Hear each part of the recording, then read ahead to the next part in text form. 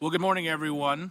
Welcome to the Commonwealth Transportation Board May meeting here in Northern Virginia. My name is Nick Donahue, the Secretary of Transportation. I'm going to call today's meeting to order, and we're going to start with the Pledge of Allegiance.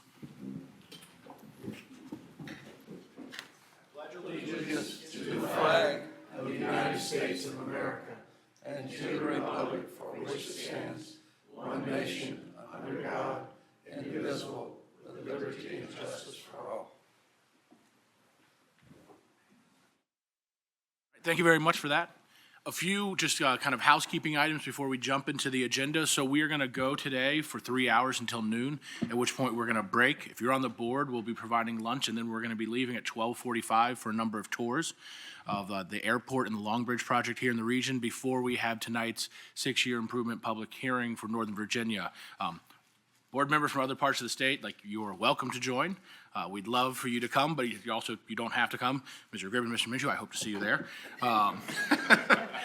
And then tomorrow we have some meetings in the morning that we as a board will be going to, and we will be coming back here at 11. Without regard to where we are in the workshop agenda that time, we will do public comment at 11 and just convene the action meeting and then resuspend it to complete any kind of workshop items at that time. But I just wanted to make sure members of the public understood kind of the cadence of this meeting, because it's a little different than some of the other ones due to some things we have set up in the morning.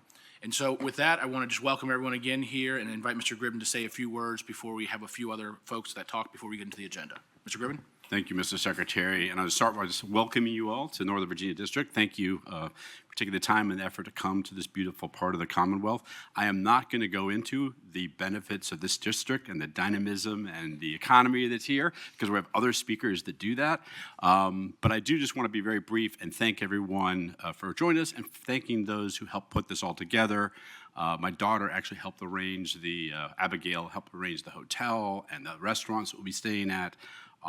Mayor Gaskins and the Visit Alexandria was incredibly helpful in coordinating logistics and all that, and particularly Gabriela Garcia.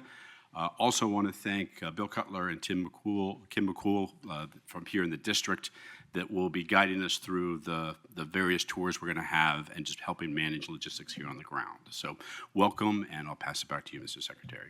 Thank you, Mr. Gribbin. And next, I'd like to welcome Arlington County Chair Matt DeFronte to the podium.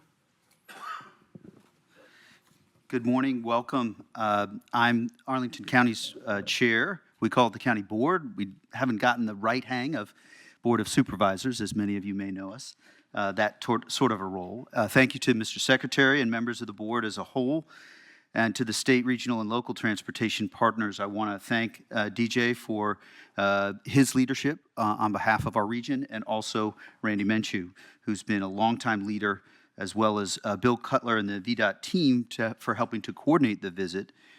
We're grateful you're spending time here. I've gotten to play some roles on transportation that I've been honored to engage with. The Northern Virginia Transportation Commission is one of those that I chaired. Northern Virginia is a critical region for the Commonwealth, and I'm not sure that in our history we have, as a region, we want to deeply embrace the Commonwealth because we will not continue to prosper in the shifting environment that we're in without the whole state. Transportation is not just about roads, rails, bridges, buses, trails, or stations. It's about people. And it certainly was as I was working to get here just before 9 o'clock this morning after dropping off my daughter. I have 2 young children, and I don't know what it will be like 20, 30, 40 years from now for them as far as how they get to the places that they work and hopefully raise a family. There's a traveler trying to reach the airport for whom it's critical to get there quickly and efficiently.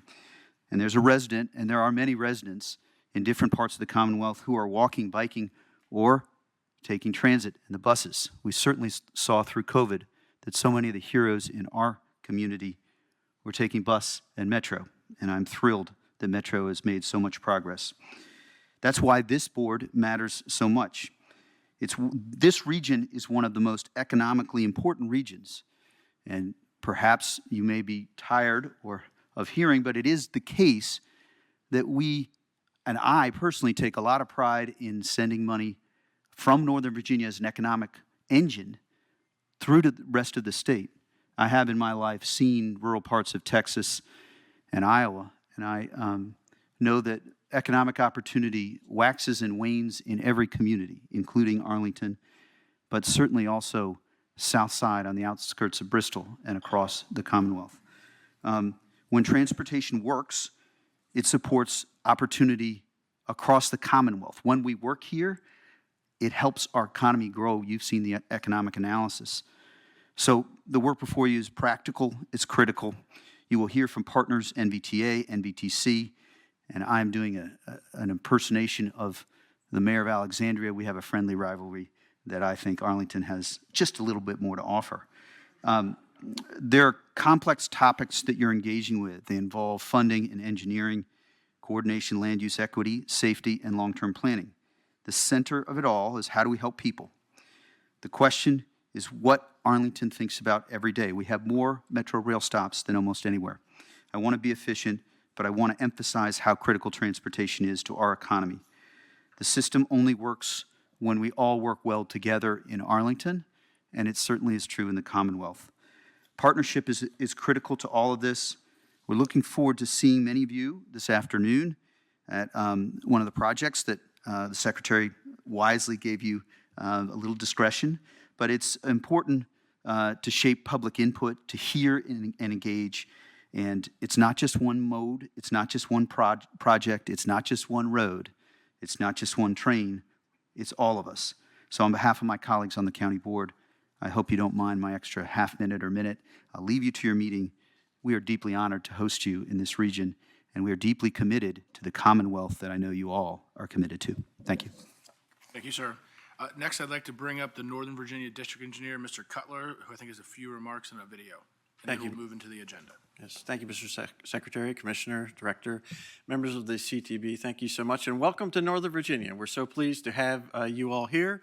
My team and I work hard for the 2.5 million residents of Northern Virginia, a population that is greater than that of 15 different states. It also represents roughly 30% of the Commonwealth's population. The Northern Virginia Chamber of Commerce describes us as having almost 40% of all the jobs in Virginia, here in Northern Virginia. And then our economy, obviously pretty robust in terms of the revenue. So our team recognizes the importance of the work we do in keeping the economy open, providing opportunities, improving quality of life.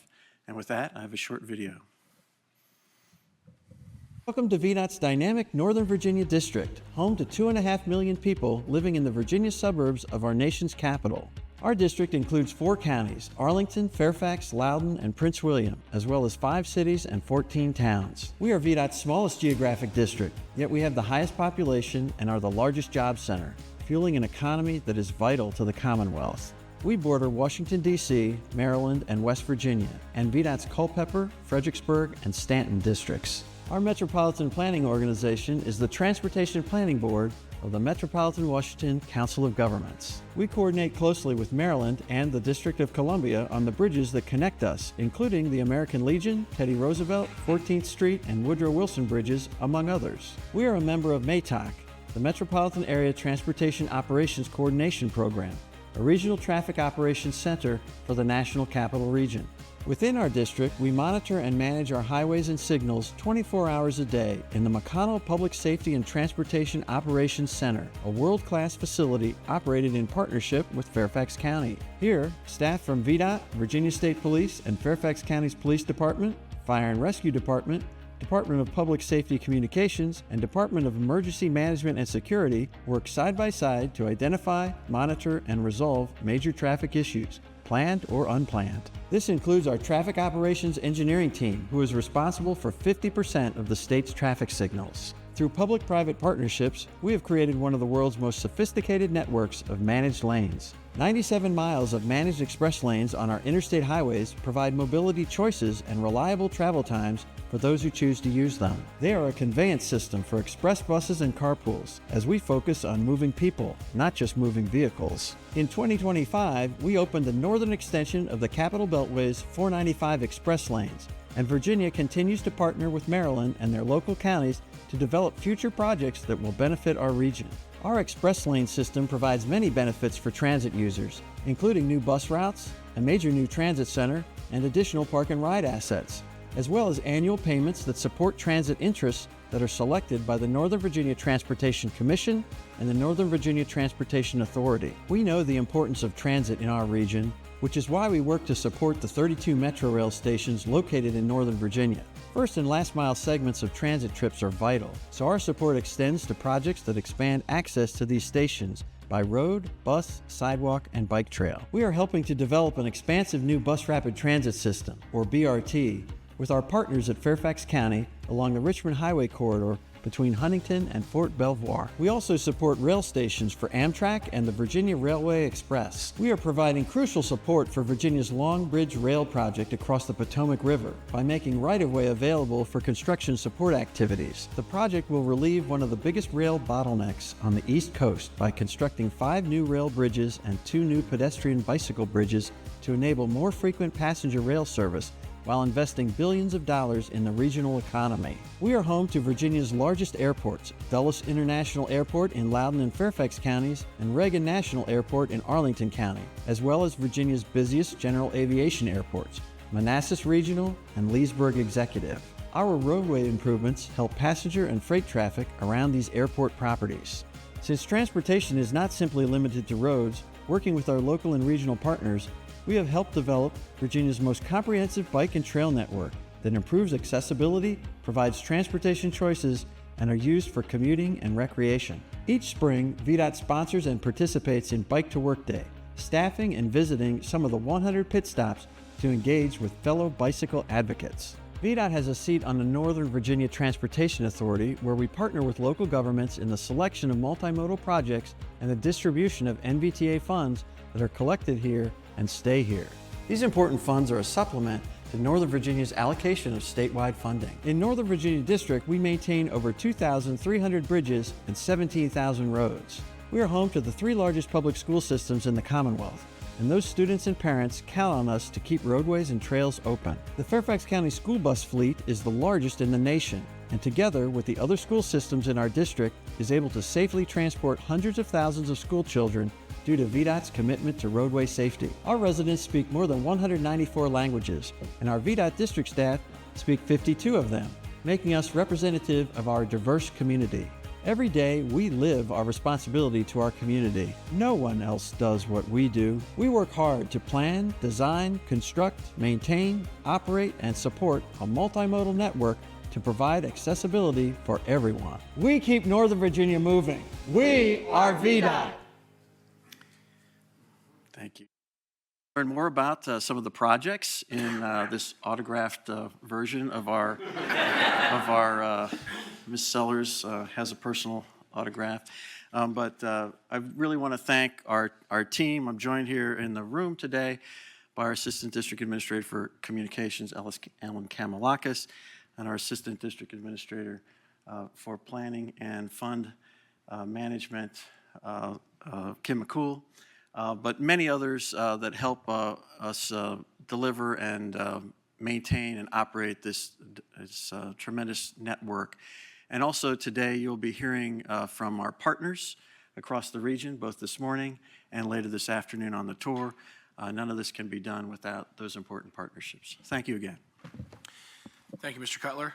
All right, with that, folks, we're going to move into the agenda. The first item we have today is an update from Monica Backman, the Executive Director of the Northern Virginia Transportation Authority. Ms. Backman? Thank you. Good morning. I'm Monica Backman, the CEO of the Northern Virginia Transportation Authority. Thank you for having me here with you this morning. I know I need to be brief, but I did want to say a few words about what NVTA is and what we do. So NVTA, we were created in 2002, and no one really cares about that because we did not have funding until 2013. In 2013, the Virginia General Assembly passed House Bill 2313. House Bill 2313 gave NVTA dedicated revenues, which were divided into 2 different funding categories. 70% goes to NVTA for regional congestion-reducing transportation projects, which are multimodal, and we do a qualitative and quantitative assessment and funding, and then 30% goes back to the 9 localities Bill referenced in the video where the taxes and fees are raised.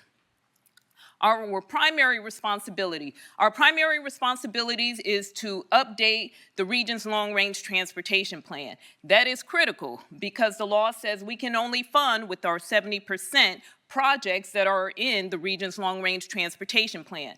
That plan is needs-based, it's fiscally and geographically unconstrained. So you will see projects in that plan that are in the District of Columbia, that are in Maryland, and of course in Northern Virginia. What we are currently doing is updating the long-range transportation plan. We update it every 5 years. The current plan was adopted by the authority in December of 2022.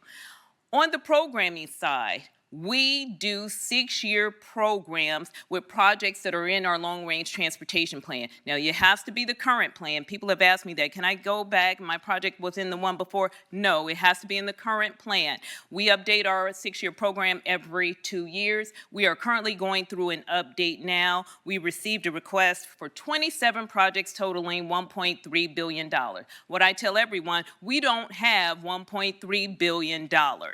So, what we have done to date since the passage of HB 2313, nearly $5 billion invested in multimodal transportation solutions. If you look at the graphic, you see we fund buses, rail, bike ped projects, intersections, roadway, technology, park and ride lots. We are truly multimodal because we know that there is no one-size-fits-all solution when it comes to solving congestion in Northern Virginia. But what does that $5 billion mean? It means 500 million hours of travel time saved throughout the region. 43,000 new jobs created, and this is all by 2034. We did not do this work in-house, so it's not us playing with the numbers. We actually contracted with an economy firm to do this work. It means $7.5 billion boost to the economy. So the jobs that stay here, the investments that we make also boost the economy, and $8 billion in monetary savings. That's direct savings. The picture's worth 1,000 words. We try to be all over showing citizens what their tax dollars do for them. Oftentimes we hear what's going on because citizens do not see the work that's being done behind the scenes. But what they do see is groundbreakings and ribbon cuttings. And we try to make sure we are conveying that message that we are doing the work for the people. Investing in regional multimodal solutions. Again, we're multimodal. We have invested in VRE projects, one of them being the Franconia-Springfield bypass that started off with the DRPT application and is now under the Virginia Passenger Rail Authority. New metro stations, Innovation Center in Potomac Yard. We're currently investing in 5 different bus rapid transit routes and, of course, roadway improvements. So what does that mean? We like to talk about collaboration and partnerships. We know that you have, as the Commonwealth Transportation Board, corridors of statewide significance. We invest in corridors of statewide significance. We have 12 projects in the North-South corridor, totaling $420 million, 28 in the Northern Virginia corridor, $645 million, 20 projects in the Seminole corridor, $370 million, and 35 in the Washington to North Carolina corridor. That's $1.4 billion. Also, on the veins of partnership, you've entrusted to us the programming autonomy of CMAQ and RSTP projects. So over the past 15 years, NVTA has recommended, and you as the CTB has adopted, more than 150 multimodal projects totaling $1.5 billion from CMAQ and RSTP alone. I'm not going to read the list, but I did provide a sample of the subset of projects so you can see where that money is going. But also under the veins of collaboration and partnership, you have responsibility for smart scale. We try to make sure that we are investing in projects as well. So we have 16 projects that we funded that also have smart scale money. Now this isn't an over like, oh, you're funding PE, we're funding PE. No, we try to make sure that the phases that we're funding are different to keep these projects moving. Smart Scale for these 16 projects has committed $500 million, and for the same projects, we have $1 billion on it. Our goal is to make sure that these projects are advancing so citizens can see reduced congestion. So the way forward, planning for the future. Based on our models and our numbers, Northern Virginia's growth by 2045, 320,000 new jobs and 440,000 new people. They have to go somewhere, they have to be able to move. So NVTA and our partners, we're connecting people by delivering multimodal projects that make traffic safer and more efficient. Again, we invest in all modes, and I have to say this, we do not invest in air travel because the money has to benefit the citizens who pay into the funding categories. But we partner with the CTB, our partner agency, some you will hear from this afternoon, and getting this work done. The other thing before I go on to the BRT network, VDOT is currently delivering $1 billion of those 70% projects. So $1 billion are being delivered by the Northern Virginia District Office. We have a great relationship.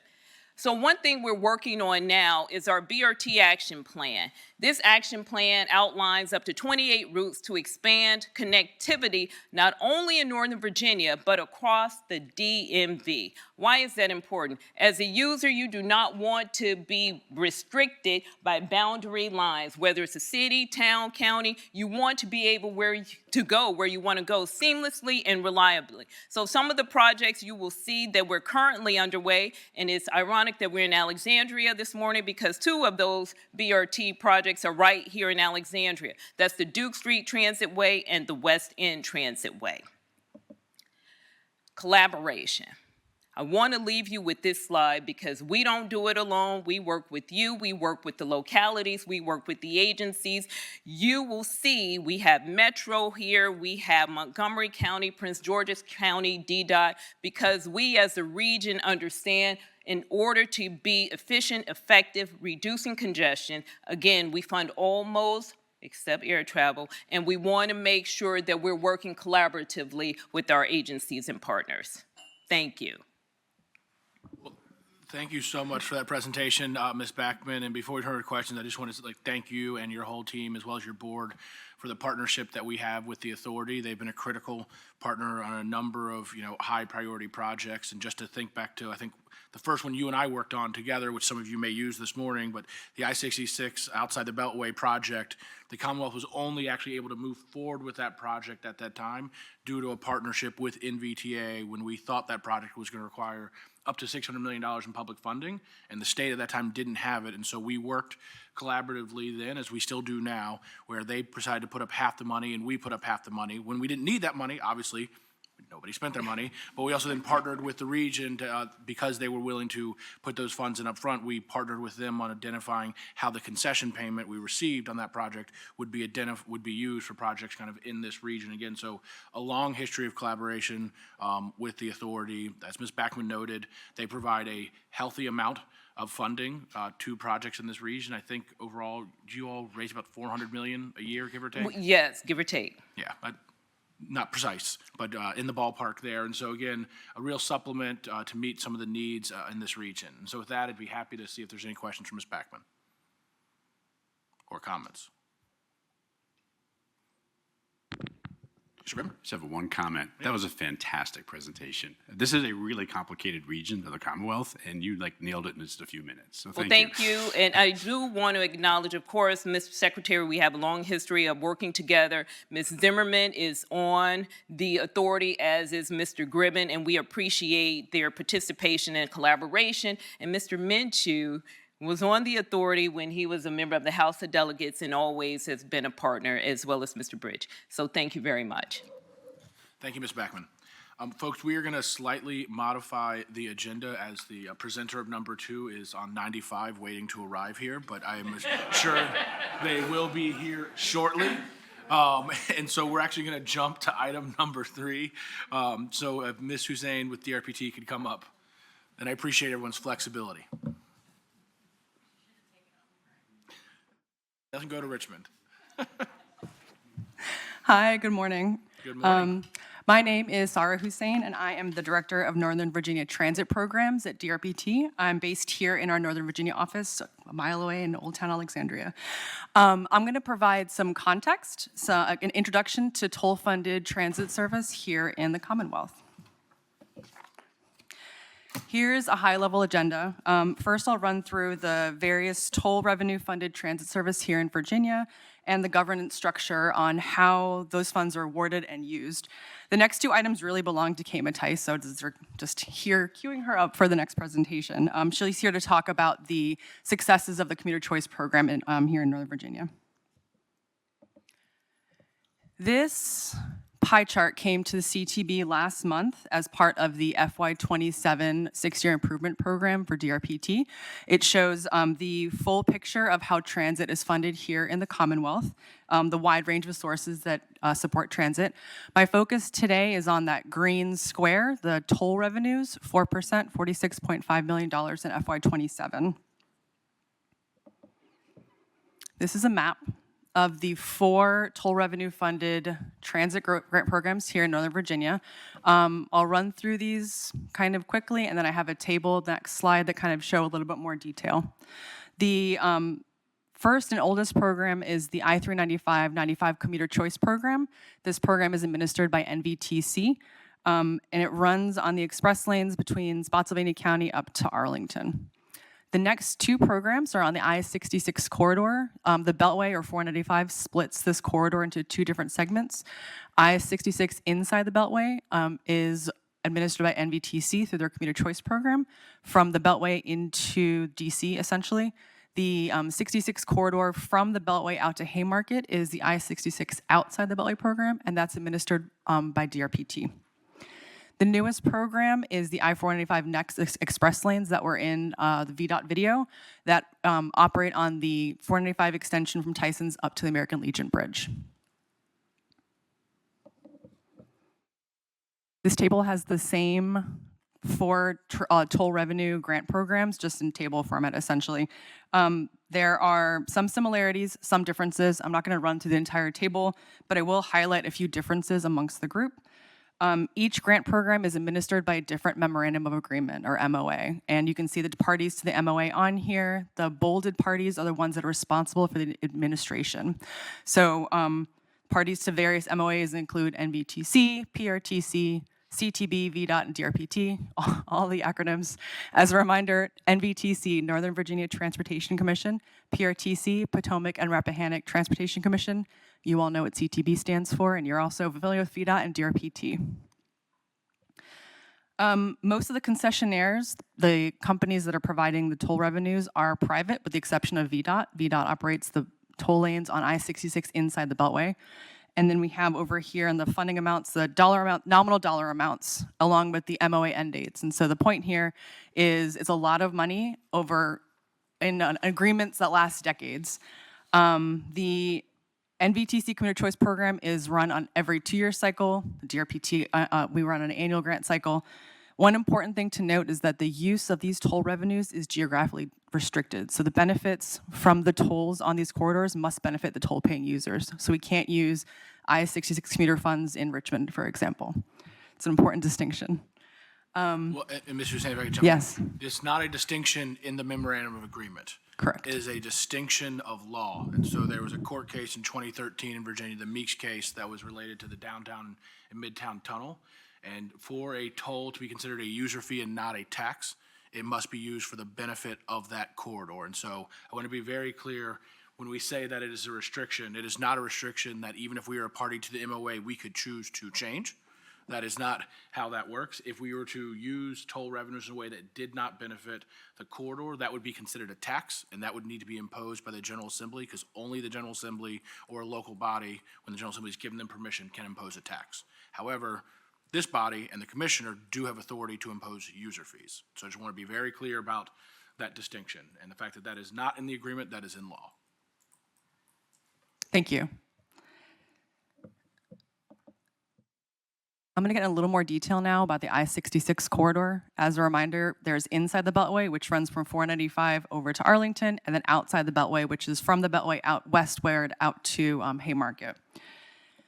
The I-66 inside the Beltway program, also known as I-66 Commuter Choice, is administered by NVTC, in case I'm going to speak about that in a minute, and supports transit improvements between the Beltway into Washington, D.C. The MOA that governs that grant or that transit program is very detailed. There's a lot of requirements in terms of requirements on the types of projects that are eligible, as well as scoring criteria. The annual amounts are stipulated in the MOA. DRPT also sends an annual payment of the I-66 outside the Beltway funding to NVTC for use in this program as well. The outside the Beltway program is administered by DRPT. Again, the western the western end of the corridor. The annual agreements are stipulated in the agreement between VDOT and DRPT. We don't have as many limitations and restrictions in our MOA. However, as Secretary noted, we are required to ensure that the projects will benefit the toll payers and that there's a nexus kind of in that corridor to whatever transit projects are funded. In this program, we have funded commuter bus service, including buses, as well as operating funding. And then VRE is a new grantee that is in the draft FY27 SIP. So they're a new grantee that they're proposed to be funded this fiscal year. The last two slides I have are about program governance. These both are related to this Commuter Choice program, both the I-66 Commuter Choice program as well as the 395-95. These are more or less the same, but basically NVTC is required to submit a list of, it says components in here, essentially it's the programs, the applications. DRPT and NVTC work closely on program applications to ensure eligibility. DRPT works with the OAG's office to ensure eligibility of the grant programs as well. As long as CTB feels like, or agrees that NVTC followed the selection process, then the programs are included in the draft SIP for approval in June, along with the rest of the SIP, June 2026. This is the language from the I-395, I-95 Commuter Choice Program. It's almost the same, except the programs are called something different, annual transit investment, but the process is the same, and we'll be back here next fiscal year to talk about the 395, I-95 program. That's all I've got for today. Kate Mattice is going to speak in more detail about the Commuter Choice successes over the last 10 years, but I'm happy to answer any questions you all may have. Thank you, Mr. Hussein. And so, folks, we want to just give you kind of a quick just briefing and reminder of how these programs work.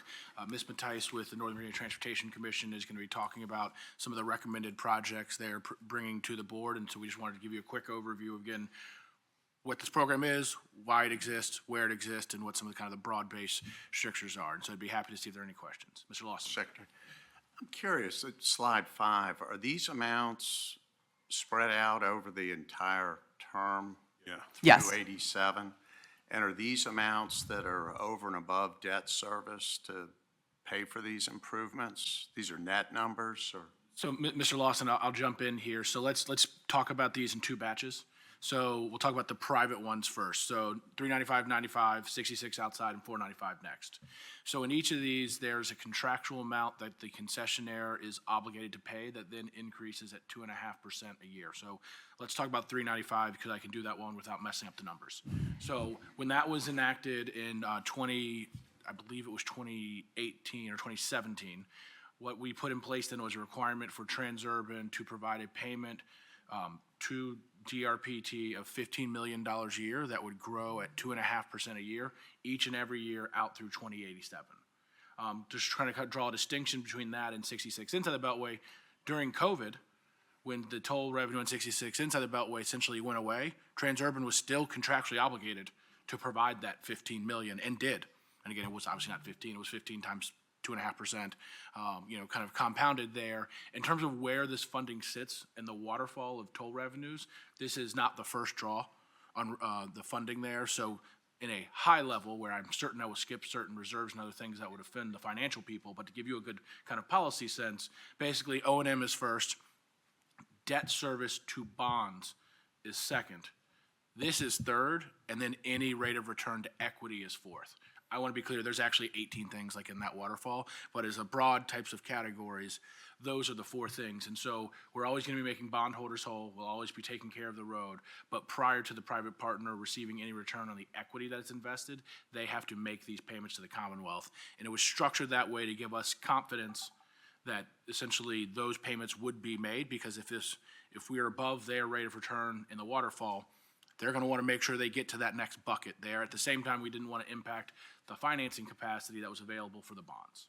And so that's why it's kind of down there in after the bonds are paid. Quick follow-up. Do we have an agreement where they're not a fixed payment, but we just base it on the actual revenue? We'll take a percentage, for example? So let's talk about 66 inside the Beltway. That is basically after the payments are made for Long Bridge. So this is net of debt financing for Long Bridge and PAYGO through, I believe, 2032. And I'm looking at Ms. Mattice, who will correct me if I'm horribly off on that. That is a net amount there, and that is an estimate. So when you see in 1, 3, and 4, those are specific dollar amounts inflated at 2.5% a year. That's what those are. Those are contractual kind of obligations. What you see in number 2 is an estimate of the remaining toll revenue after the funds are used for Long Bridge for that period of time and to pay the debt that is going to be serviced for the Long Bridge bonds. We do not in those, Mr. Lawson, in 1, 3, and 4 have a provision for if revenues are greater than anticipated that would increase. We do, however, in our P3 agreements, have revenue sharing provisions. Those revenues are just handled differently and would kind of basically come back to the Commonwealth, and then we would work with this body to adjudicate kind of how they would be allocated. But because those are not assumed and would be above kind of any original financing assumed in the model, they're not baked into any kind of assumed payments that we'll receive. But if we do receive them, we would obviously discuss them at that time. Mr. Secretary, the cost of maintaining these roads, is that borne by the toll revenue, or does the Commonwealth incur future costs for maintaining these roads? So again, we're gonna have to break these up into 1, 3, and 4. In those circumstances, that responsibility was transferred to the concessionaire, both for ordinary O&M of the roadway, major maintenance of the roadway, and for the tolling equipment, operations and maintenance. For number 2, because that road already existed, and effectively what we did is took a road that was HOV only and converted it into an express lane without initial kind of large-scale widening, the Commonwealth still through tax dollars pays for the roadway O&M and the roadway major maintenance, but the toll funding does pay for the tolling O&M. Mr. Minshew and then Mr. Sellers. Thank you, Secretary. Ms. Rodena, I wonder if you'd touch on 1 second the question about who pays the tolls for non-HOV drivers. For example, if you have a citizen who lives in Gainesville in Prince William County with a job in Arlington, commutes to work in the AM peak hour, and you have a citizen in Arlington who commutes to Gainesville during the AM peak hour in one-person vehicles, which one pays the toll? The eastbound one, the westbound one, or both? I assume the eastbound, but what are the rules on that? So, Sarah, I'll handle this one again. So, Mr. Minshew, as I think Mr. Gribben said it well earlier, this is a complicated region. So the answer to your question is different in different parts of the road. So in 66 outside of the Beltway, there are 3 general purpose lanes and 2 express lanes in each direction.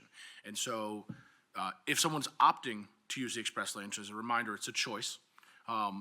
They could pay it either east or westbound, or they could stay in the general purpose lanes in the morning. And let's just talk about the morning, because again, the rules change. On inside the Beltway, however, inside the Beltway is probably the most unique road in America.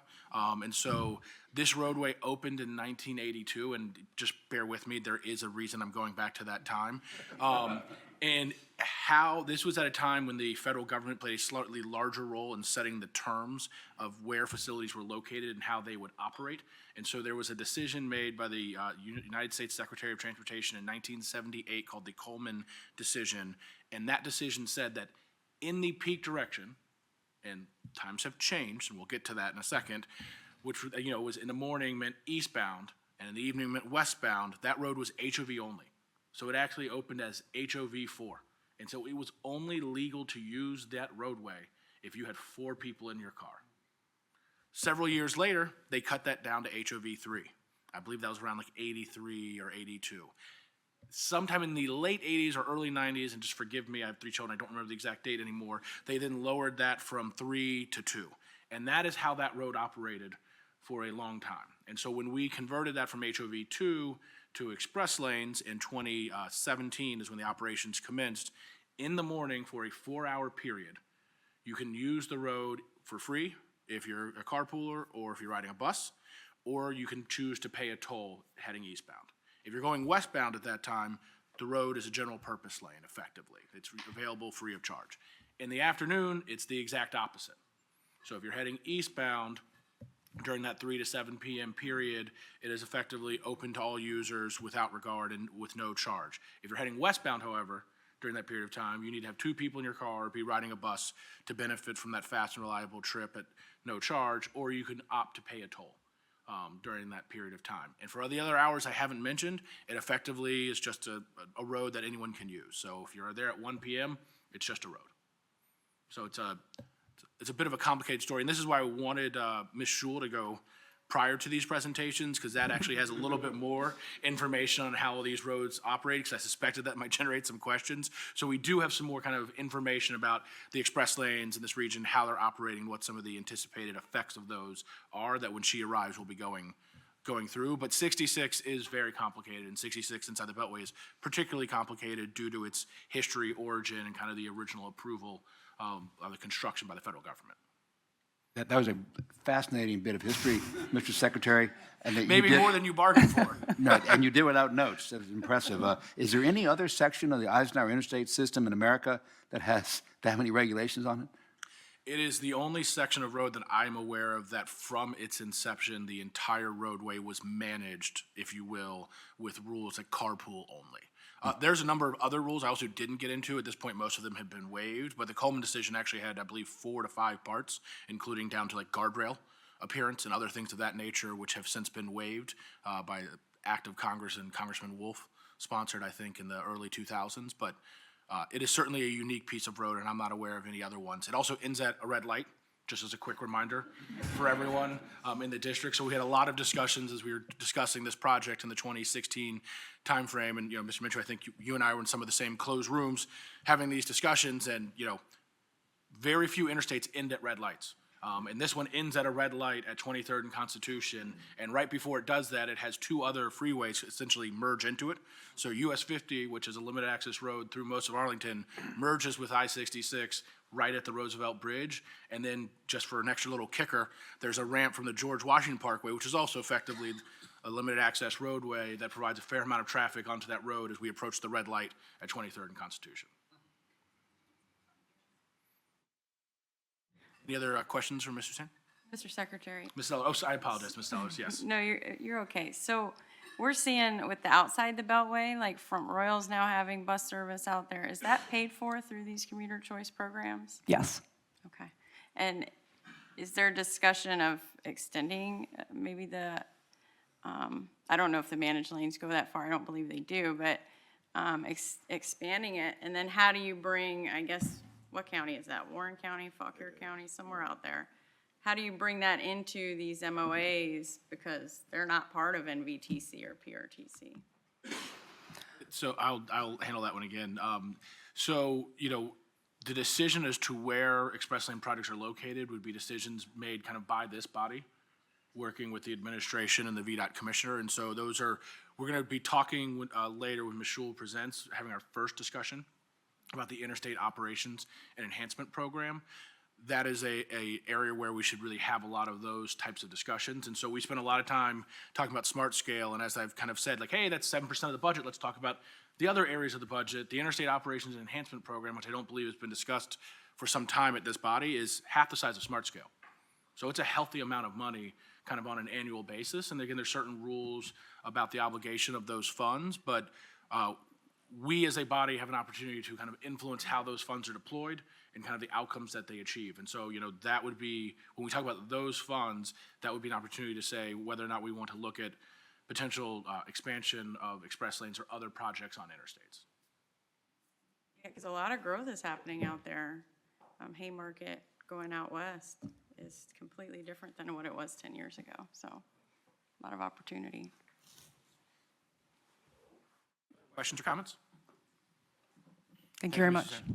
All right, next we're going to go to Ms. Mattice, and then after that, we're going to go back to presentation number 2.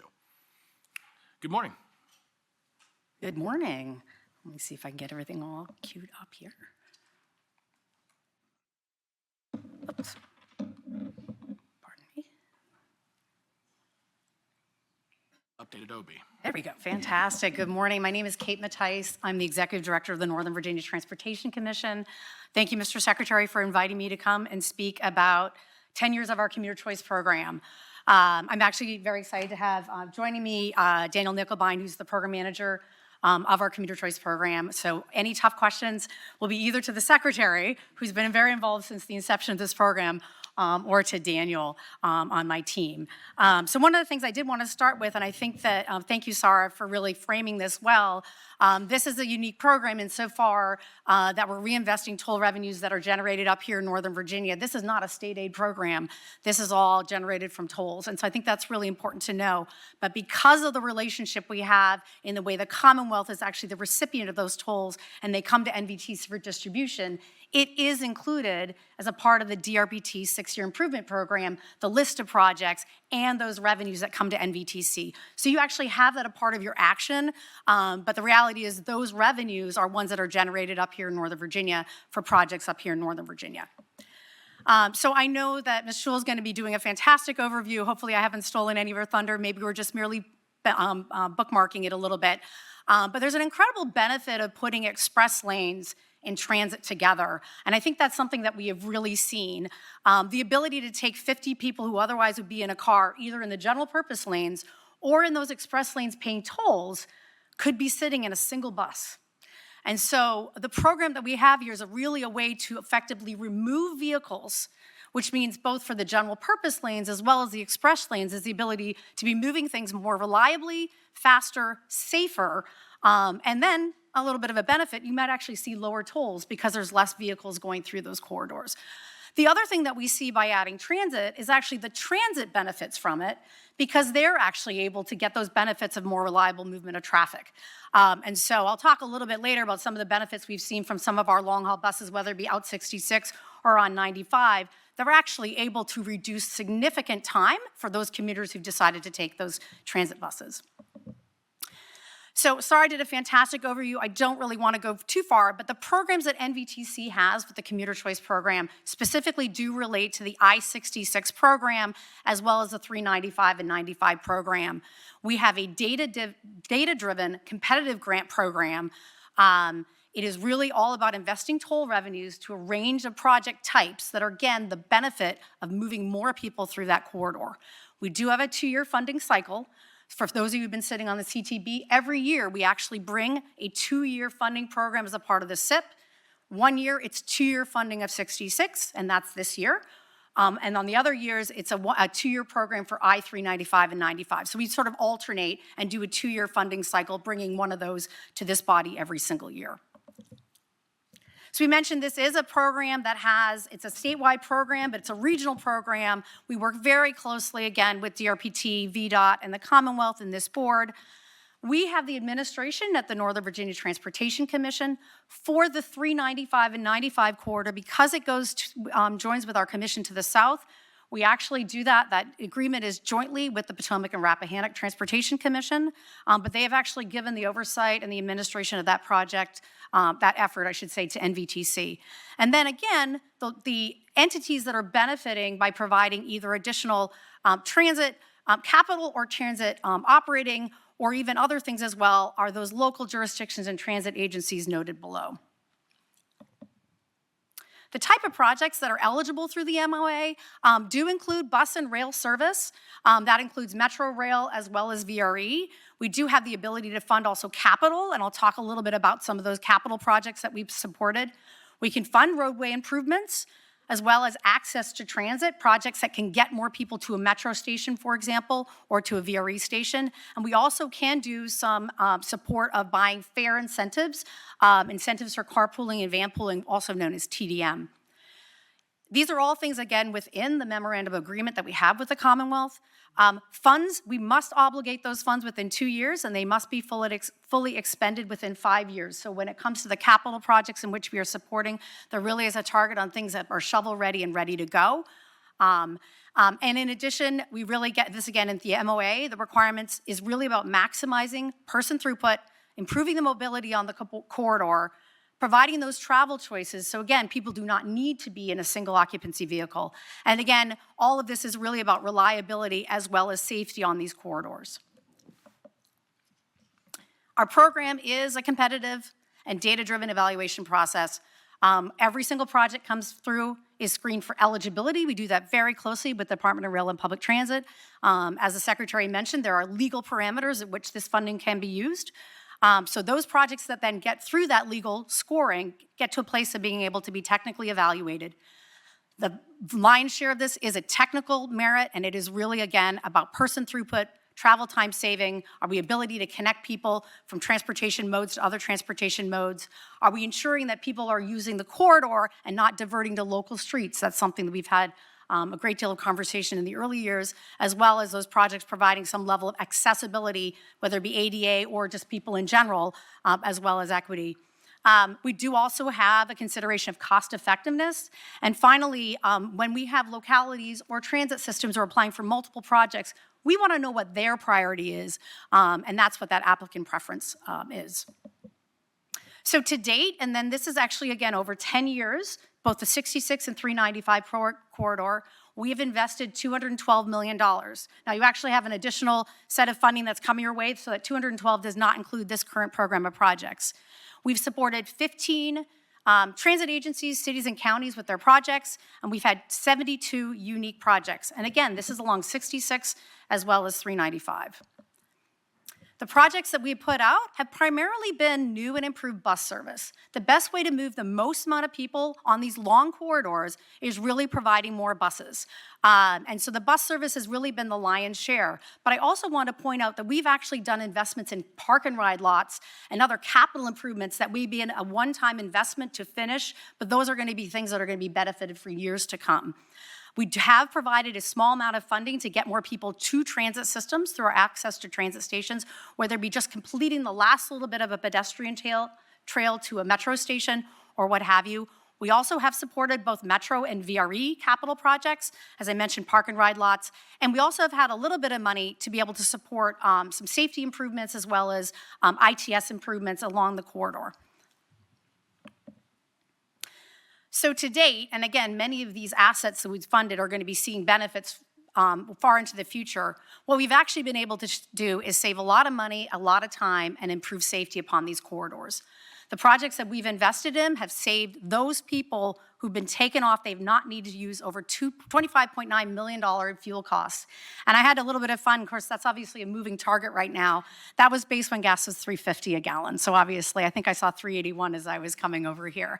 But really, so that obviously is very important for the day-to-day affordability of people taking.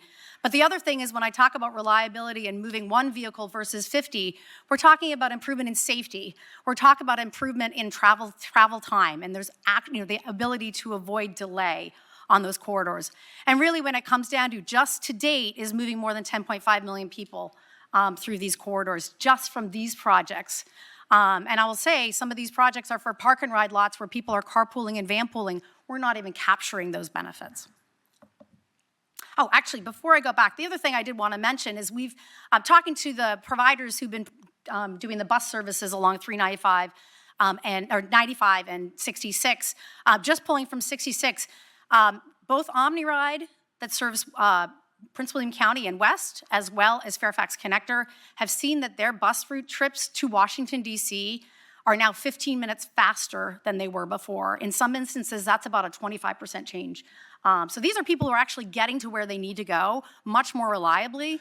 And so we're seeing the same type of positive impacts when it comes to the 95 corridor as well.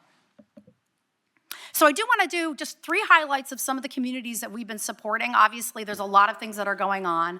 But we've really seen the most incredible benefits are really on the further outside routes on 95, and I'll talk a little bit more about 66 in a minute.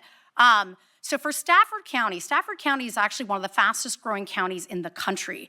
And one of the things prior to the Commonwealth taking on the agreements to expand and enhance the express lanes on the 95 corridor, it was one of the worst hotspots for traffic.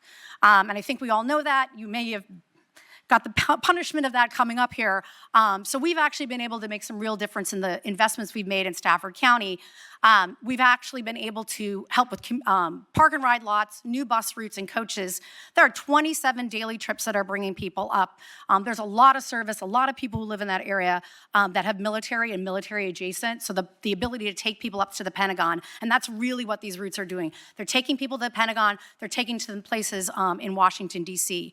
But also for Stafford County, we also have, while we have these buses that are going, we also have the complimentary service of the VRE and really helping them get ready for their ability to take advantage of Long Bridge. And so we've invested in the ability to expand the VRE platform at Leland Road. Talking a little bit about the 66 corridor, and really this is about that inside the Beltway corridor. Helping Loudoun County and the ability to move people through that corridor has been really important. Again, this is another place where we've been able to invest in a park and ride lot that while we have just a couple of services there, it's actually benefiting other bus routes as well as vanpool and carpool coming from that Loudoun County lot.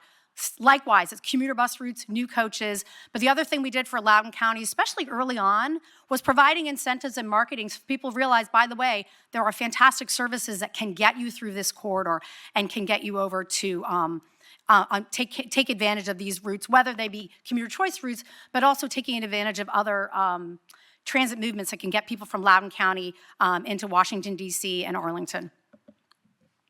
And then finally, we're here in the city of Alexandria. A lot of people think, I've obviously talked a lot about outside the Beltway, but the ability to move people off 395 as well as 66 inside the Beltway is also a very important thing. If we can get our local riders off of those corridors, it does make it easier for more either freight or people to be moving through those corridors.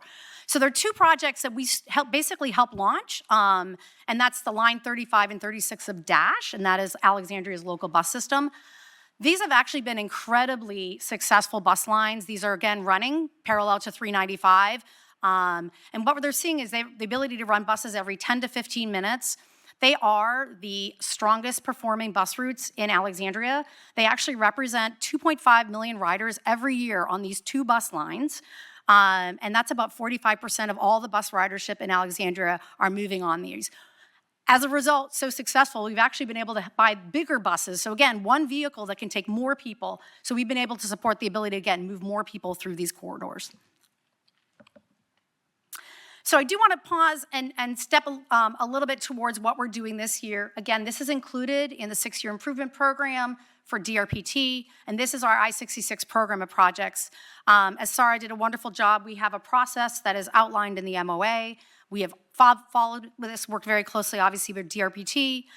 So we did our call for projects in the fall. We've done that scoring and review, like I mentioned earlier. We did have a public comment period. We actually had over 400 public comments.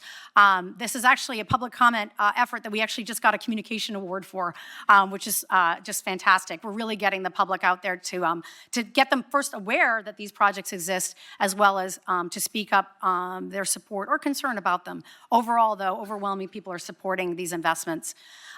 We had it approved by our commission for referral to this board. And again, we look forward to being approved as part of the funding package next month. The one thing that's really, I think, fantastic about the way we run this program is basically July 1, that funding's available for those projects to happen. So I think that's a really important thing. We can actually get this money out the door very quickly to get those projects up and running.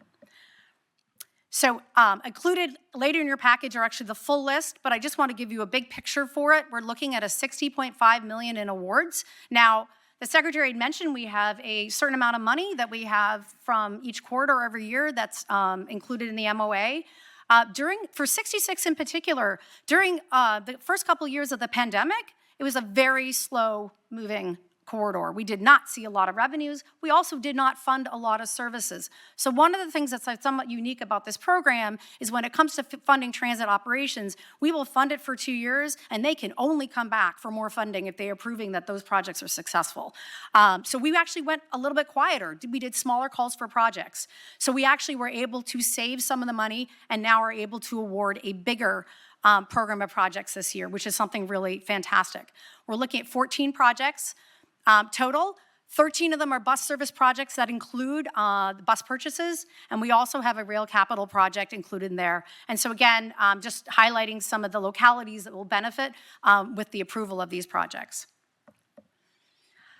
I mentioned we have a very engaged public all throughout the corridors and what we do here. So again, this is just included in your materials. I'm not going to read these out, but I have to tell you, it really warms your heart when you read some of the public comments about what this has made a difference, whether you're commuting from Fredericksburg or you're on the local bus in Alexandria. These programs are something that people are relying on. And I'd like to also say, while we're getting public comments from those who typically are taking the transit, as somebody who drives on the 395 corridor with carpool, HOV, almost every day, it truly is providing a more reliable ride, knowing that we can put more folks in these vehicles. Secretary. Sellers. On that one, so for several years, I was one of these riders, and you'll see members of Congress get on these buses, take the slug lines. So very interesting conversations you can have, and it absolutely improves the quality of life. You can get on a commuter bus, and for me, going to the Pentagon from Stafford County, it allowed me to get there on the 8 o'clock bus and be in a 9 o'clock meeting. And it allowed me to be there when my son was in elementary school and get him on the bus and then take the bus. And buses coming back south start as early as, I think, 12:30. And the thing that's, helped professionally is when I would go and cheer, I got to think of the right word, when I would go and recruit people to come work at the Pentagon, typically from Quantico, and say, we have this position, please consider it. They would say, I don't want the commute. And I would say, it takes me less time to get to the Pentagon because of the bus than it did to get to Quantico. And so having those conversations with people did open it up. And something maybe people don't know is, as government employees, you have to give up your parking pass to get the subsidy. So you can actually see people choosing to take the transit over parking there at the Pentagon. And it really was a great thing that is still relatively new. So I hope these programs continue. These are excellent programs that improve the quality of life for a lot of folks. So. Well, now I'm happy to answer any questions you may have. Thank you, Mr. Secretary. Well, thank you very much, Ms. Mattice. Are there any questions or comments from the board? Mr. Minshew. Hey, Mr. Secretary, I really appreciate that you put on Ms. Bachman of the Northern Virginia Transportation Authority with Ms. Mattice of the Northern Virginia Transportation Commission, because it showed what different jobs they have. I recall when you were Deputy Secretary, there was a bill filed to force a statutory combination of those two groups in the interest of government efficiency. That bill lasted for one meeting until it became manifestly observable what a bad idea it was. And I thought it was very appropriate, because many people think, well, why do you have these two groups with NV at the start, really NVT at the start? But I think by looking at this, they obviously work in very close synchrony with each other, but have two completely different roles. And so I think it's really helpful that we had both of these great civic leaders of the respective organizations to talk what they do and how it really is different, and that they need to stay separate and work in harmony with each other. Just as a reminder, we had PRTC at our meeting in Fredericksburg, which also covers 3 jurisdictions in Northern Virginia. So we didn't leave them out, in case anyone doesn't remember. They were there in April. Mr. Coleman. Thank you, Secretary. One of your earlier slides and during your presentation, you mentioned 50 cars off the road, 1 bus. Are there any assumptions made, or is that driven by data, or is there a 50-passenger bus? How do you arrive at taking 50 cars off for 1 bus? So that was an illustrative. So obviously, we do look at ridership when projects are being applied for and what that looks like. But the big coach buses can take up to 54 passengers. Likewise, when it comes to a local bus, I actually need to confirm what the numbers on local buses are. It could be as many, if not more. So the 50 was meant to be as a ballpark. And those coach buses that are coming up, as Ms. Sellers mentioned, that are coming up along 95, as well as 66, those OmniRide buses are full. So those are 50 to 54 people who are in a bus every single one. So yeah, so that it was, illustrative, but at the same time, a full bus can have over 50 people in it, yeah. Mr. Coleman, I think to the point, to add a little bit more color to the point you made, Ms. Mattice said this briefly in her presentation, but when folks apply for new bus service, they only are able to receive funding for kind of a demonstration period, and they then track the performance of that service. And if you're not meeting certain ridership levels, the kind of understanding is that demonstration is done. Do not come back and ask for kind of additional operating funding there. And so it is something that is baked into the memorandum of agreement and that NVTC has, really embraced as part of this process. When we set this up, the real point of, that project was a very difficult project to get implemented. And we wanted to make sure that we could show people that those toll revenues were going to things that were helping move more people through that corridor. And so there is, again, tracking and performance requirements built into the memorandum of agreement to ensure that those dollars are kind of driving results over time. There's also provisions to ensure that those dollars can't all be used for operating, for example, over time. And so there will always be incrementally new investments made in each round with those dollars because of the structure of that memorandum of agreement that we put in place back in, I keep picking different years. It is 10 around years. 2016. Yes. Yes. Director Zimmerman. Just add, these are some of the strongest performing routes that we have across the entire state. And I think some of them perform so strongly, as Director Mattice was saying, that they need to provide larger buses or more additional service. And some of the lines are even breaking into different segments as they're showing and growing and building that ridership for each one. So, and I'm sure Member Sellers probably knows, they are very full buses that are on these commuter routes that are being supported through this. But as we look across the state and the ridership on systems and the cost per rider, also very efficient in that way. I have a question. Sellers. Are we seeing any of the folks making the applications put in things for where you can lock up your bus or your bike or charge your either your e-bike or your scooter? Because we are seeing more and more people, I'd say, want to do that, but right now, like the couple in Stafford, one of the lots, I don't know if they have a bike rack at all. So that is a unique finite project? No. That said, because a project scores well if it moves the most people. So insofar that there's a package of projects or elements that go into a project, we can find out a little bit more, but we want to support the best way for the most people to take advantage of these projects. So how the localities or the transit systems package things, those types of things would be eligible, but at the same time, the scoring is based about how many folks are moving on that project. I think what you're telling us, Ms. Mattice, is if someone is building a new park and ride lot and they want to include those components, that might be in a given application, but we're not seeing independent applications for those types of things, at least at this time. That is correct, Mr. Secretary. Okay. Any other questions? Thank you very much. Next, we're going back to presentation number 2, and I'd like to invite Deputy Secretary Schul up to the podium.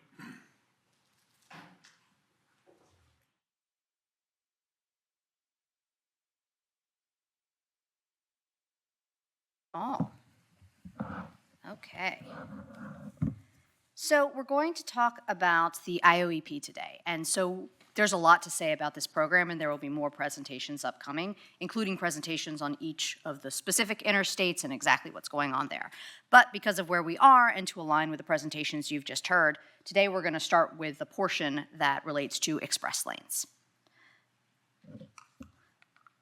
So our goal is to begin this familiarization or refamiliarization, depending on how long you've been on this board.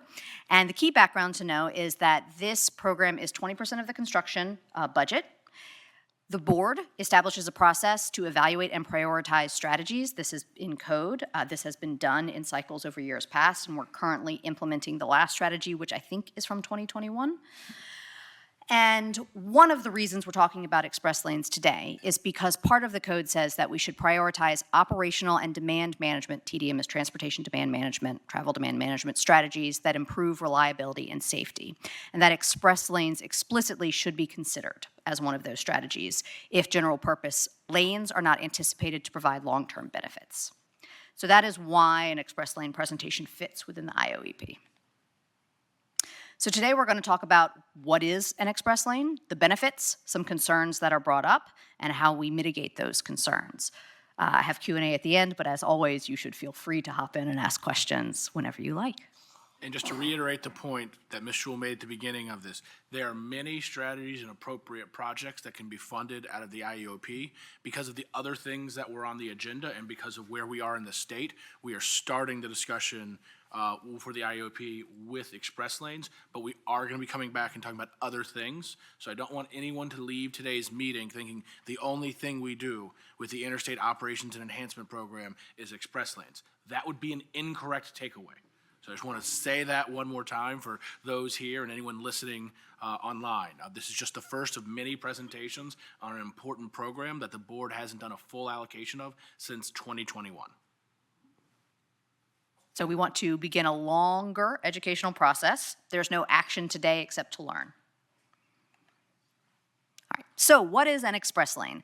Sometimes you'll hear these referred to as hot lanes. Sometimes you'll hear the term managed lanes, especially if you're dealing, I think, in a more jargon, technical expert specific term, but we're all talking about the same thing, and I'll use express lanes throughout this presentation. So, an express lane, I have the US law definition and the Code of Virginia law definition. Not going to give those are just for reference. But in plain English, it is a lane in which drivers may choose being the key word, to drive, if either they have more than 2 or 3 occupants. It could be different, express lanes have different rules, which includes being in a bus and van pool, and usually they can drive in those for free if they meet that high occupancy threshold, or they can choose to drive in it if they pay a toll. Choice. The key feature of an express lane is choice. It is different from a facility that is just tolled, and the only way to get down that corridor is to pay the toll. These are a different concept. So the key features are the high occupancy vehicles, or HOV users, get to go for free. You can also choose to go on the same highway for free if you are in a general purpose lane, so you have 2 free options. And there is paying if you choose to, and usually there is variable paying that reacts to different thresholds of congestion and volume to maintain a constant flow of pretty fast movement in the express lanes. So those are officially what makes an express lane. There are also some things that make a good express lane, by which I mean the types of express lanes that this board might be interested in and Virginia might be interested in. First of all, it's in the right place. Express lanes are not always the right solution to congestions on corridors, and there are good studies that have been done to show that it's in the right place. 2, and this has come out of some of the earliest express lanes across the country, it needs to have true lane separation. So what I mean is you can't just casually move into the express lane and then move back out right before, say, one of the transponders comes up, right? You actually have to have a barrier. So you can, and some of the earliest lanes, especially out in California, did not have true lane separation, and that did not go well. And a good express lane, as I think you've just heard in excellent example, is partnered with expanded transit options to maximize the benefit of the investment to build that lane, right? The more high occupancy vehicles you can get going down that express lane, the better. And some of our express lanes have served corridors where there wasn't existing transit, so they funded the first transit. Other express lanes have created more options. Any questions on these very big picture concepts? And we're going to get more granular now. Okay, Virginia is a leader in express lanes. We have done a lot since 2012. Most of the ones have been up here in Northern Virginia, but starting the year before last and continuing to roll out over the next couple of years, we will see a network of express lanes in Hampton Roads as well. They have been funded in a mix of public finance and P3 finance, and there have been a mix of financings in terms of how that money was leveraged in federal loans, TIFIA loans, and how much of it was redirected explicitly to transit operations. So we have a wide experience in this Commonwealth, more than most states. All right, I'm going to go through the benefits, and then we'll talk about some of the concerns. So the first benefit, which I have belabored, is that it offers choice. It's not a requirement. You always have a choice. The second benefit is that it, in fact, carries more people in peak congestion. So what we see here are some statistics from last year, northbound 95. I just participated in this express lane. We discussed that in your absence. Yes, it was really lovely, you guys. I was above 70 the whole time. So what you see on the left is the AM peak period. You can see that the equivalent Vehicles are more or less moving in the 2 lanes. But again, we don't really care about vehicles getting to where they need to go. We care about people getting to where they need to go. So on the right, you see the number of people moved per lane in the peak morning. And you see that is a very significant benefit for an express lane. So again, an express lane can move more people on peak than a general purpose lane. So when we talk about the goal of lanes as improving capacity in terms of getting people where they need to go, express lanes are more effective in congested environments. And I should just note, this isn't a one snapshot in time and this happened to be the case. This is actually updated figures. The first time we did this was for the 2019 I-95 Corridor Improvement Program, and the story was essentially the exact same then. So pre-COVID, we saw stats like this. We're now several years post-COVID, and we're still seeing stats like this. And I assure you there is a gray line for buses in the express lane kind of column there in terms of vehicles. It's just really, really, really small. So Mr. Coleman, to your point earlier about how many people are in them, there's some buses there, but there's a healthy number of people on those buses, which is why you can see that thicker gray line kind of on the other one over on the right where we're looking at people. Mm-hmm. Exactly. So this is 95. We pulled stats from 66. The same effective story. The magnitude of difference depends on the corridor itself. And this is a PM peak look. And one of the interesting things I wanted to mention is that in all of our Northern Virginia lanes, we see this very constant trend, which is a few fewer vehicles per lane, but many more people per lane on peak. In situations where general purpose lanes get extremely congested in other express lanes, you can actually see the express lanes move more vehicles than the general purpose lanes. And you might say, how can that be? The point was to make them cost money so that fewer people would go in them. Well, and so here's an example from Orange County, which is, of course, one of the most congested places in America, Southern California. You get more vehicles per lane, mainly because you experience something called breakdown in the general purpose lane, where something happens to make traffic so terrible that it is moving extremely slowly. And quite simply, if the cars are moving faster, more can get through per hour. So if you can avoid that breakdown condition, you can even have this extraordinary benefit of these express lanes, which, again, we haven't seen consistently in Virginia, but you can conceive of. Secretary. It's awesome. Just curious, do we track things other than peak? And Yes. if you do you see the same differential? Because it intrigues me, even in non-rush hour, to see people paying a toll. Mm-hmm. We do track them. I can certainly pull statistics. I would say that the design of express lanes is to mitigate peak congestion, so that's sort of how we evaluate our success. I'd be curious. But yeah, if I you can see certainly the pull same those. enhancement in non-peak times. I bet we do.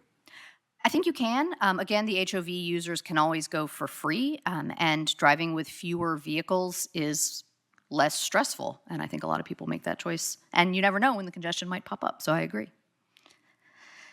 So again, how can it be? Because we've got more people per vehicle and because it stays faster moving. We also see clear evidence that carpooling picks up when there's a free carpooling option available, so you incentivize this behavior. And of course, as we just heard, when you make buses available and they move quickly through the congested region, people are excited to take them. There's also a component that because most express lanes are limited access, a lot of studies have shown that the fact that you have fewer people coming in and people going out means there's less weaving, which just makes them keep on flowing faster, makes them safer, et cetera, right? That limited access is a benefit to all of this. All right. So the next benefit is that they can, well, first let's start. One of the conditions we had for when you must consider express lanes in our code is when it is clear that the general purpose lane it's not going to solve your capacity problem. It is clear from the research and our experience that over the long term, adding general capacity lanes to large congested highways, freeways, however you want to call them, is not a long-term solution for congestion or reliability. Reliability mean the odds that I can think it's going to take me 30 minutes to get to where I'm going, and it's probably going to be about 30 minutes. There are a pile of academic research from different states about this. The fundamental situation is that you add new capacity, it improves things for a few years, but then you think, hey, I can get to DC from this area in 30 minutes, maybe I can afford to live a little further outside of town, and you start to induce more and more demand, it fills back up, and you're in the same problem you started with 10, 15 years ago, but you spent $200 million widening the highway, or 400, or whatever it is. All right, now, We have done studies in the past when we added express lanes to show that, according to all the things we know about traffic behavior and all that we can predict reasonably about the future, when we chose to add express lanes, we had done studies to say that we don't think the general purpose lanes are a long-term solution. So here is some work that went into the I-95. You can see the scenario in 2019. Red is bad for congestion. In 2030, we were saying, hey, if we don't do anything, there will be more red and it will go further north and it will be worse.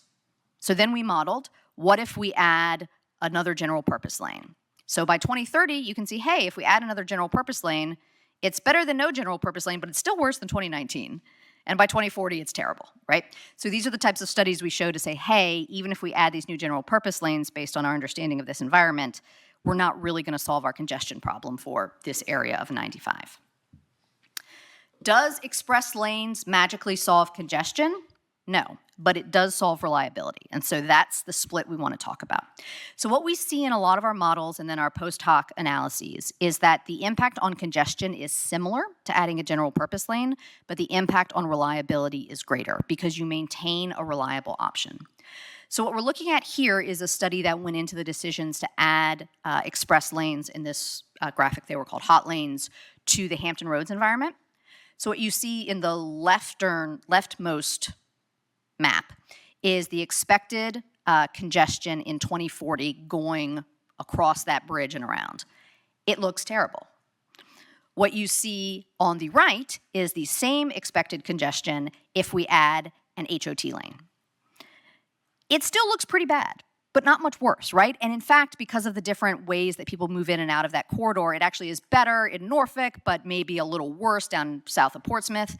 But what is different is that green dotted line, which means there's a choice to get all the way through this in a reliable amount of minutes in your high level of service, which means you're moving pretty quickly, right? So that's what we mean when we say that they can maintain a reliable option, and the impacts on congestion, if we're making the right choices, are fairly similar. And so, Ms. Schul, I just want to hit on this point. So this was an analysis done by the Hampton Roads Transportation Planning Organization when the Commonwealth was partnering with them to put in place the new high-rise bridge. So widening that 10-mile section of 64 from Bowers Hill to just past 464, and then also adding the Hampton Roads Bridge Tunnel and widening that. And so in that general purpose lane scenario, they're the same number of lanes as there are in the express lane scenario. In total. And I think to Ms. Schul's point here, what the region saw as they looked at this is they said, we are getting ready to bond their version of NVTA's regional revenue source, HR tax revenue source, for a very long time. And what we want to make sure is that we see a change and benefit to the region. And their takeaway from this study was, if we do this and we do this as general purpose lanes, in the future we're just going to be sitting in traffic again, and we will have bonded our revenues. If we bond these revenues and we implement the new lanes as express lanes, the traffic will still be better than if you didn't do anything, right? But there will also be a fast and reliable choice that will be free for people who are carpooling or available for a toll for folks when they need it. And so it was the distinction of being able to have that choice that got them to lean towards, as a region, this concept of putting in place those express lanes. Because again, those projects were mostly funded by the Regional Transportation Authority in Hampton Roads, and so that was a collaborative decision between the Commonwealth Transportation Board at that time and the Hampton Roads region. All right. There's also interesting evidence that in the short term, so now I'm moving into your 5 and 10 year window, not your 30-year window, express lanes do mitigate corridor congestion for the general purpose lanes, right? So you not only have this benefit for the people in the congestion in the express lanes, but it creates benefit for the people in the general purpose lanes.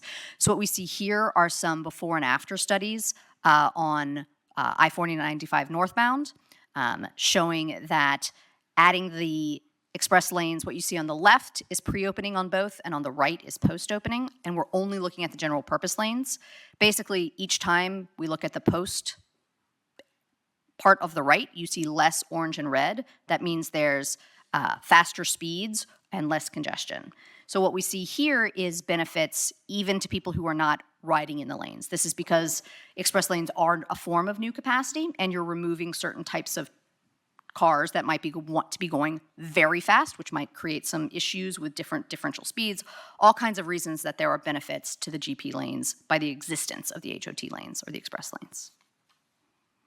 And again, we've tried to select one from each of our corridors to give you examples, but there's lots more data. If you are interested in one of these express lanes that's in your region, we can work with our operators to pull similar statistics like this for the express lane of your choice.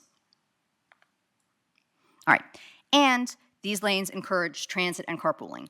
We want to, in Virginia, encourage transit and carpooling all the time, right? It gets us more economic activity, more mobility, with less wear and tear in our system, fewer emissions, et cetera. Making a freer, faster option is a really strong way to encourage this. And as we saw in these statistics, most of the people in these express lanes on peak are in one of these high occupancy vehicles, whether it's a van pool, a bus, or an HOV carpooling situation. And what that means is that they're not paying, and we'll get back to that in a few minutes. The other really important benefit that I think is very relevant to this body is by opening up an express lane, you open up a line of revenue. And that line of revenue can finance very large projects. We do not have all the money we want. Y'all know the total amount available from SmartScale last round. All the numbers I've highlighted on this slide of what these projects cost are bigger than the total number of projects all summed together that got funded by the last round of SmartScale. By several factors. Yes. So if your region has big ambitions, we don't have a lot of pure state-funded opportunities to make them happen without creating a revenue stream like this and leveraging it. So this is an opportunity to go big where we want to go big, and that's important to this body. And coming up sooner in the workshop agenda, when we do it right, it doesn't just benefit the folks who are using that road, it benefits everyone in the corridor. All right, those were the benefits. Now I want to talk through some concerns that are often raised about express lanes, but first, Mr. Stant, did you have a question? Mr. Stant. I'm convinced that what you have said here is true. My problem is that the day that the express lane opened up in Hampton Roads, I got a plethora of letters from people saying, this is the dumbest thing I ever heard. Do you think that this has been communicated to the people who are actually paying these tolls and that they understand what they're paying for? I think that's an issue that needs to be explored, because I'm not sure the average driver understands the reason why we did what we did and why it's working. So that's just a point that. No, I hear you loud and clear there, Mr. Stanton. I think, it is our responsibility, both as like the staff in transportation and also you all as the transportation board, for us to have these discussions and to talk again about how things are working, the opportunity costs that we have, and the results that we are seeing. We have to do that on an ongoing basis. I don't think we have talked as much about how some of these projects worked and the reason they were put in place for a period of time. And so what we are trying to do here and in some of the meetings we've had leading up to this and will continue to do moving forward is to have the discussions about why are we making the decisions that we are making? What are the trade-offs that we've considered? What are the outcomes that we expect? And are we realizing them? It is our job to make these decisions and then to explain them to people. We should not expect like the traveling public who is just trying to get to their job, at whatever it might be, to understand all of these things. But that means we have to talk about it to provide them with information. They can't, it's our job to give that to them. And so we take that very seriously. That's why, my first meeting I talked about transparency and accountability. We have to explain ourselves to the public so that they can determine whether or not they appreciate the decisions we've made or feel otherwise. And if they feel otherwise, I'm assuming they'll tell us about them. But in the absence of explaining those decisions, I think people often can be concerned and then they feel like they're not heard when we don't provide that response. And so moving forward, we are going to be providing that information to individuals, but it's also kind of an ongoing discussion with folks. So, just like I may not remember something that happened in a field I'm not involved in, I need people to keep reminding me why something took place, because I'm not involved in healthcare, but healthcare affects me. And there's many people who aren't involved day to day in transportation decision making, but it sure affects them. And so we just need to make sure we're providing that information to folks. And so, it's good, not good. It's important to understand where you think that hasn't been happening enough, and so that we can kind of redouble our efforts to try and provide more information in those areas so that folks understand the decisions that we're making. And again, at the end of the day, they may agree with us, they may not agree with us, but they need to understand why we've made those decisions so that they can participate, in that public process and provide comment to you all, legislators, and other elected officials as we all kind of endeavor on this public policy and decision-making process. Mr. Griffin.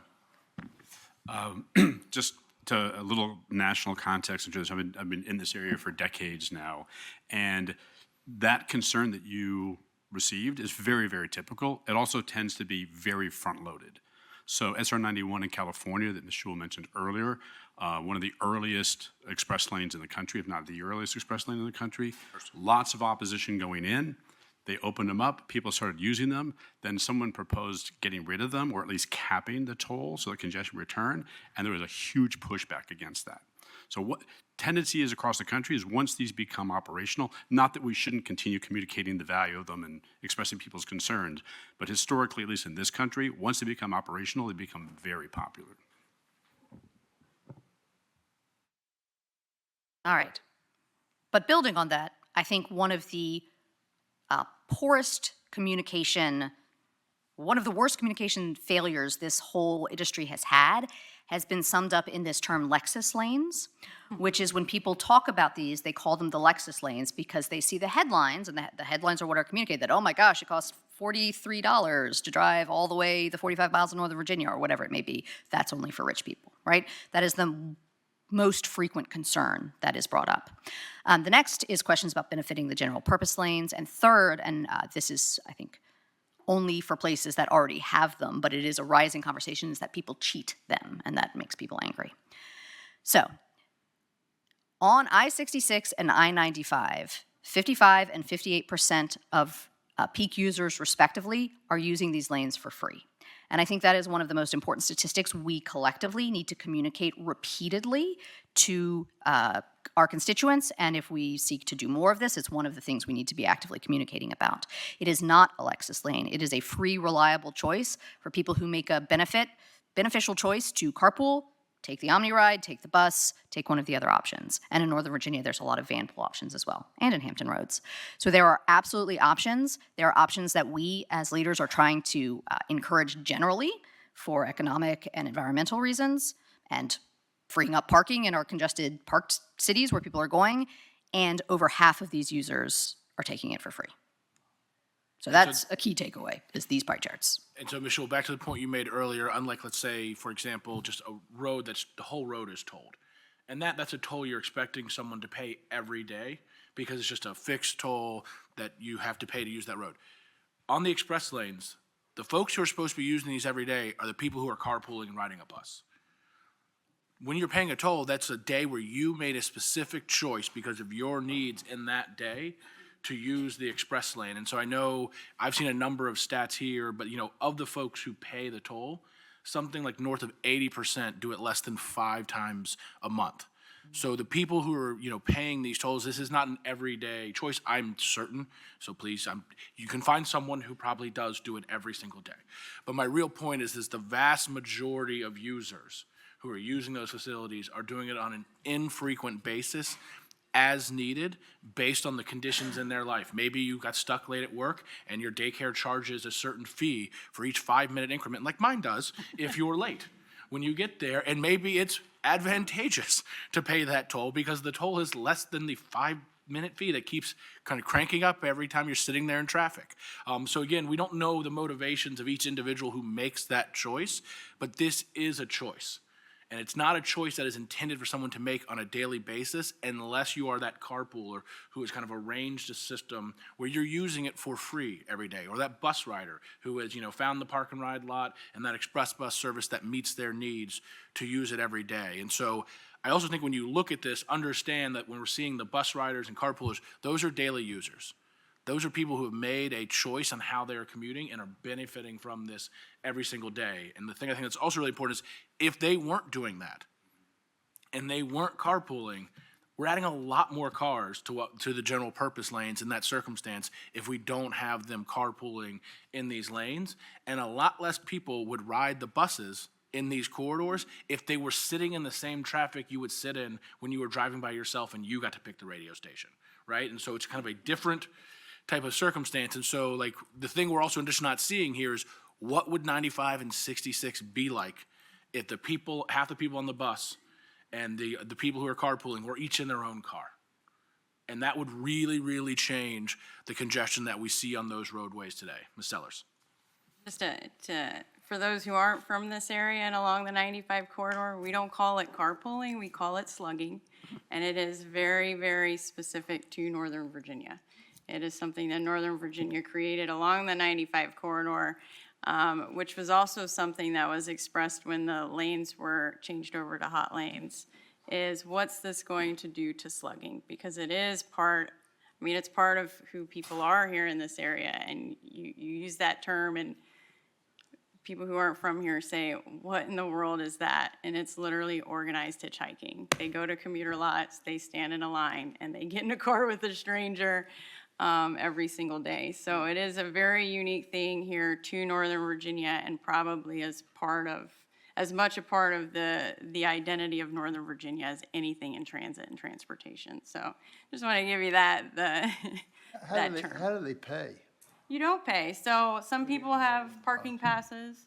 Some people, and so, you know, you get to use the lanes for free, or you don't have to, back when it was HOV lanes, you don't sit in traffic. And so the benefit to the driver, who likely has a paid parking spot, either here in Northern Virginia or in DC, is they take people for free to move faster through the lanes. And yeah, there's no pay. I mean, I've seen when gas prices get really high, people talk about it. But for the most part, it just works. And that's kind of why you also see the Ride Connect, GW Ride Connect, those work, because the concern is how will I get home if I can't get a ride, and then GW Ride Connect can come pick you up. And so just something very unique here to this area. And if you've never seen it, go over to the Pentagon here in a few hours and you'll start seeing the lines be created. It's very interesting. And Mr. Stan, to Mrs. Sellers' point, this is a wildly organized, structured kind of thing. And so they have a website, they have their own email chain. So if you go to sluglines.com, you can figure out which park and ride lot to go to and where to stand at that park and ride lot, depending on where you want to go. There are set rules or an etiquette for kind of expected behavior. So, you know, like both passengers sit in the back seat. The driver's not supposed to play offensive music.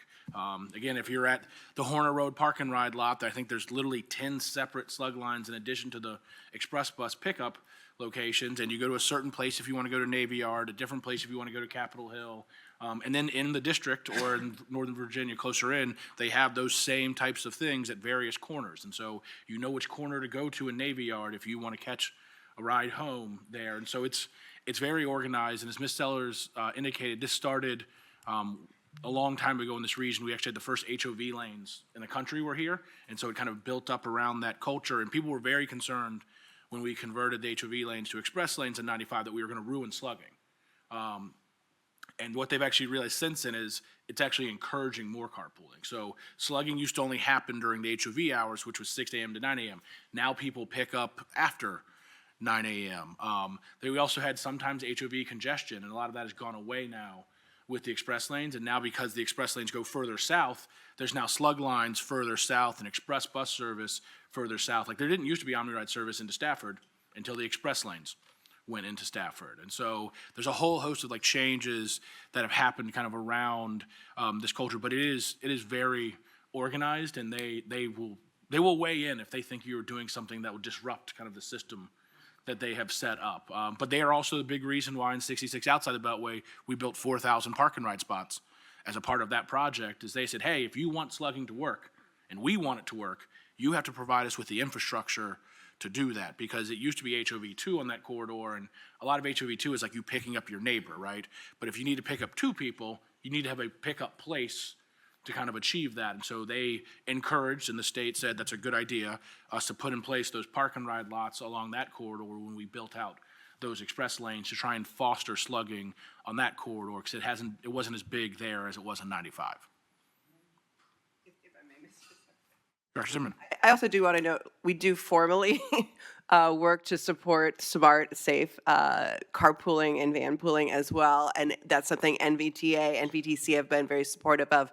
But you will see funding that we have for our commuter assistance programs, which as a state, we do work really closely with employers to make sure that they are aware of the array of things, both slugging as well as carpools, van pools, commuter benefits, kind of the array of things. And so all of these are sort of pieces of a puzzle that fit together, not just the different programs we have, but again, the partnerships that I think are really significant between the different levels of government, how we work together, and really working together closely with employers. Some of these are major employers like the Pentagon and the federal government and the commuter benefits that they provide, but also a lot of universities, other employers throughout the region. You might remember I mentioned, I think it was last month, Virginia received a national award as being the best commuter state in the country, and it is in part because of these partnerships that we have with the private sector, between the public sector, and with just normal folks who are offering up to slug there. So just wanted to add that additional context. It's not all slugging. There's also some intentionality too. Mr. Secretary. Ms. Dunlop. Yes, this is great. Of course, I love the idea of the slug lines. Organized chaos, we used to call it. It's great. But one of the points I wanted to make is I really think we need to come up with another way to say pay nothing or free, because that's not really accurate. It's directly accurate, but it's, you know, the word that came to my mind is a decongestant. It's express lanes are a decongestant. In other words, the wealthy people are actually helping pay for other transportation projects or those express lanes. It might benefit them, but they're willing to pay a lot of money to do it. And it's not that users pay nothing, it's that they're not paying a direct payment. And I just think in a sense, if we came up, and I know there are really smart people who could do this, not me, but really smart people who could come up with different language. I think using different language would actually help people understand the dotted green line in Hampton roads, as opposed to still being stuck in traffic. So I really just want to encourage you along those lines, because I think if we come up with language that helps people understand, this isn't going to solve all of our problems, and everybody's paying something. It's just that there's no direct payment here. So I really want to encourage that for the long term, to come up with language that really helps communicate what we're trying to accomplish here. I think so. We have two sort of votes for more communication. I'm all for it. And I think the Hampton Roads rollouts over the next couple of years really give us an opportunity to do it well. I'll also say I have slugged hundreds of times, and happy to tell you about my experiences in the coffee break, all of which were good. Okay. Secretary. Mr. Smoot. Dr. Smoot. I want to thank Ms. Schewel for an absolutely insightful and excellent presentation. You know, this is a concept that may not have recognized its full potential in the Commonwealth. I think of I-81, which is one of our more expensive projects, and there is zero presence of express lanes on I-81, at least to my knowledge. I think I've driven the whole thing. Took me several days, but anyway. And as has been stated, this is optional. I mean, no one is forced to pay one of these tolls, if you will. My experience with them has been almost entirely going through Charlotte, North Carolina on I-77. And you're sitting there going nowhere, and here these people right over the wall, so to speak, going 70 miles an hour. And I'm saying to myself, get me to the first place I can pay the toll and get off of this thing and go somewhere. And it does benefit everyone who does not pay the toll, because it takes traffic off of the highway on an optional basis. So I think as we think about I-81 and other projects in the future, maybe we need to give more consideration to using express lanes where that makes sense. It don't make sense everywhere, obviously. But this has been very insightful. Thank you. Thank you. I should also say it is my job to be the one talking, but this presentation was made by several people, including Secretary Donahue, many of the VDOT folk who are sitting in the back of the room, and our partners at our P3 partnerships who provided data. So thank you to all of them as well. All right, sometimes there is concerns about where the limited access points to get in and out of the express lanes will be. Sometimes communities want them, sometimes they don't want them. I think the key point is it has to be limited access to work. Those can be negotiated and usually are dictated by engineering constraints anyway. And then the last concern, which is I know has been coming up in Northern Virginia, is that people cheat. So right now, the way you would go into an express lane and designate that you are HOV and thus should not have to pay the direct fee is to switch the little clicker on your Easy Pass and move it on to HOV. There have been concerns and reports that people are cheating, they just lie and then don't pay anything. We do think that is happening. When I used to sell software, my head of sales said, you're not having good software unless someone's stealing it, right? That's how you know it's good. I think that's true here as well. But what we are doing and what our partners, our P3 partners are doing are moving to more camera-based enforcement to verify if there are multiple people sitting in the vehicle. So there are ways to manage that. And the other point I would just make on this is there are less cheaters now than when it was just HOV lanes only when we converted them. So like, for example, on 66 inside the Beltway, one of the reasons we explored converting those HOV lanes to express lanes is they were wildly congested during the HOV period. And so, I think one of the worst things we can do as government is provide what we're calling a carpool lane, encourage people to carpool and say it's going to be fast and reliable. And then you take the time to go pick someone else up and you merge onto the interstate to just see brake lights as far as the eye can see. That's not good. That means we ask people to take extra time to do something else because they were going to get a benefit, and then that benefit wasn't being realized. And the reason we were having that happen is there was massive amounts of people kind of cheating on I-66 inside the Beltway. I think at one point I saw estimates it was like 40% of users. To put that in perspective, we could never get that many state police folks on that road to pull that many people over. It's just really hard to do. So while there is still cheating in these express lanes, it's dramatically lower than what we used to see in kind of the HOV only lanes. A lot of people who used to cheat are willing to pay the toll. Or other things to make the choices, or carpool, or do some other kind of benefit. So I just wanted to note that this is an issue that we're working on, but it is still much better than what we used to see when we had carpool only lanes. Mm-hmm.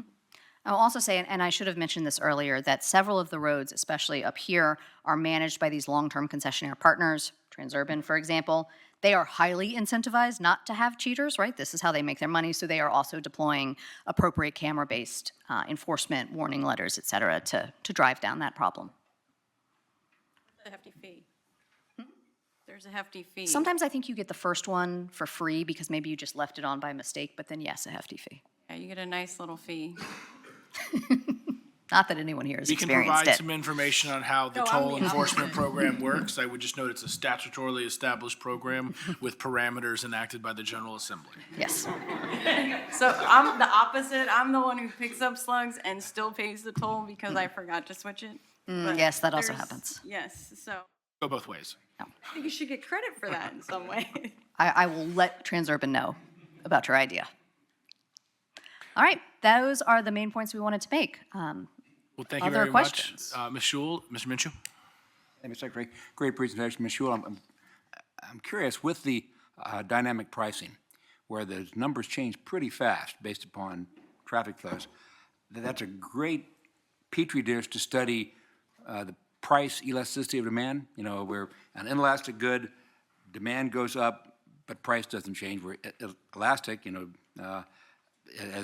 as price goes up, demand drops. I'm curious, have we found that drivers who pay the toll through the pricing, is the right to drive on that toll road an inelastic good or elastic? In other words, does demand drop off as the price shoots up? Yes, but not for everyone. And I think, Commissioner Britch, you might have more details. Mr. Minshew, I'd say that, yes, we watch demand drop, and that's one of the features that we have to be able to maintain at least 45 miles an hour on that network. And we will take that up as high as needed to be able to maintain that speed. And that's just a factor of the number of vehicles in the lanes, the density of the traffic, and the number of vehicles moving through to be able to manage that.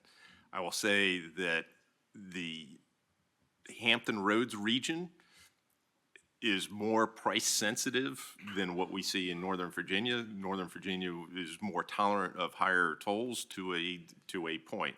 Hampton Roads will go from 60 cents on the reversible roadway today to $2, $3, and we will watch the drop off precipitously. When it gets above 10, you're going to watch something else happen.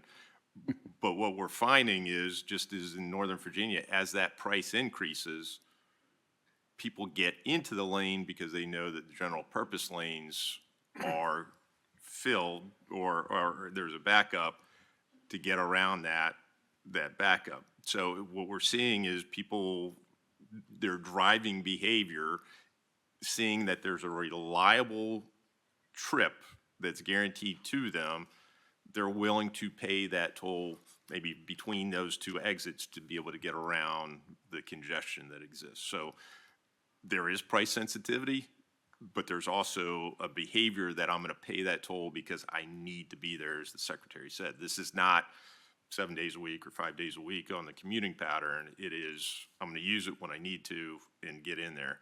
But yes, price sensitivity is Interesting. Thank you. There's a famous study on one of the earlier express lanes in Florida about that U shape of the price sensitivity that was a big deal when it came out. And the other interesting thing from an economics perspective is that there's ample opportunity to study it. We have huge amounts of data. Transurban has huge amounts of data, and it's one of the few prices where you can see it as you make the decision. A lot of other prices are sort of buried, or you don't, the time between the information being clear and the reaction is sort of unique in this case. So it's a very well-studied concept, not just by transportation people, but by economics people as well, because of that characteristic. Well, and just to state the obvious, if there wasn't an effective price, the general purpose lanes and express lanes would be the same. And so, like, just on that very basic point, because the express lanes are managed to not become congested, that indicates at some level it works. I think the question is it's different in probably different parts of the corridor. It's different probably at different times of the day, and it's certainly different in different parts of the state. And that's just the uniqueness of a whole host of characteristics, right, that influence the decision-making of people. Mr. Stant and then Mr. Lawson. It's a question for the commissioner, but Hampton Roads has no buses like they have up here. They have no slugging like they have up here. So basically, half of this presentation is attempting to show that up in Northern Virginia, it works because you got buses, you got slugging, you got really carpools, but in Hampton Roads, we don't have that. So what is VDOT thinking about the success of those express lanes in Hampton Roads? I don't know the answer to that question. Mr. Secretary, if I might, as we develop those express lanes, starting from Jefferson Avenue down to Bowers Hill, part of that commitment was working with the region to be able to identify bus service that does not exist today. So you're absolutely right that the service that exists today would only be sitting in traffic between, Southside has the first set of roughly 20 miles of express lanes. That is the phase one, if you will, of the express lane network. All the work hinges on the opening of the Hampton Roads Bridge Tunnel project to be able to provide a reliable service that does not exist today between the peninsula and the south side. So it is working in tandem with the region to be able to identify, and Department of Rail and Public Transportation, to identify the available bus service that can be implemented to be able to achieve the goals and objectives that this region is fixed. But the first thing that we have to do is open up the Hampton Roads Bridge Tunnel, which is the region's worst bottleneck. So I think what I'm going to add a little more into what the commissioner is saying is what happened in Northern Virginia didn't happen overnight. It took a lot of time, effort, and planning, and we're going to have to do the same thing in Hampton Roads as this moves forward. You know, 10 years ago, a lot of legislators, as we were talking about this concept in Hampton Roads, would say, well, I'm not sure about all this. You know, when we put in the carpool lanes in Hampton Roads, carpooling went down. Well, if you looked at where the carpool lanes were, they were everywhere there wasn't really bad traffic. And so there was carpool lanes on 64 in the peninsula, and then as you approach the HWT, they went away.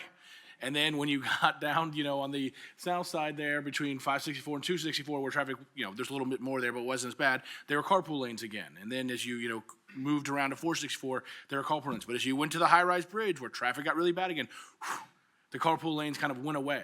And so what we're doing now in Hampton Roads is actually adding in the most important pieces of the network, which are also the most expensive ones, right? That's why they didn't exist until we had the regional authority in that region, because we had no ability to finance those projects. And so now what we have to do is, now that we're going to have that actual regional connectivity, is to figure out how do we maximize it.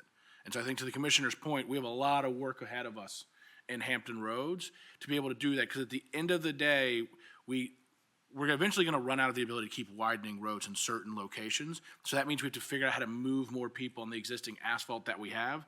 And my takeaway from this is that with a lot of commitment and funding, we can move more people in the space so that we can keep growing as a region and as a state. But it means we have to really put in that time and effort. And we've seen that bear fruit up here in Northern Virginia, and now we're going to need to do the work in Hampton Roads to see it bear fruit down there. But I want to be clear, it's not going to happen overnight. It is going to take time, it's going to take effort, it's going to take commitments. We'll probably find things that work. Let me say the other part, we'll probably find some things that don't work as well. But the important thing is that we recognize that, acknowledge that, and keep finding things that do work and moving on from those that don't. And I think Director Zimmerman had some comments. Thank you, Mr. Secretary. I was also just going to remind the CTB that the General Assembly did pass language to require SJ 28 for the Hampton Roads, which will be a study to look at the regional transit needs. And so that will be hopefully kicking off, or I shouldn't say they passed it, it's part of the budget language, so we are waiting to see what will happen with all of that. But regional partners are kind of gearing up and getting ready. That's similar to the SB 28 that we had up here in Northern Virginia that fed into the DMV moves. There could be something similar for the Hampton Roads area to really kind of present what is that regional transit vision that can work in tandem with the new express lanes and the other infrastructure investments are happening. So hopefully that will get kicked off here this summer and will give us some additional insights going forward. Thank you, Director Zimmerman. Mr. Secretary, Mr. Lawson. are the dynamic pricing in dollars set by contract, or they're just purely fluid? Mr.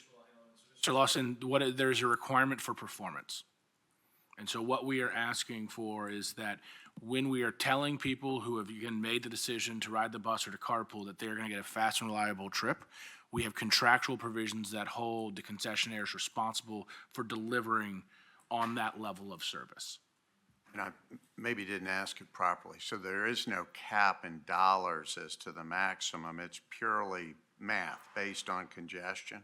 It's a performance-based contract. What I would say, to the point Mr. Minshew was getting at earlier, is there is a financial incentive for the operators to not just raise it to, like, I don't know what a level would be, but if you go too high, you're effectively going to discourage folks from using it, and then that would put at risk their investments and the bonds that are issued on those facilities. And so what an operator is looking for is what is the sweet spot in pricing in terms of hitting the level of performance and encouraging use both by those who carpool and bus, but also by those who make that choice to use the toll.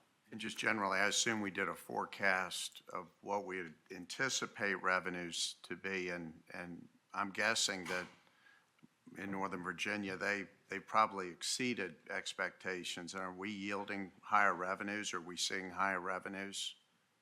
So, and I think we probably need, this is just flagging for me, we need a presentation maybe on the P3 process and how that works as we potentially consider some of those projects in the Commonwealth. But I want to assure the board and anyone listening online that as a part of any process involving a toll road or a financial transaction of this nature, the Commonwealth always undertakes its own financial analysis and projections, and we will only enter into agreements with private companies when they have demonstrated, one, they can meet the terms that we have set, because again, we have the fiduciary responsibility to the taxpayer, and so we will say what is the appropriate project after engagement with the public. We will then analyze what we think can be financed from that project, and the private partner only gets the opportunity to enter into agreement with the state if they can provide a deal that beats what the Commonwealth can otherwise provide for itself. That was a big part of some reforms that were enacted or first implemented on the I-66 outside the Beltway P3 project, and then were later codified into law in the 2017 session as a kind of a bill between the House and Senate with the support of the then administration. Still up? Yes, thank you, Mr. Secretary. I'm curious about the tax implications of the employer providing a chit to the employee to encourage carpooling and use of the buses, the implications to the rider of receiving such, the concept of, you know, what are the goals of the Commonwealth with respect to the tax applications of these kinds of things. So most of the tax applications for commuter services are at the federal level. And so there's something in the federal IRS code, and please don't ask me which section because I do not know, but it's called the commuter benefit. And so there's a maximum amount that's, I think now actually indexed to inflation, that people can get for both parking and or transit service. And I think they actually added bike share a few years ago, but maybe at a slightly lower amount. It's around $250 a month, and that is essentially a pre-tax benefit. And so the employer can provide it to their employees, and they then don't have to pay payroll taxes on it, or an employee is allowed to set it aside from their wages and not have to pay income or payroll taxes on those. Again, those are employer kind of based decisions, but the tax policy is federal tax policy. I don't believe we have any state tax policy, but I'm looking over. Okay, yeah, knowing that. I think when Director Zimmerman talked about that earlier, what we do is we provide kind of seed funding to help employers provide information to their employees and other things of that nature. And so we are not involved in any kind of ongoing tax policy. We're more involved in the standing up these types of programs to provide educational materials to help people understand how to use them and where they exist and how to, you know, to avail themselves of it.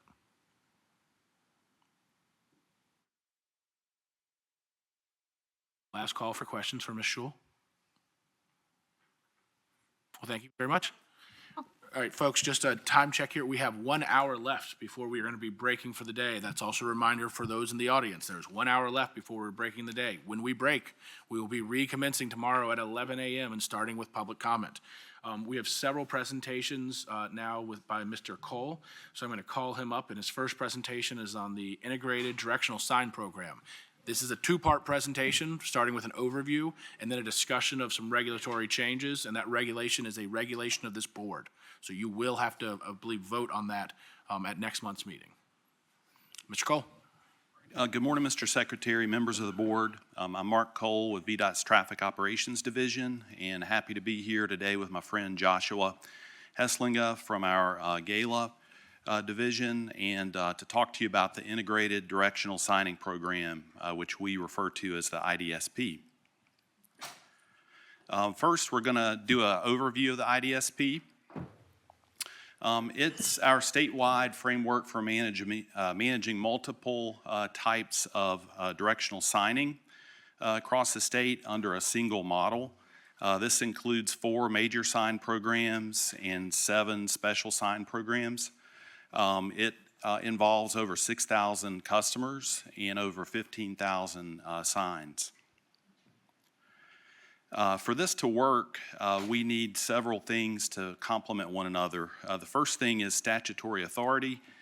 There are several state statutes that give the board the authority to regulate signs and to impose fees and to establish regulations for overseeing the program. We rely on the board to set that regulatory framework. We also have an advisory committee that's made up of a number of stakeholders who participate in the program as well. They review and make recommendations on policies and procedures to make sure everything's running smoothly. And for some of our programs, especially the special sign programs, General Assembly has adopted various statutes that have created some of the programs that we help to manage. At central office, VDOT is responsible for managing this program statewide. the day-to-day administration, and also working with our contractor to make sure everything's maintained, installed in a satisfactory manner.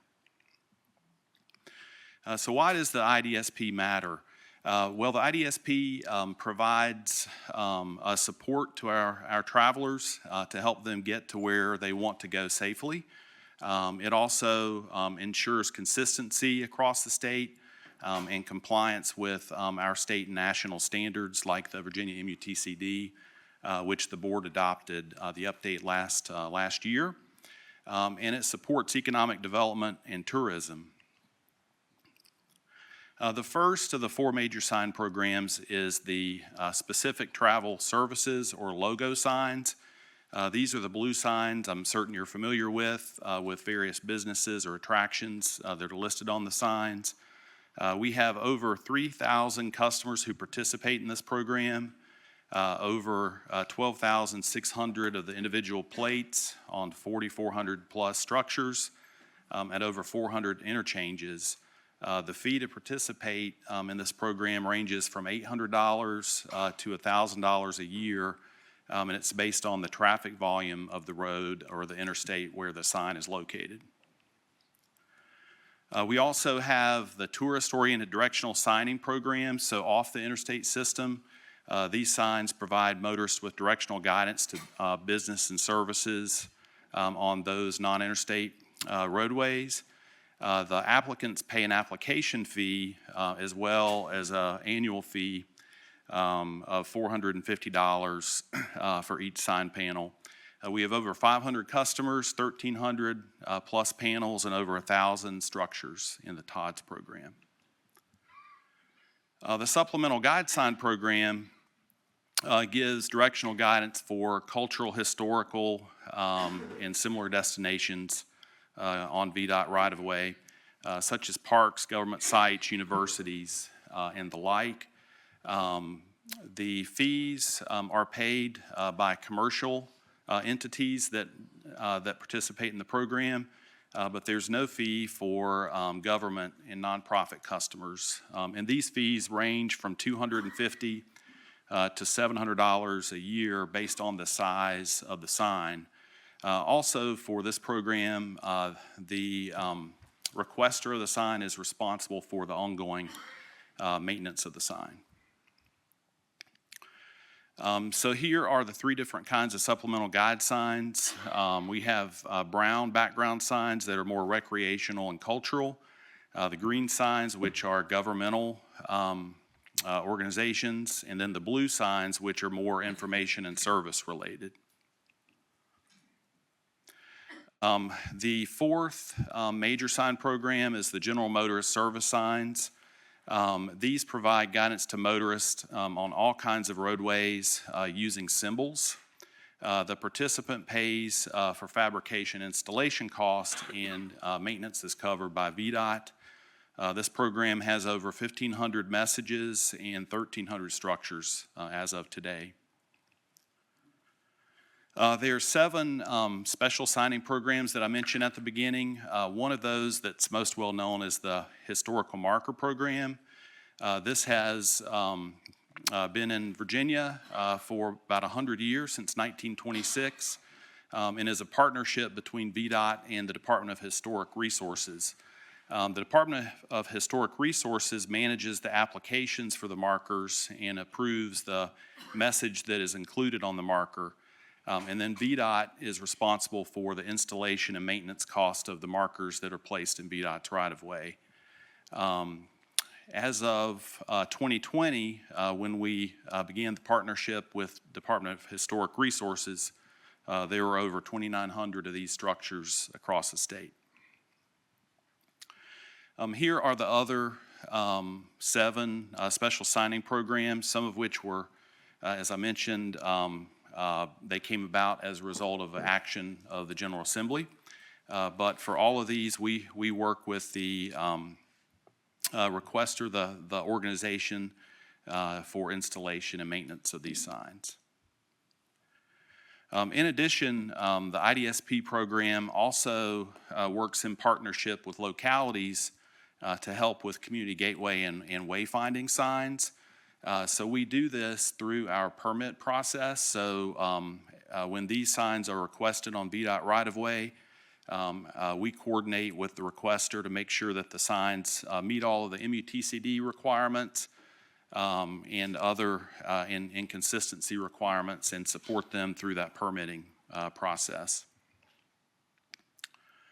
The program is administered through a contract. We have a contractor who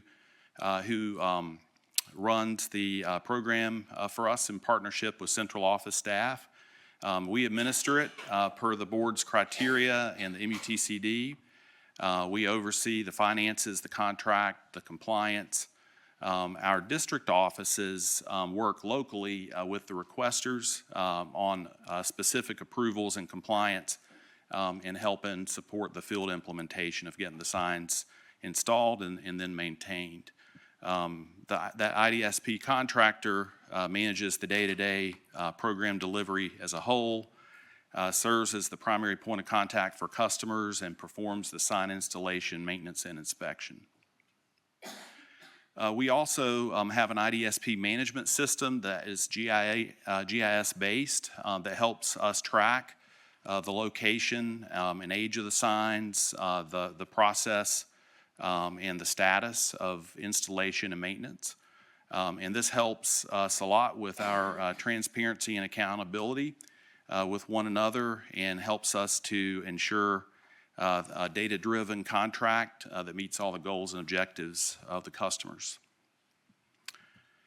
So before I turn it over to Josh, are there any questions about the sign program as a whole? Lawson. Just curious, are the fees set by us, by the CTB? Mr. Secretary, Mr. Lawson, yes, the fees are outlined in the regulation. How do we know that I get the install and all that, that's just a pass-through, but for the commercial folks that pay, how do we know that that's a competitive rate or an appropriate rate to charge? And when was it last set or reset? Mr. Secretary, Mr. Lawson, periodically we do look at those numbers. The IDSP program spends what it takes in, and it's limited by how much it can keep in reserve. And so we continually monitor the quantity that we have coming in, the rates that we're charging, and then they have to be updated, when we update the regulation. So it's been some time since those rates have been adjusted. When were they? I'm just curious. When were they last set? Ms. Lawson, there's a different point I would like to make, which may get to the core of what I think you're driving at here. So just as a quick reminder, similar to the user fee concept earlier in tax versus user fee, because the authority to set this fee has been provided by the General Assembly to this body, you're not elected, you're appointed. So that means the fee can effectively cover the cost of the program. So this is not a market-based type of fee that we set here. That is why people have strong feelings, I'll call it, about the policy and other things, because there's a limited amount of space on that sign, and because the fee isn't market-based, you get certain interesting outcomes at times based on it. And so that's why a lot of the participating businesses and attractions care deeply about the policy, because the price does not serve as a factors at times as to whether or not you choose to stay on a sign in certain circumstances, if you're following me. So we back into a number then. We determine what it costs to run this, and then that will dictate what we can charge the commercial sector. Mr. Secretary, you're right, Mr. Lawson. In essence, we back into it. The regulations and the dollar amounts that we charge our customers for this is set at a stage that covers the cost of the contract, our staff time. There is a provision in the code that only allows a certain, I think, 10% mark, I think, okay, I see head shaking, that the revenue in any given year cannot exceed 10% of the net cost in it. So there is a cap that we're afforded an ability to generate revenue off of this, but that is, and that those monies serve as our ability to be able to cover cost, unknown issues that may come up during the calendar year, but we are capped on any given year of about 10% of the revenue coming in. Thank you. Any other questions for Mr. Cole? Mr. Minshew? Dr. Mr. Cole, I'm curious, one bit of signage that we have on our secondary roads that doesn't appear to be mentioned are those, I guess you call them memorial signs that the family of a person who died at a traffic accident. We seem to see them on secondary roads, not really on primaries or limited access roads, but I'm curious, does that fit under the IDSP matrix, or is that a kind of separate offline permitting program? Mr. Secretary, Mr. Minshew, that's not under the IDSP. It's a separate program that's permitted. Questions? All right, let's move into the regulatory review. Thank you, Mr. Secretary, members of the board. I'll take just a couple minutes of your time to talk about the exciting subject of periodic regulatory reviews. The IDSP regulations really are the backbone of the program. They establish the framework for how the program operates, defines eligibility requirements, program terminology, fee structures, obviously, and operational rules. The example given there is bumping. Looked up what bumping is, and that's when one business replaces another business on those logo signs. So makes sense. The history of this is the regulation was adopted in 2006, and it hasn't really been updated since. The last periodic review that it got was in 2021, which is consistent with the general framework of you review these things every 4 or so years. So we're doing that under the framework of the Administrative Process Act. And part of what it envisions as part of the periodic review is to ensure that the regulations do still achieve their purposes of protecting the public health, safety, and welfare, that they're clearly written and easily understandable, and so forth. Each governor establishes the further details of regulatory procedures in an executive order by June 30th of the year that they take office, so that is coming up. Some of the procedures, the specific procedures that we go through may change. The general framework will not. In this case, the periodic review began for IDSP in September of 2025 when a notice was posted. There was a 21-day comment period. No public comments were received. The result recommended is to amend the regulation, and I'm going to hand this over back to Mark to talk a little bit about the substance of the amendments that are happening this time as a result of the review.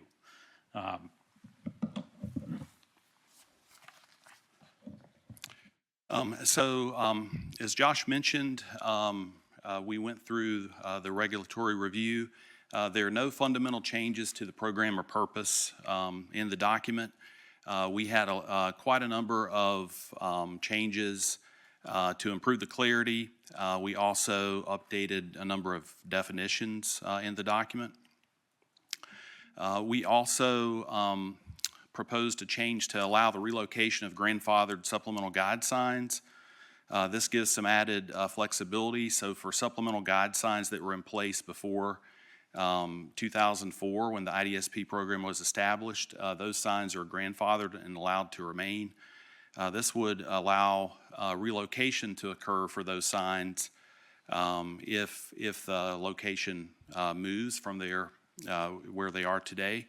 But it does limit that relocation on limited access highways to signs that were already on the limited access highway. In addition, we added a section to the regulation to cover alternative fueling.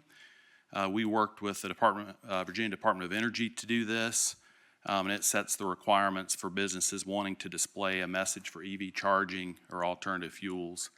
Lastly, we had some changes in particular with alternative fueling updates to make sure that we meet the requirements of the manual for uniform traffic control devices. We also had some limited expansion of eligibility for signs under the logo, TODS, and supplemental guide sign programs. In your packet, you can see what those changes are because one of the attachments includes all of what's being proposed. We also have a $250 application fee for General Motors Services signs.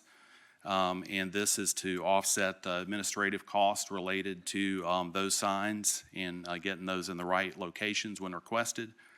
Also, we had some updated information for the special programs just to make sure that the regulation matches the current practice and improves the understandability of those programs by adding some definitions as well.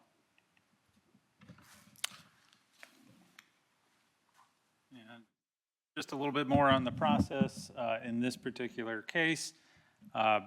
Your standard regulatory process is 3 stages. You post a notice, you get public comments. You post your proposed text, you get public comments. You post your final text, you get public comments. This is an exempt regulatory process, so that makes it a little bit shorter. You don't do the whole 3 steps. You still get Attorney General's office review, Governor's office reviews. It still gets published in the Virginia Register. You still get a 30-day public comment period at that point, and it is normally these regulations are effective at the conclusion of that public comment period. And in this particular case, the next steps are for this board to consider over the next month or so. The amendments, the text of which, as Mark mentioned, are in your packet, along with some of the regulatory documents. Next month, you'll be asked to approve the amendments to the regulation. That finishes the periodic review process, and then the VDOT staff will go through the specific steps that I outlined a moment ago. Thank you both. Are there any questions about the IDSP program or the update to the regulation? All right. Well, so folks, it's 11:20. My goal is, or hope, is to get through at least 2 more of these presentations today before we break. So just noting that and sending signals to the presenters as they come up. So next we have Mr. Cole and Ms. Ray talking about transportation safety performance measures. I just want to flag as they're getting set up, we've been having a lot of discussions about safety. What we are doing here does not yet reflect kind of the effects of where we're hoping to go with some of those discussions. So this is kind of a status quo type of update based on where things have been. When we move forward with a new investment strategy later this year, in the future, you'll see that reflected in this kind of decision-making process, but it's not yet incorporated, as you haven't adopted anything yet. That's right. Mr. Secretary, members of the board, good morning. Yes, I will be brief. Another tag team presentation, though. Let's see, so first of all, I just want to give a little bit of background today on some of the federal requirements related to target setting and performance reporting that we have to do, and then the requirements that we have to do for the safety targets and how we set those targets, and then coming back to you in June for establishing those, adopting those targets and giving any feedback. But there are requirements that we have when we look at federal target setting. And so just today, this is the agenda that we've got here, looking at some of the trends that we see with the safety targets. Again, the target setting approaches that we've considered, some of you all have heard on an annual basis that we come back and we talk about a model and things like that, and we'll give you some information about that, and then what those final proposed targets are. But why are we here for the safety targets? Well, MAP 21, federal law, established performance targets and performance reporting for several different areas. One is safety, which we're talking about today. One is infrastructure condition relating to bridges and pavement performance. And one is called system performance, and that gets us into some congestion and reliability and air quality measures. And they're all in different cycles, though. But also we have Code of Virginia requirements that said you all will adopt those targets for those federal performance measures. So right now we're looking at the targets today and needing to adopt those targets in June to meet certain requirements that Mr. Cole will go through. And then also we have a requirement, and I'll be back in July to talk about the other 2 performance areas with our infrastructure condition and our system performance measures, with those needing to be adopted by September of this year. So now I'll turn it over to Mark. Mr. Cole. Thank you, Margie and Mr. Secretary, members of the board. Once we get to talking about traffic safety performance targets, federal law requires performance targets for safety, and there are 5 measures that we'll talk about. We have to set those annually for the next calendar year, so we'll be talking today about targets for 2027. We also are required to work at our friends at the Department of Motor Vehicles Highway Safety Office to coordinate on 3 of the performance measures. Department of Motor Vehicles will then report the targets to NHTSA by June 30th, which makes it important that we work with you to approve the targets by next month. And then VDOT will report the targets to Federal Highway every August the 31st. Guys, I just want to stress, you had different federal agencies create slightly different reporting guidelines for the exact same measure, so that's why we're bringing this to you now. What we submit in August is going to be the same as whatever you approve in June. That's going to go to NHTSA, so FHWA and NHTSA get the same thing. They are aware that we think the deadline should be the same. They've thanked us for our comments. They remain where they are. But so just that's kind of why we have those there. Again, it's just the way the system works, and I think the federal regulatory process is a little more difficult than the state regulatory process, and so I'm not sure that's going to change anytime soon. But just wanted to flag what you approve in June goes to both agencies. We're not coming back with a new one before August. Thank you, Mr. Secretary. Here are the 5 safety performance federal measures that we have to set.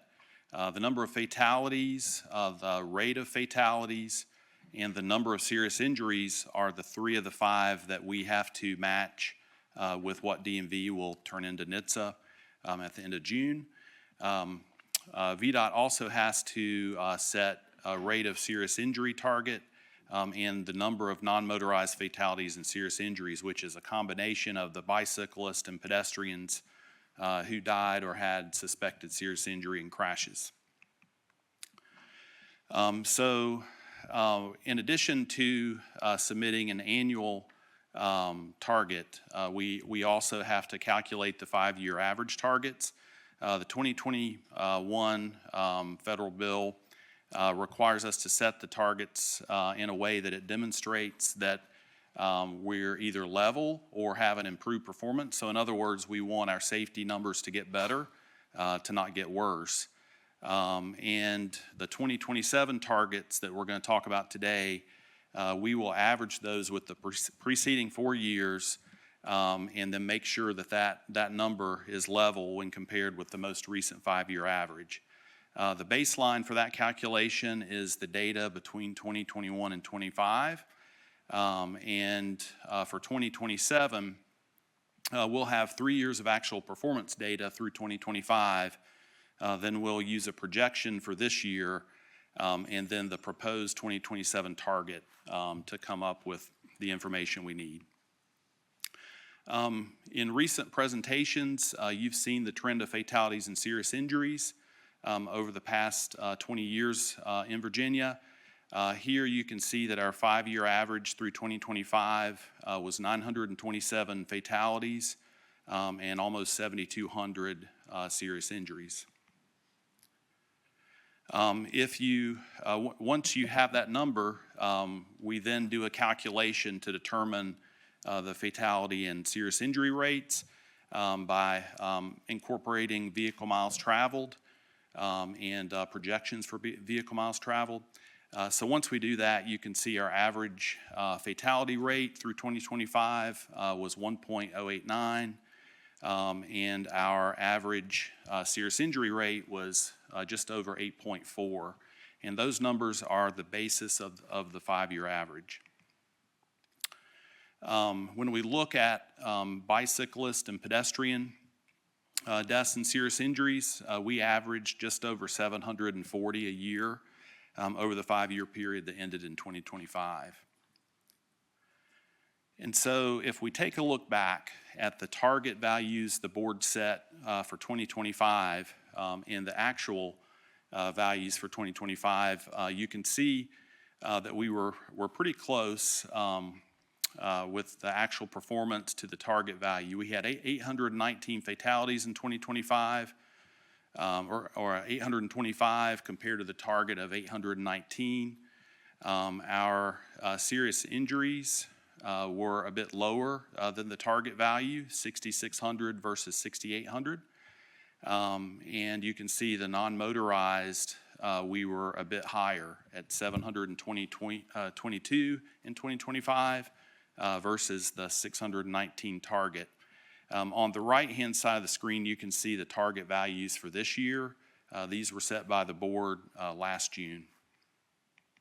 And Mark, just really quick, back on that slide, or Mr. Cole, excuse me, the discrepancy in the change in fatalities versus fatality rate is we had an assumed increase in vehicle miles traveled, so driving actually increased less year over year, because if I look at fatalities, it looks like we're under 1% in the difference, or in fatality rates, it looks like we're a few percentage points difference. Is that the variable? That is correct. I believe that was the change in the estimated vehicle miles traveled. All right, thank you. So as we have done in previous years since 2017, when we started being required to set the safety performance targets, we have followed a couple of methods to arrive at a recommended target number. The first approach was to predict the annual target using an analytical model that we've used in previous years. So we have a robust model that we've assembled since 2017 that looks at things like traffic volume, investment in road projects and resurfacing to predict how the safety numbers might change. We also this year did a projection of values, a more simple projection to see what that result would look like. And then we've made some recommendations based on those two methods. For the first approach, which is the model prediction, we calculate the future target year fatalities for 2027 serious injuries using the model that considers a number of external influencing factors and that we adjust annually. Once we have the model output of an annual number, we then reduce that number by the expected benefits from our smart scale and safety projects that will be ending prior to 2027. So we take the model prediction number, we subtract the number of lives or injuries we expect to save with those project benefits to get the final recommended number. And then once we have the numbers for fatalities, serious injuries, we can calculate the two rates using the estimated vehicle miles traveled for 2027. Sellers. For those external factors, are those just related to the road condition, or is it human behavior as well? Mr. Secretary, Ms. Sellers, it's mostly road conditions, but it's traffic volume. It's things like how much we invest in the roads. We've looked at things like liquor licenses that were administered. There's a variety of factors that have a downstream effect on highway safety, and would be happy to provide more detail on that if you like. Some of the factors tend to drive the numbers and make them worse, and some of them actually help. Like spending on infrastructure helps bring the numbers down. Ms. Sellers, it most certainly includes things beyond roadway conditions. So age of vehicles, liquor licenses, as Mr. Cole noted, there's a variety of factors that go beyond just the roadway condition that are taken into account. So are we doing a similar type of study on the human behavior side to look at, historically who these 800 people are and seeing if we can predict who the future 800 people are that are going to kill themselves on roads? I would say at the moment the model does not take that into account. I would also say there are probably opportunities to enhance the model, and I think that's something we'll be looking at in the coming years, but at the moment it does not take that into account. Kind of an outlier variable out there. Okay, thanks. Great, thank you.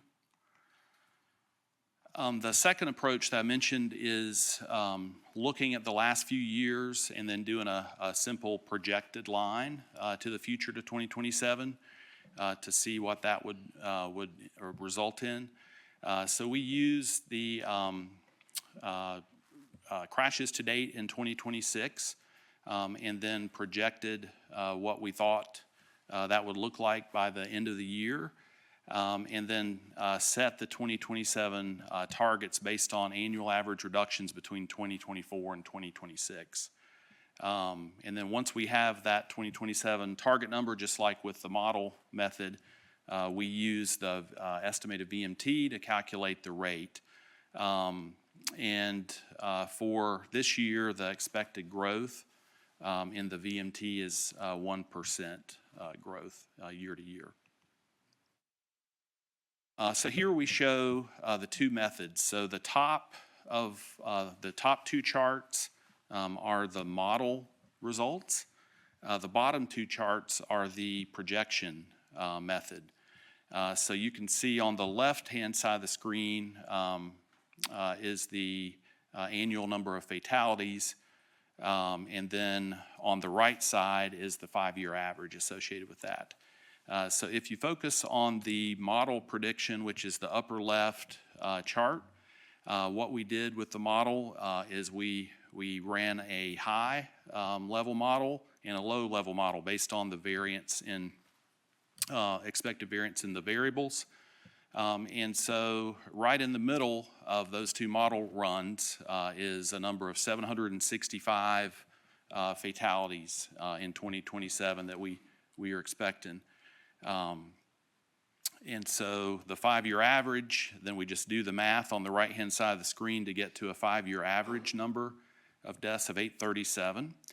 On the bottom half of the screen where we did the projection, we're looking at the trend from 2024 through 2026, what we estimate we'll be at in 2026. To then see what would happen if that trend continues until 2027. So this is more of a straight line projection. However, that result was 663 estimated deaths in 2027, which is about 100 less than the model prediction. But we also, if you take a step back, we've just come through the COVID pandemic situation with increasing crashes and deaths, and we are settling out definitely towards something that resembles more of where we were pre-pandemic, but we're not confident that the trend we've seen since 2024 is going to continue to 2027. We have more experience with the model that gives us comfort that that model prediction is closer to a reasonable number that we can achieve for 2027.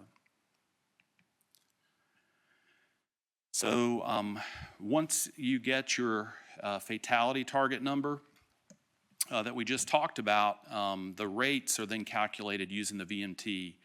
And so for the rate in 2027, for the model prediction, it's a decrease of 9% compared to the projection method, which was at 21%. For serious injuries, the model predicted a high and a low range, and the midpoint of those ranges is 6,285 serious injuries in the year 2027. And the projection method on the bottom, if you continued the straight line, would put you at about 5,467. And for the same reason that we talked about with the fatality target, we're recommending the model method for both of these targets, for both the fatality rate, and serious injury. And serious injury rate, which is shown here. So when you do the math, considering the VMT, the serious injury rate target that we would recommend is a decrease of 7% in 2027 for a value of 6.9, as compared to the other method we looked at, which was the projection, which would have been about a 19% decrease. Finally, for the non-motorized target, which again is bicyclists and pedestrians, based on the model values at the top, we recommend a 2027 target of 682, and that compares to 551 in 2027 if you were to use the projection method. So this slide summarizes the proposed 2027 annual federal safety targets. If you start on the left, you can see what the actual values in 2025 were, then the 2026 target. The 2026 projection is simply that. It's a projection of what we think 2026 will look like based on what's happened so far in 2026. Then the proposed 2027 target values column that we just talked about with 765 fatalities, 6,285 serious injuries, and 682 non-motorized fatalities and serious injuries. Then you can see the percent change from 2025, and then we check to make sure that those targets, and you can see this in the charts, of course, but all of those would be headed in the positive direction, which is a requirement of the target setting. So the next steps would be at the June meeting, we'll be coming to ask the board to adopt the proposed 2027 targets, and like previous years, we'll have a resolution and other packet of information to that effect. Thank you, Mr. Cole. Are there any questions? Mr. Coleman? Thank you, Secretary. Thank you for a great presentation, and I'm very pleased that we're seeing some sincere effort to use analytics to come up with matrix to measure the effectiveness of the, I call them goals, you call them targets, same thing. But are you able to use AI in any of these processes? And if so, how? Mr. Secretary, Mr. Coleman, we haven't yet. This model that we talked about today, we actually developed back in 2017 when the federal requirements started asking us to do the targets. And we haven't incorporated AI yet, but I think that's something that we'll definitely be putting an eye on in the future. Any other questions for Mr. Cole? Ms. Dunlop? Yes, thank you, too, for Mr. Secretary. Thank you also for a good presentation.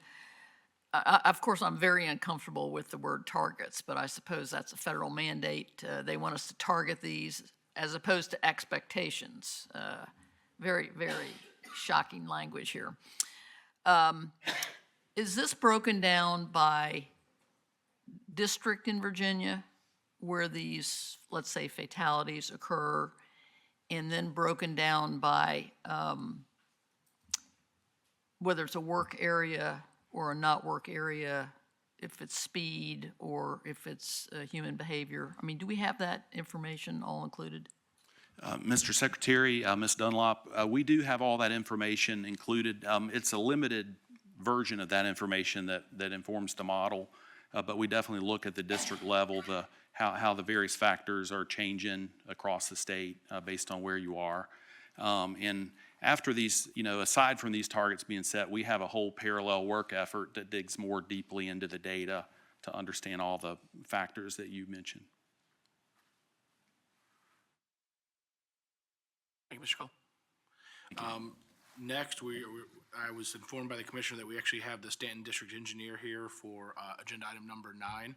He was not planning to be here tomorrow, so we're actually going to jump to that item really quick. This is the smart scale budget increase that you all will be considering at your June meeting for the Exit 317 improvements. Ms. Pryor? Thank you, Mr. Secretary, members of the board. I am not the Stanton District Engineer. Mr. Joel D'Annunzio is sitting here behind me, and he will be able to help answer any questions.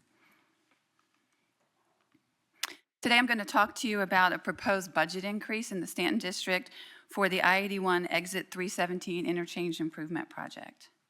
By way of reminder, the board's smart scale policy requires board action to approve a budget increase above certain thresholds, as shown on the slide.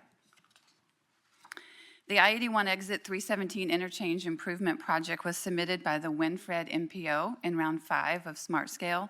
The original project cost was $37 million. The Smart Scale request was $31 million. The difference was provided by Frederick County. The request was funded with high priority funds. The original scope included reconfiguration of the existing Diamond Interchange, as well as the construction of a park and ride lot. VDOT is administering the project, and we are preparing for design build procurement now. The benefits of the project were primarily due to safety, environment, and economic development. The project required an interchange access report to be completed concurrent with the initial design. I do want to point out that as part of round 5, an IAR was not required as part of the readiness standards. That has since changed, and projects that were submitted in subsequent rounds or in the future would have to have an IAR underway. As part of that IAR process that was initiated after this project was selected, some operational issues were identified at 2 intersections adjacent to the new interchange.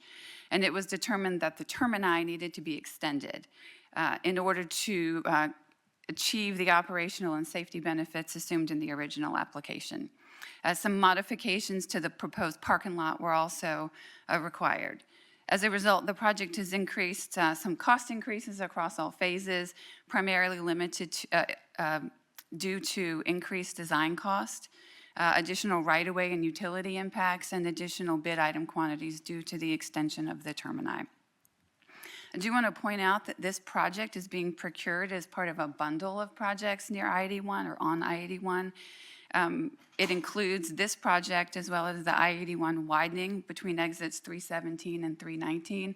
The total bundle is valued at $340 million and is scheduled to be released for RFQ in July. This just shows a snapshot of the details related to the project. Again, the total cost at submission was $37 million. It was funded with high priority funds as well as local funds.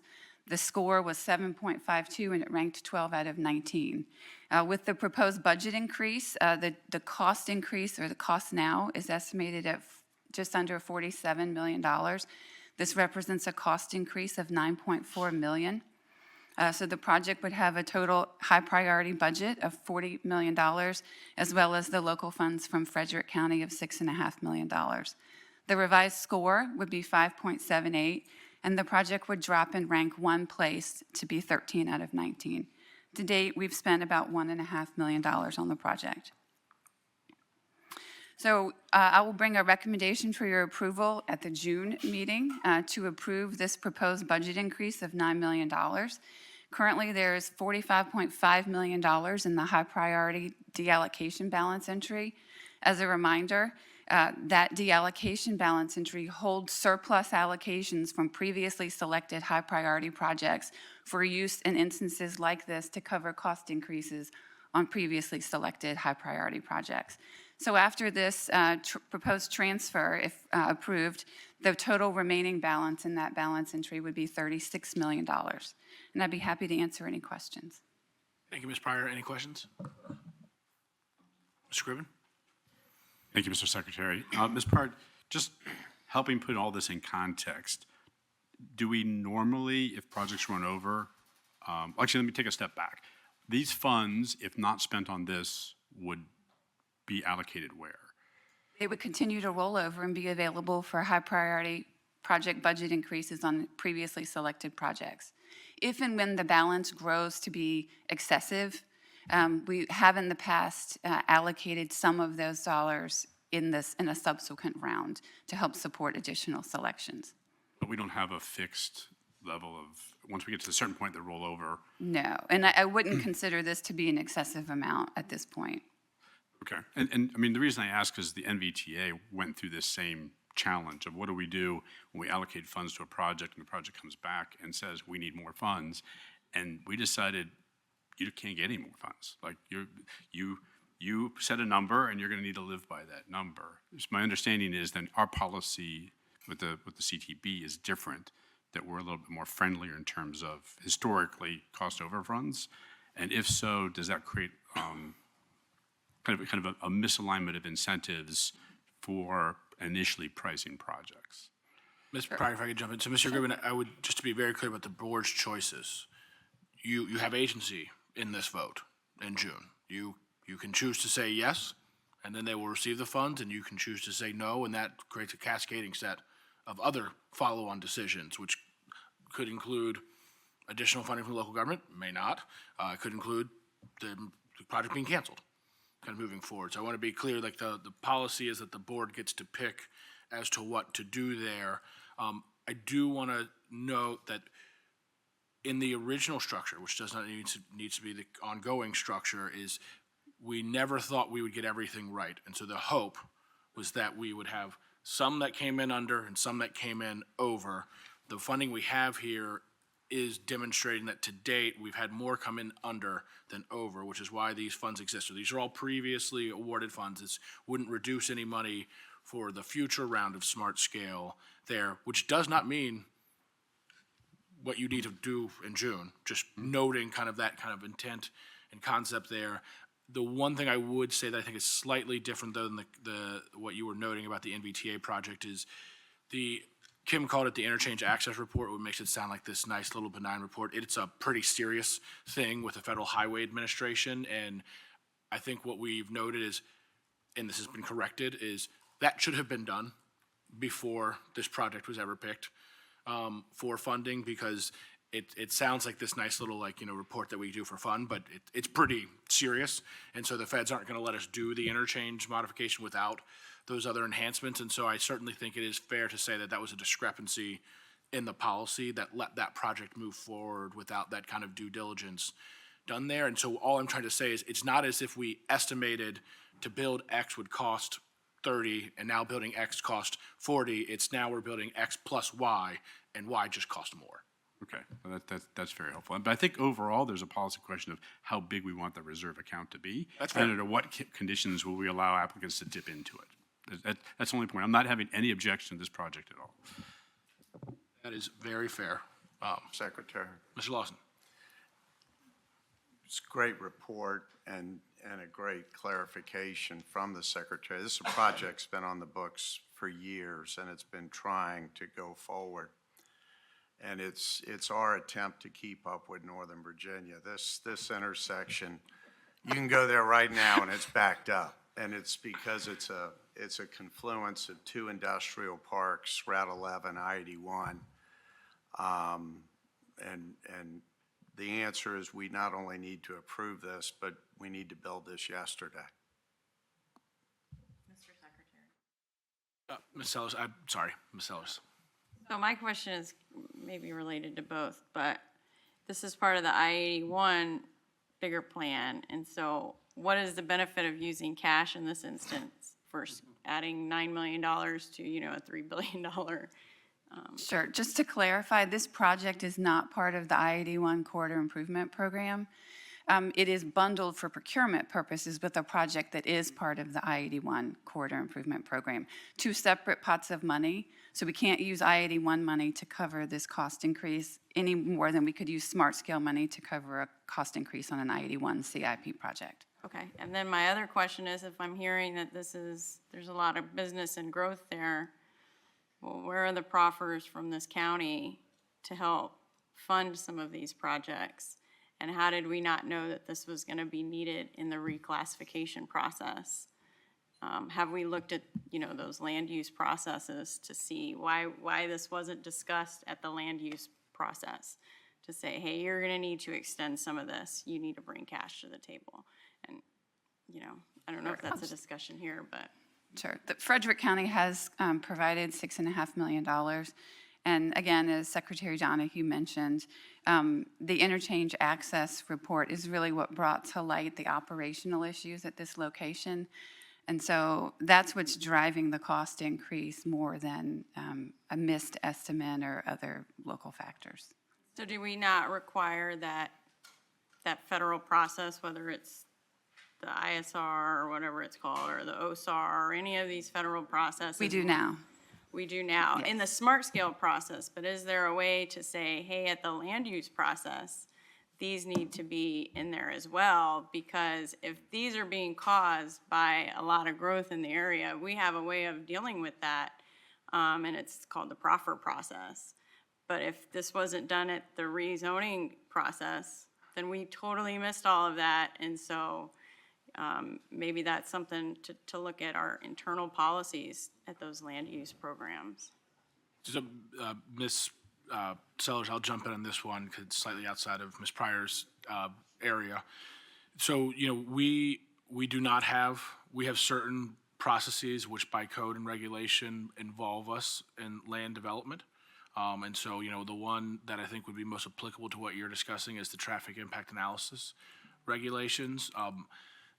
There are certain requirements in code, obviously expounded upon in regulation about the types of things that we look at there. But we do not have a direct role in like the proffer process and decision-making by those local governments. And so I think I may have said this before, but that was one of the first things I ever did when I worked in state government in 2006. And the way I would describe the traffic impact analysis process is, and I'll give Richard K. Wood, if you're listening, credit for this, is it's like the nutritional label on the back of a bag of chips.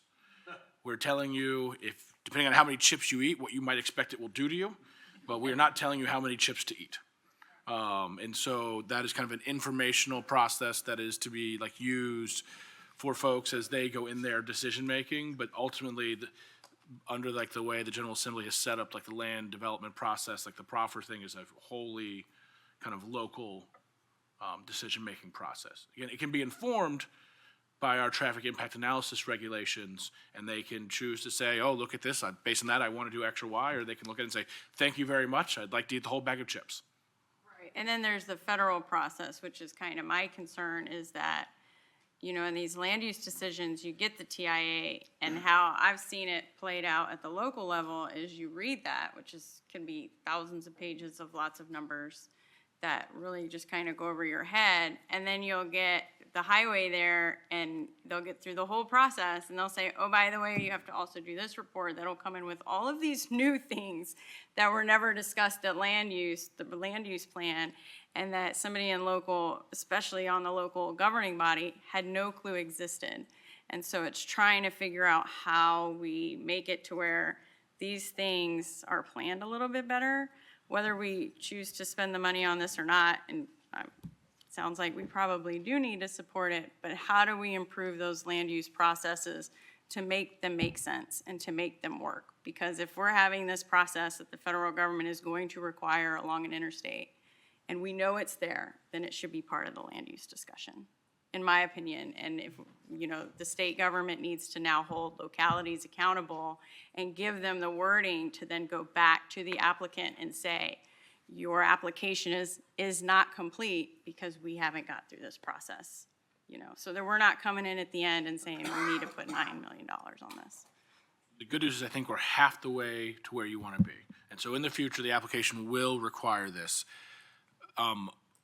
With regard to like the local process, again, I think that is a decision between local governments and the General Assembly. There were lots of discussions this session about how the development process works, and I expect there will be continued ones next session, which, to be direct, is me kind of saying, dodging the direct point of your issue, and saying that's, a discussion for a different body at a different time, because that is all controlled by that legislative issue there. But we have changed our policy in terms of the federal reports that are required for the interchange modifications, and so we should not find ourselves in a position where we are surprised by something moving forward. Again, cannot speak to the proffer outcomes. Thank you, Ms. Pryor.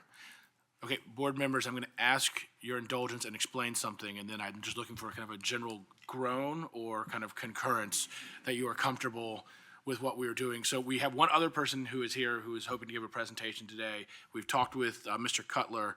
What we can do is we might need to go a little past 12:15, but then we could leave later. So we're not going to compress the time you have to get lunch and to go change before the tours. But what we are going to be doing is probably compressing slightly some of the time on the tours. And so I'm just looking for some general comfort with that, or kind of an expression of otherwise, if you feel otherwise. All right, no one's giving me a bad face. Mr. Gregg, come on up. We are hoping to conclude at 12:15. Just saying that as you walk up, Mr. Gregg. Mr. Secretary, it's a pleasure to be here between you and lunch. Thank you, sir.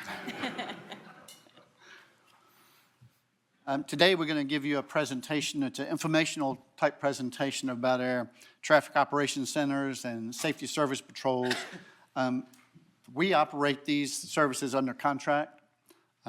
These contracts have been in place for almost 10 years now, and we've run out of renewals. So we're going to, this contract runs out in about March of next year.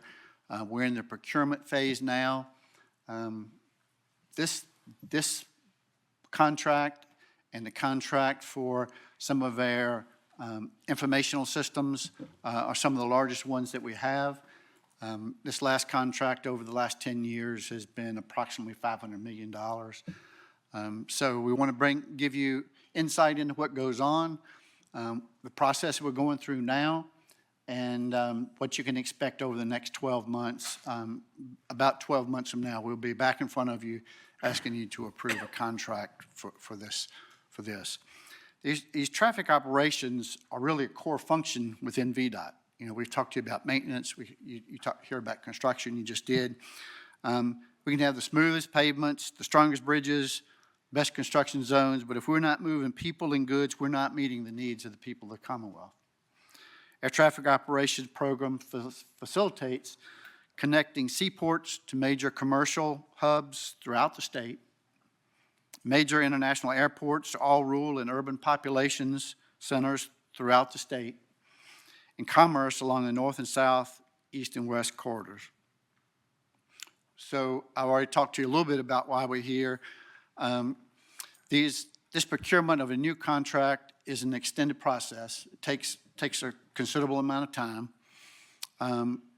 And again, it'll set the contract, when you approve it next year, it'll set a contract that'll be in place for approximately a decade. Again, this is one of the larger ones we do, and this procurement gives VDOT, this is an excellent opportunity for us to improve future services, the needs through updated technology, changing the performance metrics of some of these contracts, and updating the incentives and disincentives to make them more fair and to make them better for both the vendor and for VDOT. These are some of the infrastructure that we use as far as traffic operations that the traffic operations centers control. You can see the safety service patrol operations centers are the first two. However, we have a towing recovery program that we use up and down the interstate system. We also have towing programs that are specific to the tunnel operations. You see the ferry management that's on there. They also monitor our winter emergency services that we do during the winter, and monitor that. Especially one thing is very important, we've gotten much better at, is the detour management when we have an incident on the interstate highways. Devices and technology. These are some of the technologies that the folks in the TOC manage as they manage the roadways, and you can see there what they are. Why do we have all these? We have all these to manage these type of situations. Mr. Gregg, are these all from Virginia? Yes, sir. They are all actual pictures. I was really hoping that one on the bottom right wasn't, but okay. Yes, sir. Unfortunately, they are. Wow. I know, the middle one on the top's interesting too. And it takes a joint team to do all this. You can see Mr. Cutler talked about the Peace Talk in Northern Virginia. That's the picture on the upper left-hand corner. Safety Service Patrol. The one on the top right is our incident management coordinators that we have put in place over the last 3 or 4 years.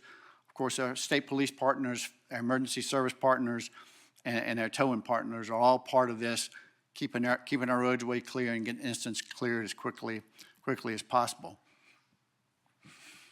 We've talked about some of these first bullets, but what I wanted to really stress here is that we've had some industry engagements, so that we've had conversations with industry. This is what we're looking for. What can you provide? So that we've had that back and forth with industry. We've completed 4 peer exchanges with other DOTs specifically You can see those that we have there. North Carolina is more similar to what we do. However, Georgia and Michigan have pretty robust type of incident management and TOC operations. And we conducted an ASHTO survey that we got responses back from 30 other peer states that operate similar, either SSP, TOC, or both type of operations.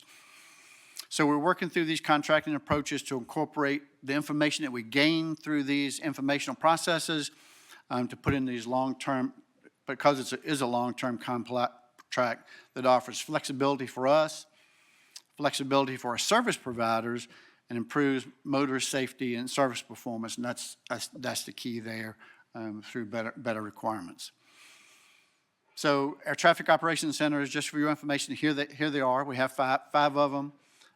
From the eastern region to Nova, the one that we have here, one in the central region is Richmond, northwest region is located out of Stanton, and the southwest region locates out of Salem. These are the Safety Service Patrol routes in red.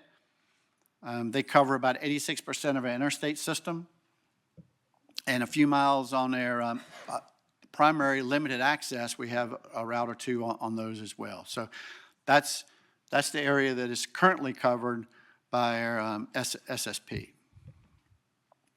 So Ken Renard is our District Traffic Operations Director in the Hampton Roads area. He has stepped up and to be the champion of this procurement process that we're going through, and has managed the informational gathering that we've had with the industry, with other state agencies. He's got a team around him that's working together to put this procurement together, and he's going to tell you a little bit about the process that he's gone through doing that.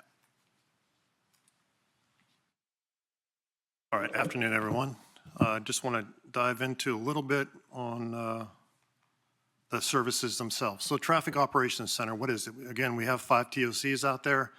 Those first 5 bullets there in orange are the core functions of what each one of those does. The traffic monitoring and the event management being the most important. Arterial management also, what happens on our primaries and our secondaries is important. How we interact with the cities. We've known for a long time now that what happens on city streets can impact interstates and vice versa. So it's important that we talk to those cities on a very regular basis. System monitoring, we have a lot of tools out there that we use to monitor our network, and this service operates all of those. Weather response, think snow, right? Huge on how we handle that throughout the year to make sure that we're being effective and efficient and have the right resources out there, and that TOC play a big role into that.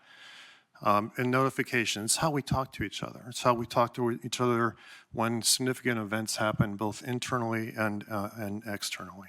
24/7, 365 coverage, 35,000 incidents a month. That's 1 to 2 every minute. That means since we started this meeting at 9 this morning, hundreds of incidents have happened on our roadways, right?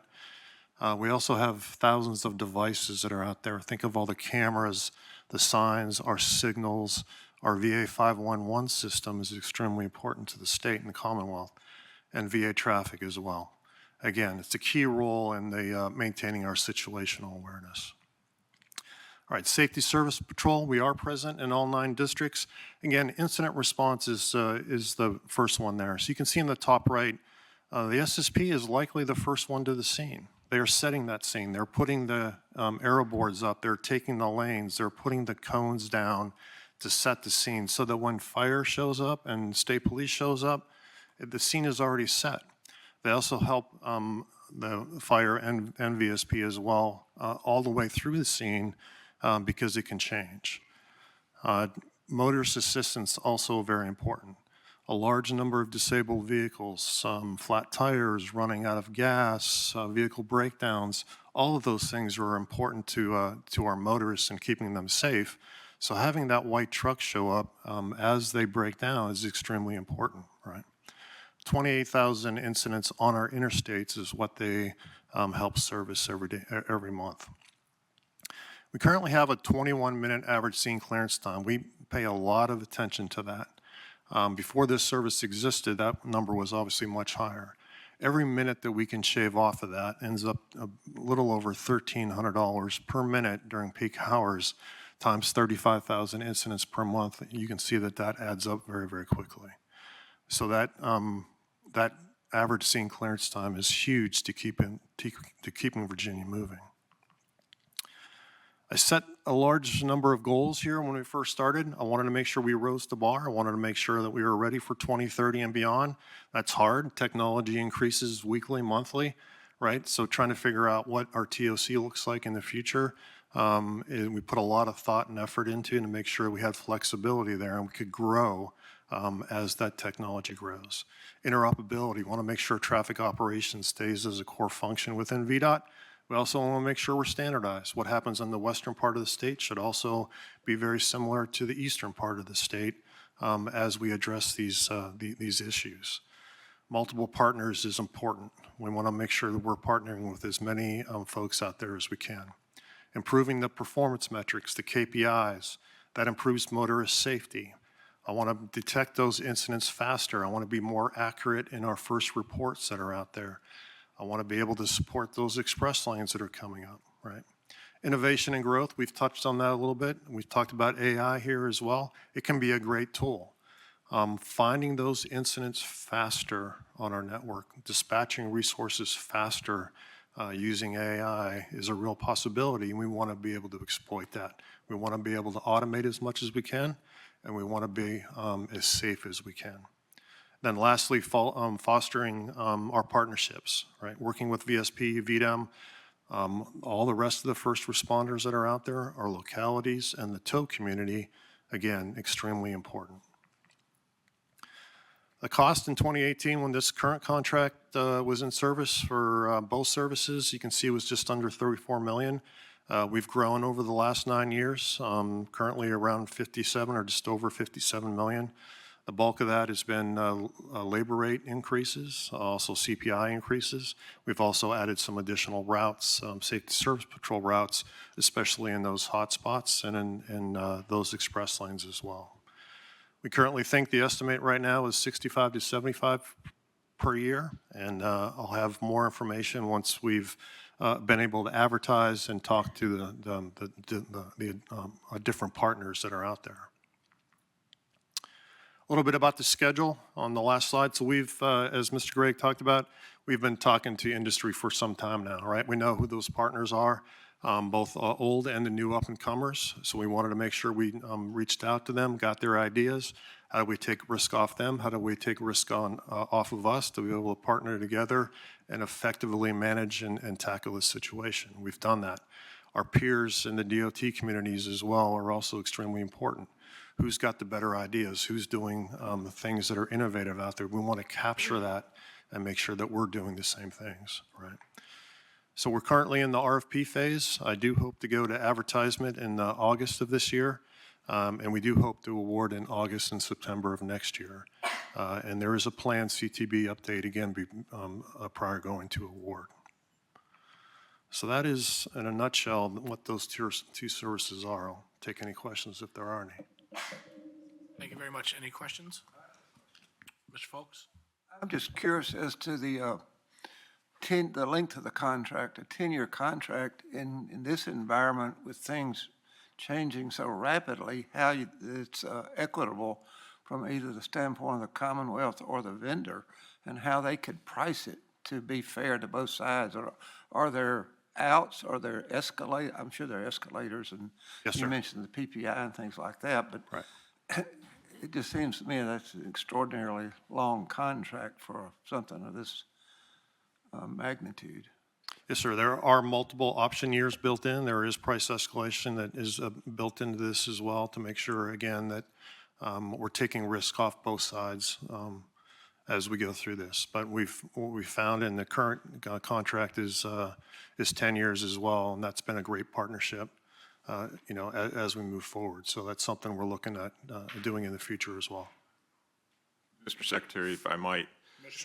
Mr. Folks and the rest of the board, I think what was not explained here, but Mr. Renard put there, the overall length of a contract would be their 5-year base year plus the option to renew for subsequent years to be able to get to a 10-year contract.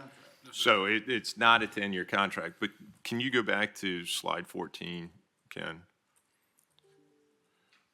So slide 14 really represents the goals and objectives that this contract is trying to achieve, recognizing, Mr. Folks, what you put forward was that the ever-changing environment that we have. How do we adapt? And this is specific to our Traffic Operations Center control room activities. It's not the software. It's for the labor to be I'll term it, and you can correct me if I'm wrong, Mr. Renard, that it's more of the butts in the seats. The Safety Service Patrol side of this is providing the vehicles themselves, the employees, the training, the supervisors, and so on and so forth. All of that takes a long-term investment by the contractor to come in and still needs to be able to recover the cost and be able to change dynamically with the contract. So this is one where we've experienced some innovation that came to fruition. We've experienced a time period where labor costs have gone up and there's been friction there. We've added rates. Truck values have gone up that I'm going to show you next that were not consumed in the original contract. So there are flexibilities that we are working with the community to be able to make sure that risks are better balanced there. But a long-term contract or a base year contract with the option for renewals is very important to be able to make sure that we don't front end load a particular contract, that there's a balance. As long as they're performing well, there should be no reason to be able to take it further. So these are some significant changes to what we want to accomplish, recognizing, as Mr. Renard said, how do we detect the incidents faster, deploy the resources, and clear the road faster? There could be a combination of things that occur that we need that flexibility here. So the reason why we're presenting it to you today is this is a year-long investment. You will likely be contacted during the procurement to be asked some questions about this. If it's a 10-year contract and we use the upper end of the estimate, that's a $750 million contract. So the current one has been in place for coming up on 10 years. It was one of the first ones that I signed coming into the position. It is a sizable contract that I want to make sure that you have line of sight of, one, the importance that it serves, and then the two, the value that it achieves for the citizens of the Commonwealth. We also are hoping for some competitive tension, so we're not at the high end, but that's a hope. Just wanted to say that part out loud. Ms. Sellers. Is this one vendor these are very different things. Yeah, I think that, and our current contract is one vendor. They have the SSP and the TOC together. Our intention on this is that there would be competition, that we would split them out so that the TOC would be separate and from the SSP. Back to the commissioner's point, I believe that Mr. Renard is looking at the TOC initial contract would be 4 years, and the initial SSP contract would be 5 for the specific reason that the commissioner said. Mr. Renard has been working very closely with another team that we have going that's looking at our software. We feel like that software in the next 4 years will be developed to the point, to Mr. Coleman's point, where AI will be a very, very big part of it. And so we want to be able to pause at the 4-year period to take another look at it to make sure that we've incorporated the technology and everything that needs to go into that contract. So that's why there's a 4-year for the TOC and a 5-year for the SSP. So that integration between technology and butts in the seat is going to be very important for us on the TOC side. So maybe, Mr. Gregg, if we can expand on, it's going to be one solicitation. Correct. That will be a solicitation that includes an SSP entity and a TOC.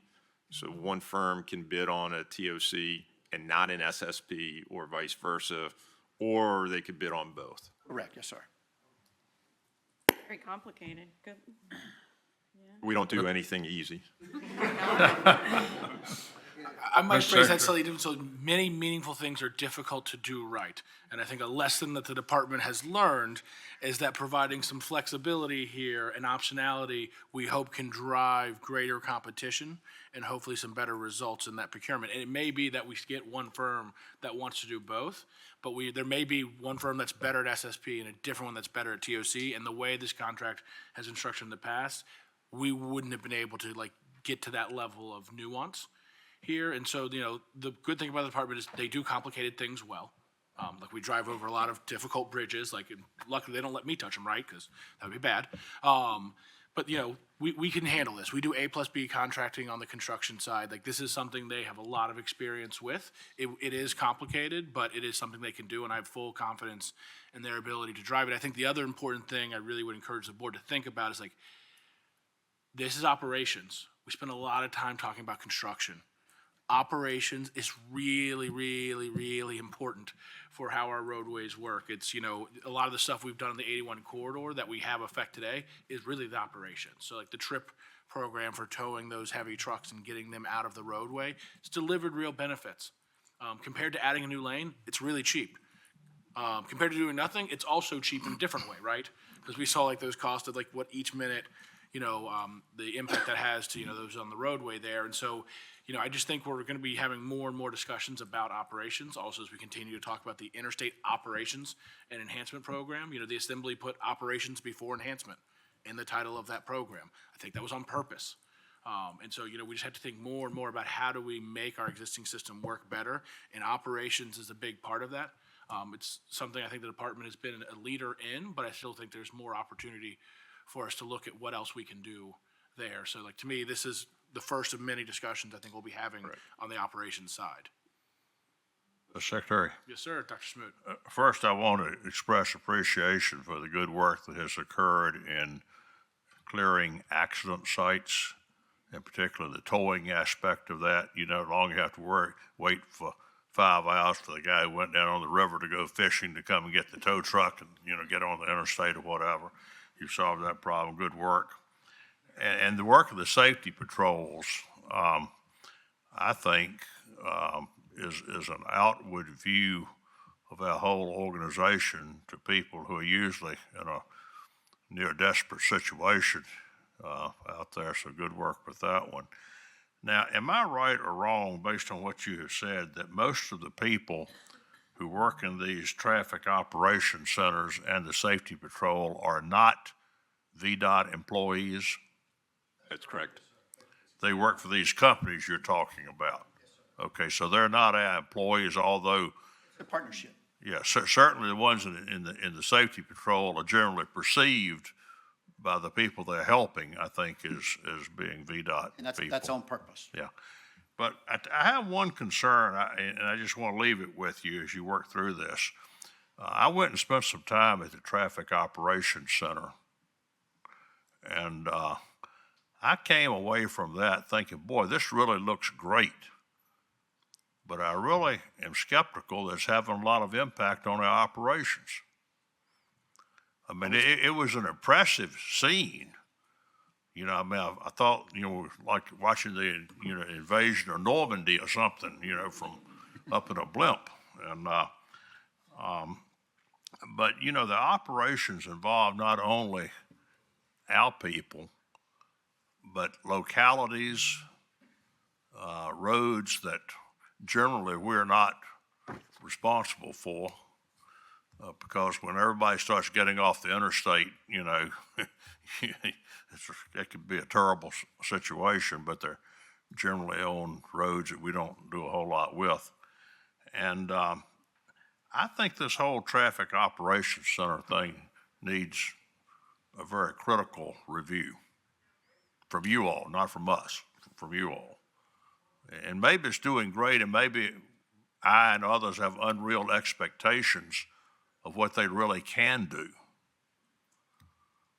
But as the commissioner knows, I am fortunately still married to the same woman that I spent 11 and a half hours with sitting on I-81 in a snowstorm 10 years ago, and I saw no impact. I dialed 511 and I might as well have been calling the North Pole or somewhere.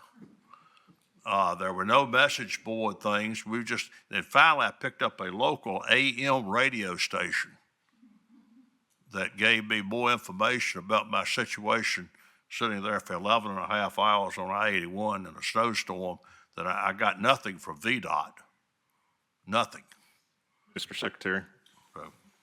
I would just say, Dr. Schmidt, you certainly have a way of painting a picture with words. I'm going to let the commissioner.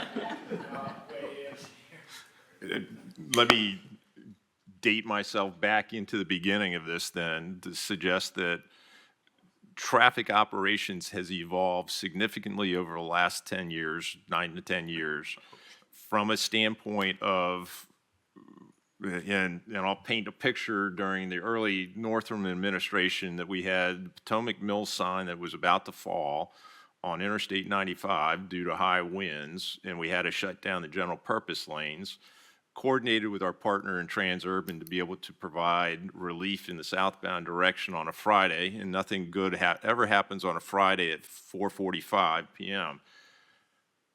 During that same time period, we had Interstate 64 where a power line fell across the interstate outside of Goochland, Charlottesville area, caught the neighboring fields on fire, and we were diverting traffic.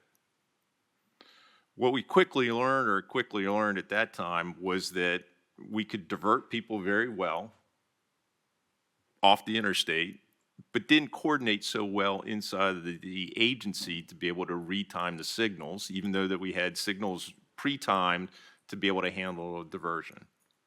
Now, it is like muscle memory. We have an incident on the interstate. We think how long it's going to take, and we're having the TOC and the signal system integrated to the point where we're changing the signals in real time to handle the demand. We have changed our internal organizational structure where we have the equivalent of Mr. Renard in all 9 districts to be able to address this situation. We have coordinated and collapsed our traffic operations or our traffic engineering division and our ITS group in the central office into one division so that we have a seamless organization of subject matter experts that are focused on travel, regardless of whether it's on the interstate system or our primary system.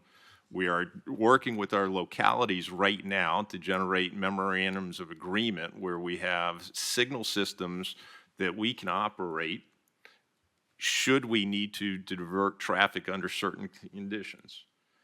I will say that there's been many after-action reports, especially during snowstorms. I might add the one that you were in, as well as the 2022 January 3rd snowstorm, about communicating before incidents, during an incident, and post-cleanup that has occurred quite drastically. So this is evolutionary. We continue to lead the organization. I hear you that we can be better. We are striving to be better. Part of this is certainly, this slide I think says it all, is that we are growing.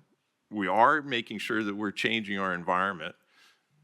Your example of being in the TOC and multiple cameras monitoring it, part of the artificial intelligence that we want to build is to be able to use those camera feeds that are all coming in across the state and be able to detect them using AI and other technology to be able to address that to the operator. I will remind the board that you adopted a project that's a pilot project on Interstate 95 in January of this year to use that type of technology and test it out to be able to be in a place where we can detect risky driving behavior in advance of things. So we continue to evolve, look at it, create that muscle memory that I spoke of earlier. We've expanded SSP routes that did not exist before Mr. Smoot or Dr. Smoot on Interstate 81 because we didn't have an interstate operations and enhancement program to be able to help support the expansion of the system and the monies to be able to build out our operations program.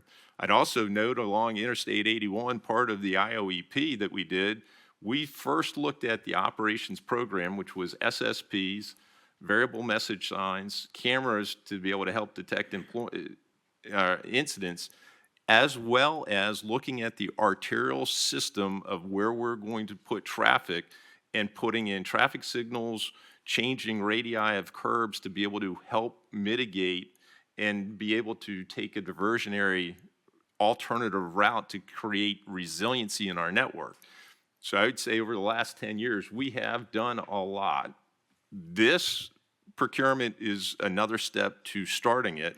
And I might add, I think in the July timeframe or June or July timeframe, we're going to come back and have another conversation on another upcoming procurement, which is called Project Vista, which is going to look at our traffic operations center software package and all the disparate systems that we have, and looking at it to create a federated network or an integrated network of all of our systems, whether it be TOC, 511, our signal system, and seeing how we can integrate all of that into the next generation of our operations program. Mr. Gregg started this conversation off with something that I started 9 years ago. We were looking at the pavement performance measures and our bridge performance measures.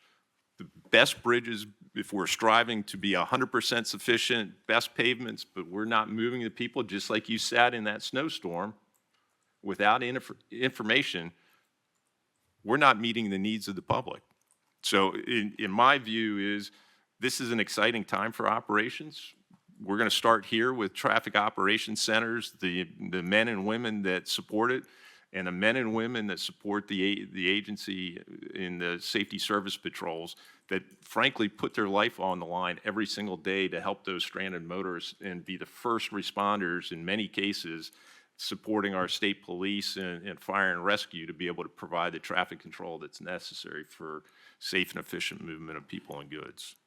Might also add to that we're now able, in a snowstorm or any type of event, like you talked about on 81, like the Commissioner talked about on 95, to geofence that area and to directly communicate with those folks that are in the car. We were not in a position to do that back then, but we are now, so we can have that communication and let folks know via cell phone what's going on, what they can expect.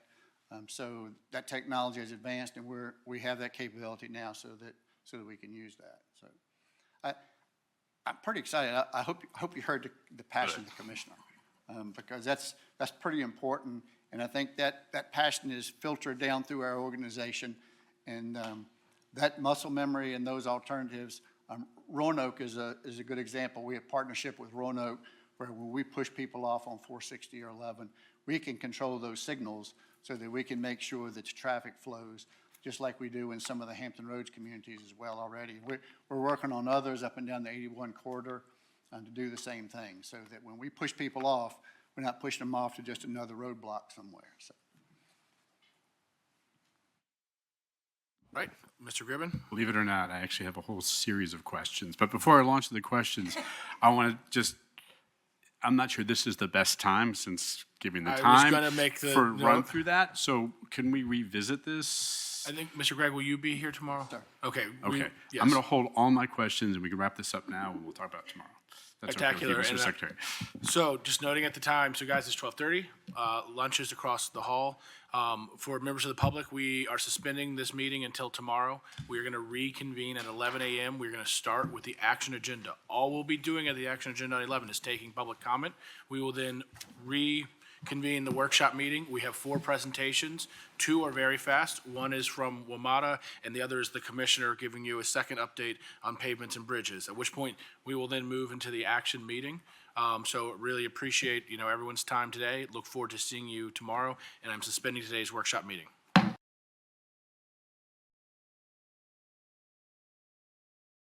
Good morning, everyone. Thank you for coming to the second day of the Commonwealth Transportation Board's May meeting here in the Northern Virginia District. Appreciate your patience and flexibility as we are a little delayed returning from some meetings at USDOT. Traffic happens. We should have maybe taken Metro. I just said that so Randy didn't have to say it when he came and spoke later. As a reminder, the workshop meeting is currently being suspended. What I'm going to do today is, right now, is bring to order the action meeting of the Commonwealth Transportation Board. The first item we have today is public comment. Ms. Mathis, do we have any individuals signed up? No. Are there any members of the audience that would like to address the Commonwealth Transportation Board during the public comment session? All right. Seeing none, we are going to conclude that portion of the action meeting. I'm now going to suspend the action meeting and then return the workshop meeting to order. We are going to go slightly out of order on our agenda because we do have some guests here. We are going to go with the WMATA presentation, but before we do that, we do have the Mayor of Alexandria, Aaliyah Gaskins, who I'd like to give the opportunity to come up and speak. She was elected mayor in 2024 and served on the council prior to that time from 2021, and has just been a great partner for us here at the state. And so, Mayor, welcome very much. And thank you for hosting us in your fine city. Okay. Well, hi, Secretary Donahue, and good morning, all members of the CTB board. It's really my honor and privilege just to say welcome to the city of Alexandria, but more important to say thank you for choosing us as the home for this meeting. I know that over the past few days, you've had the opportunity to visit various projects, to explore our community, to eat at some of our restaurants, and so I really hope that, I know in between all of the important work that you're doing, that you're getting a chance to see the very best of Alexandria and to really get to know more about our community and the ways in which the projects that you have approved are impacting Alexandrians every day.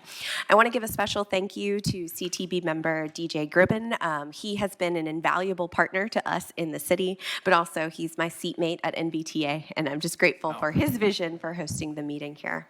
For those of you who don't know me, as Secretary Donahue said, I took over as mayor in 2025. And I'll be honest with you, at that time, I really didn't know much about the CTB. Fast forward to May of last year, I'm walking into an event and I got a call that no one really wants to get.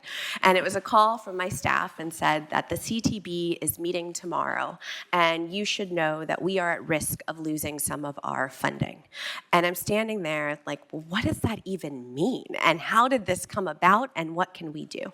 I think the first thing that goes through my mind is what does that mean for our residents? I was raised by a single mom. My mom worked 2, sometimes 3 jobs. And pretty much all of my life, we never had a car.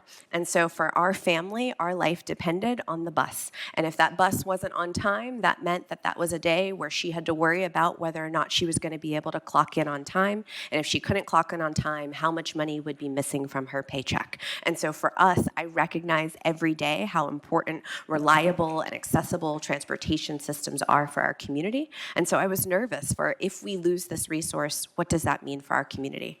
I believe in having and holding our community to the highest standards. And if we're not performing, I want to know that and understand that. And so I thank you because that was a pivotal moment for us. Instead of just making your decision, you turned around and you came back to us. And there are members of VDOT who have been working so closely with us to help us think through what are the ways in which we can better position ourselves, what are the internal systems that we need to change. And it's because of your partnership, it's because of your work with us, because of your questions that you ask us, we are now at a point where many of our programs have moved from red to green, where we have standards where we're not just meeting, but we are exceeding, but also you've changed the way that we do grant making and project delivery across all of our programs in the city. And so I just wanted you to hear that story, to hear the evolution, but also to know that the work you do, it's not just about improving important projects, it's actually about changing the systems for how we think about and deliver transportation across our community, across the region, and across the Commonwealth. So I hope today is a set of as fruitful conversations, and I thank you again for choosing to have this meeting here. Thank you very much, Mayor. And we've had a great time in Alexandria, and we really appreciate the hospitality. Thank you. So, folks, we have 4 items left on our workshop agenda, and just to keep things interesting, we're going to go with number 12, not number 8. So we're going to go slightly out of order. We have a number of folks from WMATA here this morning, again. I'd like to introduce several of those to come up. First, I'm really excited to introduce Kate Burns. She is the new Virginia member of the WMATA board. Kate has extensive experience in public policy, transportation, data governance, and AI, and emerging technology, and she serves as my designee on the WMATA board, and so we're really happy to have her there. I also want to introduce Walter Alcorn. Walter is a Fairfax County Supervisor representing the Hunter Mill District. He is the other principal member of the WMATA Board representing Virginia. Just as a quick reminder, 4 jurisdictions, each get 2 principal members, each get 2 alternates there, and only the principal members are allowed to participate in the meetings if they are present. That was one of the changes from the 2018 legislation that we had.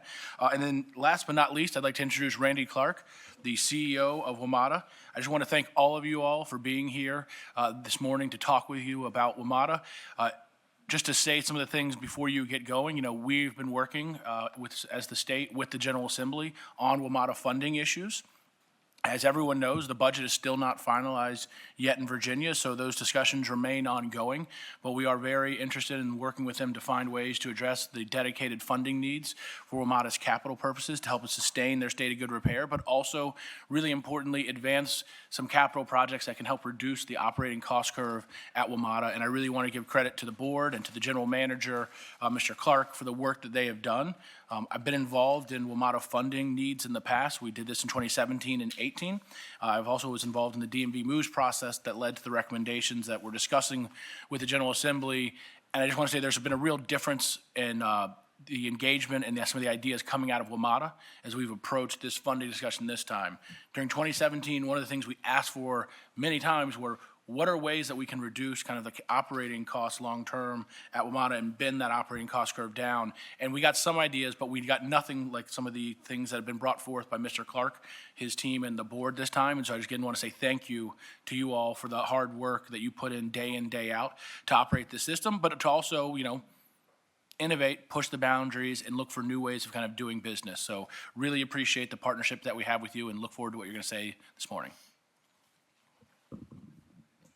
Thank you so much. Good morning to the board. Thank you so much, Secretary Donahue, and to Director Zimmerman and her kind staff for welcoming me. I just wanted to have some brief notes before I turn it over to my colleagues to really give the presentation as I am just getting up to speed. So I am Kate Garman-Burns. I live in Arlington.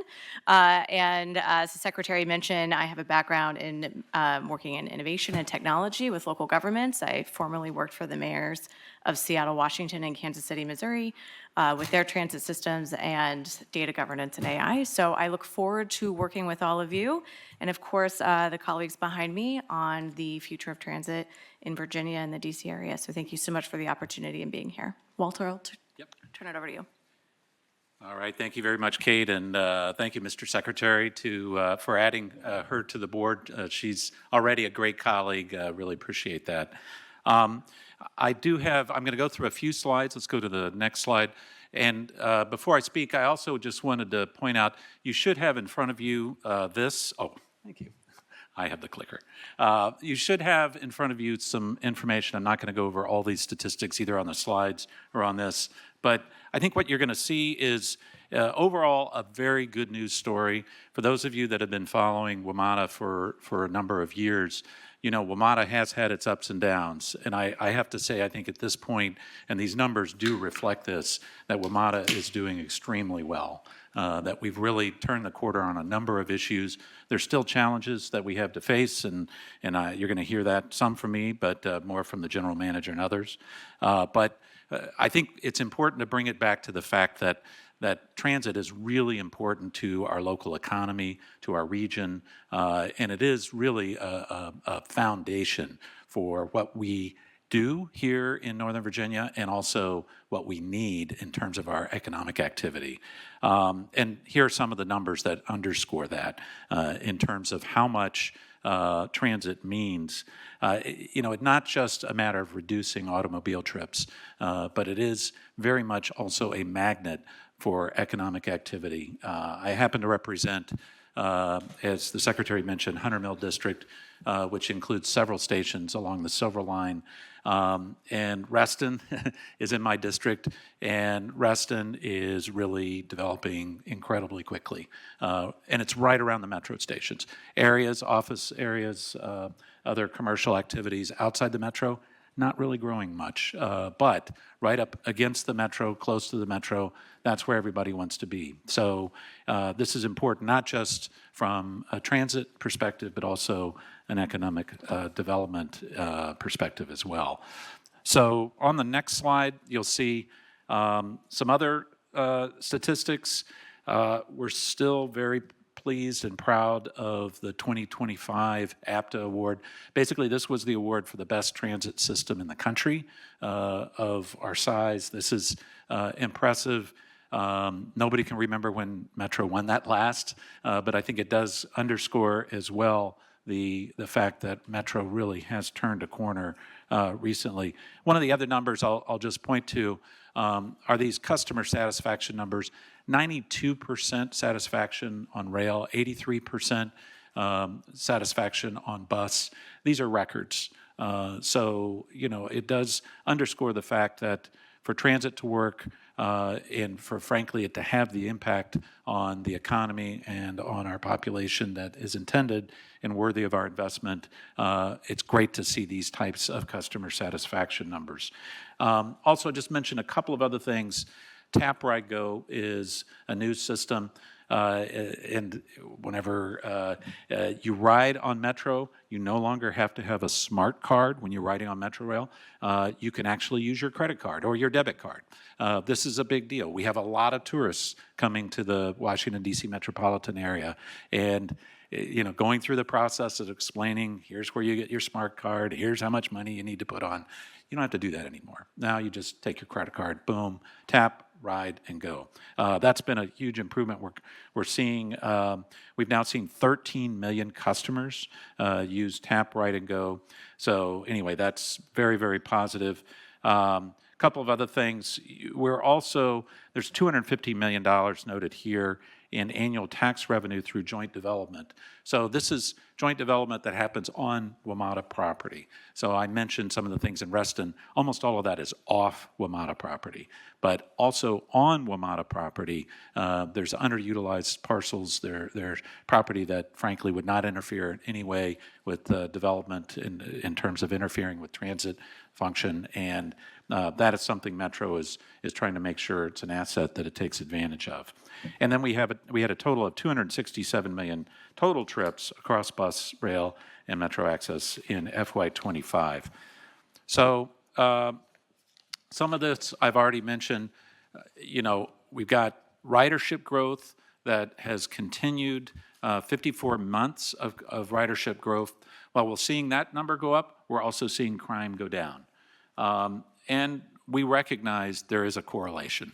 You know, people need to feel safe. They need to feel like they can ride transit without in any way impairing their safety. And that has been a focus of, I know, our board, I know the general manager and the staff.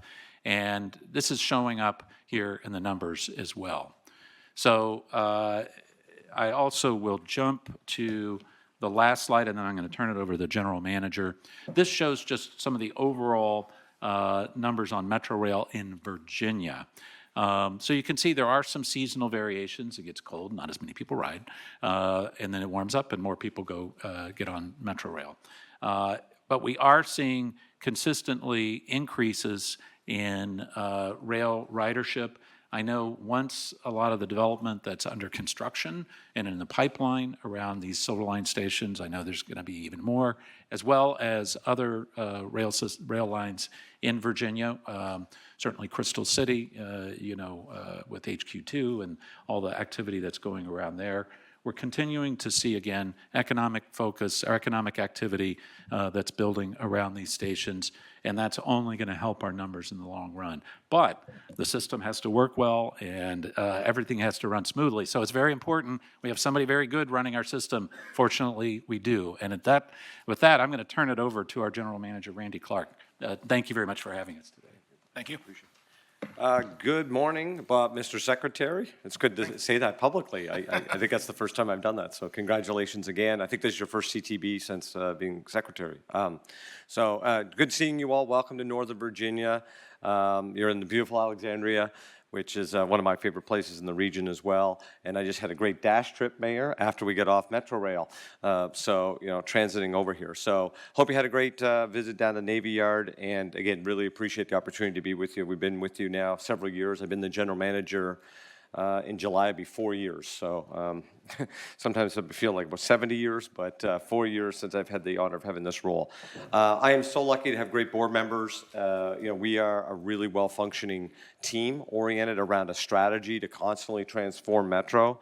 As the Secretary mentioned, it is a fairly complex governance process with 3 states and the federal government. And we just got, not only did we get our new Virginia board member last week, we got our 2 new federal board members last week. So we're full now, and we look really forward to to continue to drive our progress. I'm going to hit a couple things here. Board Member Alcorn mentioned the development. I just got off at Braddock Road with some members of our team. We're currently working with the City of Alexandria on Braddock Road right now. It's a fantastic opportunity for housing, multi-development right there. We have a great project at West Falls Church that we're doing that's going to bring almost 1,000 units of housing to West Falls, but it's also connected right next to another big development. So the West Falls ones, people talk about, it could be the size of Mosaic, which is worth or brought in, I think hundreds of millions of dollars of investment. So we're very excited about that development. In Huntington, if people have been there before, there's some really old parking garages. One is really pretty dilapidated. It's actually closed. We've been working with the General Assembly on some kind of economic development money to knock that garage down to really create a chance for a big, massive transit-oriented development around the Huntington station. We think it's a perfect location. You get the Beltway, great metro service, all connected together. So I bring these examples up that we are doing this actually all over the region. We brought some Virginia ones up, but we have several in Maryland, several in the district. Is a big part of our portfolio to say, how do we partner with our jurisdictions to create economic growth? Metro's not in the real estate business, we're in the partnership business. So it's the more housing, the more development that we can create around Metro, the better it is for everybody for a variety of reasons. I think, Bob Member Alcorn, if you look at, I think it's even on the handout, 3% of the land in our region is within a half a mile of a Metro station, and that makes up over 30% of the property tax base. If you overwhelmingly, all the multifamily, all the corporate headquarters, overwhelming amount of jobs in our entire region surround Metro. And if you fly in, I flew into Dulles last night, took the Silver Line. When you fly into Dulles, or if you fly into DCA, you can literally tell where Metro lines go because if you look at where the development. So, and I was very happy at getting on the Silver Line yesterday, very full train. Friday night getting to Dulles, my train to the airport was absolutely, I actually did standing room only all the way to Dulles from downtown DC on Friday. I'm not saying that's the most comfortable experience for everyone, but as the CEO of Metro, I want trains to be very full all the time. Okay, next up, I want to highlight one of the things that is very unique about us as a transit agency is where we live. And I'm going to highlight some events. While many are in DC, to be honest, they are regional events. And so I think the mayor would highlight this. If there's a big event in DC, there's going to be a lot of hotel and restaurant action in Old Town. And so we know this drives the regional economy, but some very big events coming up. UFC has a big event. As you know, the president is hosting a big event at the White House. We have what's called the Great American State Fair that's going to be 3 weeks on the National Mall, of which Metro is going to have a big display. So if you're there, you're going to see some really amazing stuff related to Metro, rail cars and whatnot. July 4th has been announced to be the largest fireworks show in the history of the world. So we'll see what that turns out. But we are in for I think we're in for a lot of smoke and a lot of noise and poor dogs on July 4th. But we will be there to support. It's always our big Super Bowl every year, and this year it's going to be even bigger. Big thing coming up is, if people are not aware, there's going to be an IndyCar race in August surrounding the National Mall and the Capitol, called the Freedom 250, of which we are expecting hundreds and hundreds of thousands of people. And the only way to go to this event, obviously, will be Metro. And then for any football fans, the national NFL has the draft on the National Mall next April, which Roger Goodell has already announced we expect well over 1 million people to be at the NFL draft. I'm not sure why everyone goes to watch someone open up a name in an envelope, but we will be ready. And I highlight these because on a daily basis, we are a pretty big system and really try to drive safety and reliability. But highlighting these, that we're really part of the national security framework of the country as well. We work with the Secret Service, FBI, Capitol Police on a daily basis. Today, we'll move better part of 1 million people on bus and rail today in the system, and generally working pretty well. A couple things that I want to highlight. I'm going to highlight some budget. We just passed our budget about a month ago. I want to thank the board for that and our jurisdictional partners. So our operating budget is about $2.7 billion. Capital is about $2.1 billion. So pretty simple. Operating budget really just delivers the rail, bus, and access, police, that type of service. And the capital budget is really about renewal. How do we keep our assets in what we would call state of good repair, but also continuing to modernize them? So that's everything from replacing rail and signaling equipment. We have a really big rail order for our new 8,000 series rail cars.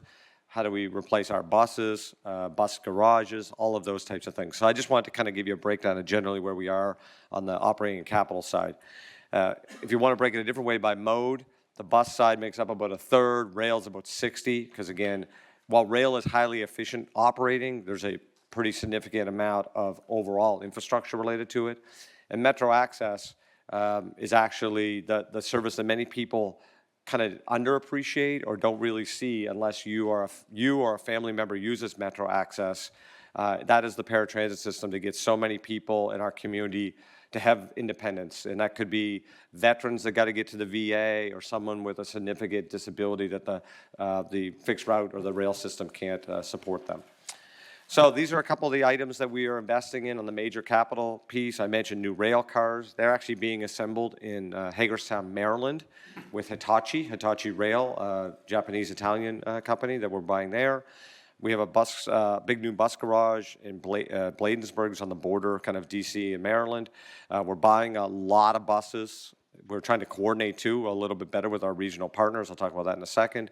Lots of technology. I've said very clearly we're a technology company that moves people, and we need to be looking at that all day long. We're doing an amazing amount of work around AI, predictive maintenance, a lot of those types of things. We're expanding our Dulles Yard for a new rail fleet maintenance facility in the Virginia space, so that's going to be really good as well. So lots of things like that we're working on. And then there's the ongoing kind of programs. Like I said, they almost seem, it's like at your house. Every once in a while you might paint your house or you replace the refrigerator. These types of things are just, we have to do all the time. They're a big system, so everything from cameras to vent shafts to roofs on buildings. It's just part of keeping the place healthy and working well. So we do have a few challenges, though, and then I'm going to, I think everyone probably knows where I'm going. I'm going to set up the challenges to talk about why we need a little bit more money. So our job is to make sure the system is safe, it's reliable, that we have enough capacity, and that we're being as cost efficient as possible. And I appreciate the Secretary acknowledging at Metro we've identified over $500 million of cost savings and cost avoidance, and the team is looking at that on a daily basis, and we're never going to stop looking at that. But our bigger issue is we have a very, very old signaling system, and specifically on the red line. So the silver line, as I just mentioned, the Dulles, is new, old technology. So what that means is it's kind of good stuff, but you would never buy that today. But it's still going to work fine for a while. If you take the red line, which is our first original line, it's 50 years old. And so many of you probably heard Secretary Duffy talk significantly about air traffic control and how it's a bunch of 8-track tapes and we got to modernize. He and I have been literally saying the exact same thing. So I don't know if I'm copying him or if he's copying me, but one way or the other, it is the exact same thing. Air traffic control is a lot like most old transit system signaling system. They do the same thing. They manage keeping planes away from each other and keeping trains away from each other. And it might look like a room that's about half the size of this room with these old racks that we want to replace with a couple computers. So it's basically going from 8 tracks to Netflix. Is the way I would. So if you like Netflix, that's what we're trying to get to. And they are big investments, but they really will help safety. They're going to really move us to reliability. The best signaling in the world can get you somewhere usually around the 98 to 99% reliability. We get a lot more capacity because we can run trains much closer together. So therefore, for the same amount of trains, the same amount of stations and tracks, we can run way more service, so we get that capacity. And when we do all that, we get much more cost efficiency as well. So then we can run the right amount of trains at the right amount of time. And so what we're looking to do is modernize our rail system to go into a fully automated rail system. Metro right now runs in a partial automation. When I got here, we were running manual, now we're in partial. We want to go to a full driverless Metro. That doesn't mean we won't have employees, but it means that the vehicles could operate by themselves. That is the world-class transit that if you went to Singapore and you went to Paris and you went to a lot of these places, we're the national capital of the most important and rich place on the history of the country, and our stuff is not as good as all these other places. And so we want to get to that top tier system because it'll be safe, reliable, and cost efficient.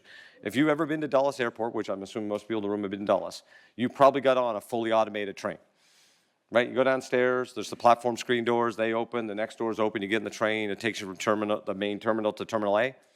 That's what we're going to do, but we're going to do it so we move hundreds and hundreds of thousands of people a day versus, say, Dulles. So that hopefully will give you a little sense of what we're trying to accomplish at Metro. So kind of went through it here. Again, high reliability. The big part about this is we're going to need a federal partner. There's a program, board member Griffin would know this probably a little bit more than others, but it's a program called Capital Investment Grant Program. And we are going to be working with the federal government. We expect by the end of this month to submit for this project. The goal here is the very last day of May to submit to this project. We've been working very closely. We'll be looking for hundreds of millions of dollars investments from our federal partners. So far the conversations have been really great. They have a program for this, and we're really excited. We think it goes heavily with the Trump administration's message, which is build fast, and build more efficient, and build around safety, and use technology, and it really aligns around that. So reauthorization bill came out over the weekend, and there's some stuff in there that we think will highlight that. Last thing is really, I think, as we talked about that need, we need to secure our long-term capital funding. We talked about this. I had the pleasure of meeting you all. Last year, the year before, we were in pure crisis mode. So last year, we kind of set this up a lot, and I really want to thank the secretary. He spent a lot of time working on this. We started about $700+ million through a lot of analysis, a lot of hard work, a lot of being told no. We got down to about $460 million. And what that $460 would really do in many ways is re-baseline Metro's funding. And Secretary Miller last year, you may recall, actually really supported this idea, which is if we got $500 million from the region in 2018, 2019.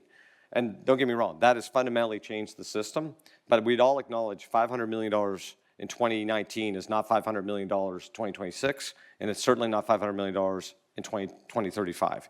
We've already lost a significant amount of purchasing power, and we're losing it by the day. So just like Director Birch does when he's going to talk about roadway projects, inflation is real. It's very real in the construction space.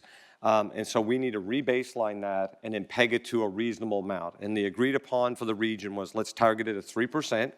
Metro can run our bond program with having very consistent, using dollars appropriate and get as much value out of each dollar.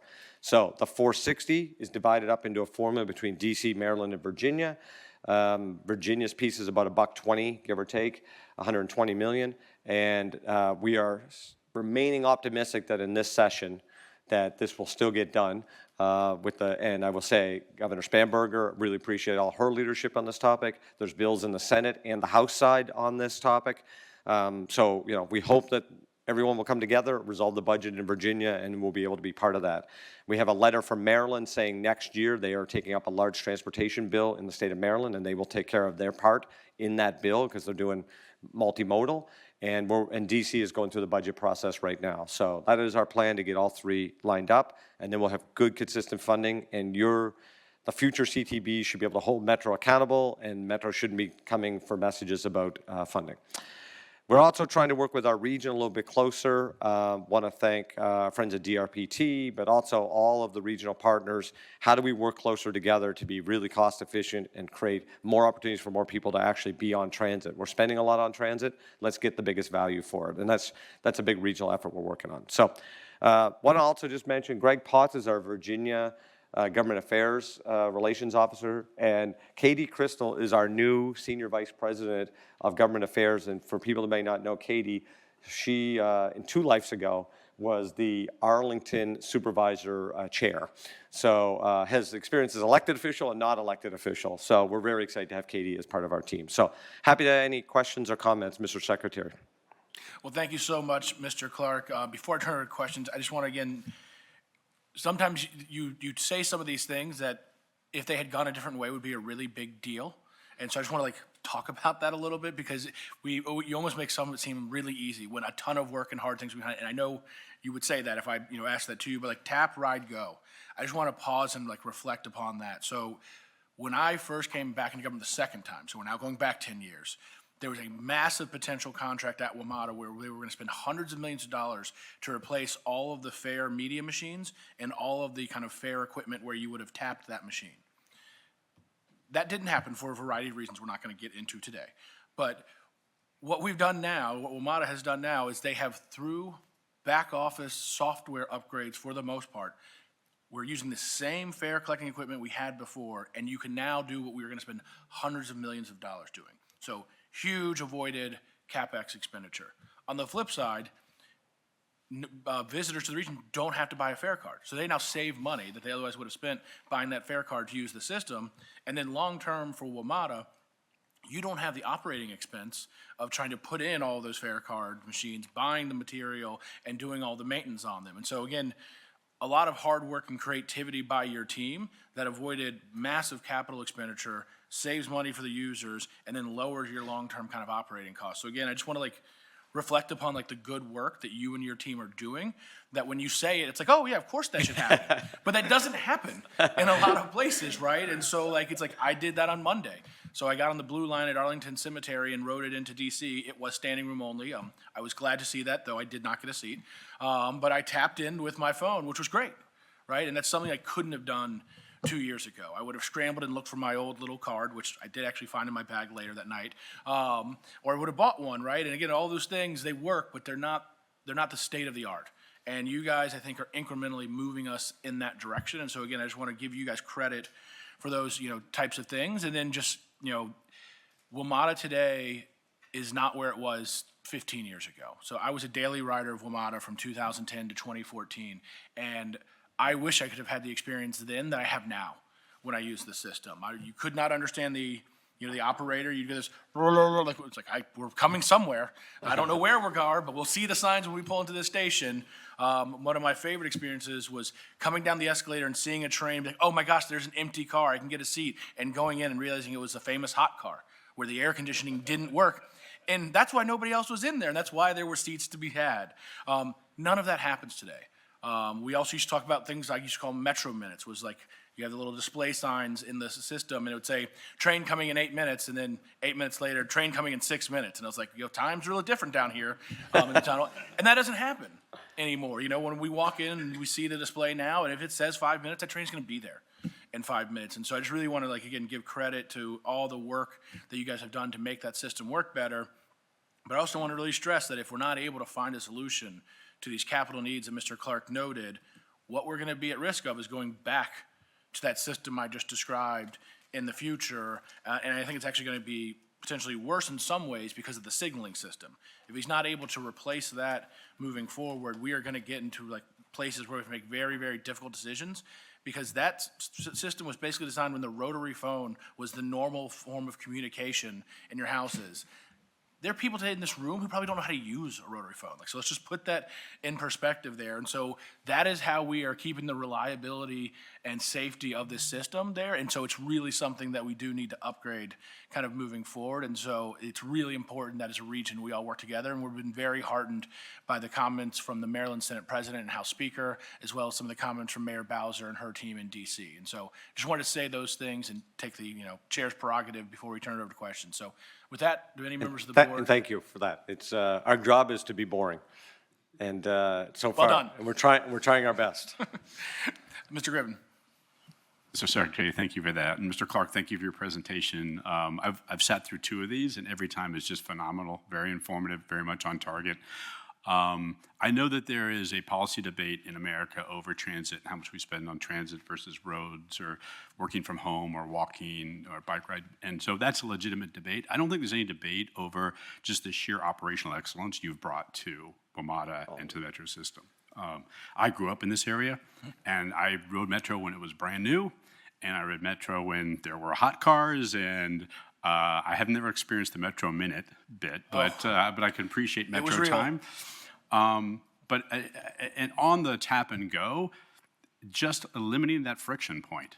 I mean, lots of times improving a system is not grand things. It's just hundreds of little things. And you talked about sort of continuous improvement in your last year's presentation.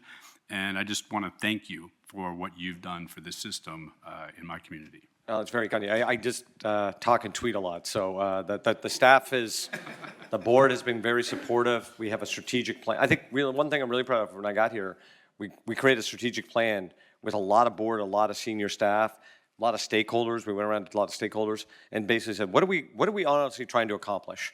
Let's stop talking about Metro and all the politics about Metro. What do we need to accomplish for the region, and how are we going to measure that, and then how are we going to be transparent when we don't, and then because we're going to fail, we're going to move 12,000 plus employees and 1 million people a day. You're going to have some failings, and I think the overall stuff we really said is safety is just non-debatable, period.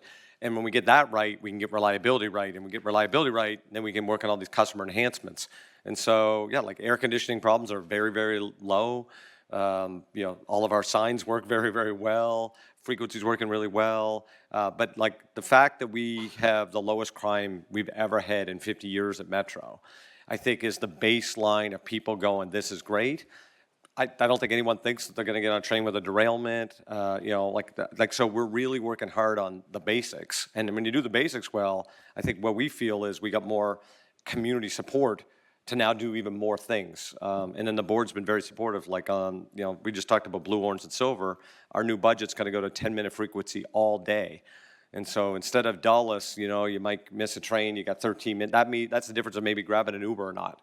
And now you gotta do that. And so, we wanna support the growth of this region. Our region has gone through some challenging times here.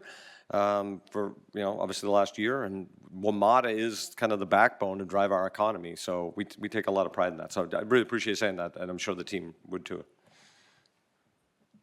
Mr. Secretary, thank you.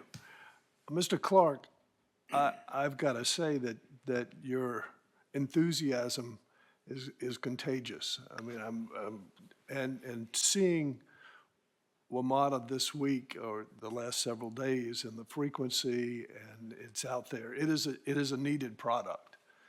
You came here and turned a lot of things around, and were just throwing a lot of things in your lap. And one of the things that was thrown in your lap was overtime. And I'd like you to speak to that and how that issue has progressed. And then the other one, which is probably a little bit bigger, and that is unfunded pension liability and healthcare liability, and what is happening there, and what are you doing in that area? Yeah, no, thank you for the question. So maybe I'll start with the pension one first, if that's okay. We actually are pretty well funded on our pension situation right now. So what we need to manage, and I think we're going to focus on a lot on the next CBA. We tried this CBA. I mean, if you've never negotiated a CBA, they're fun.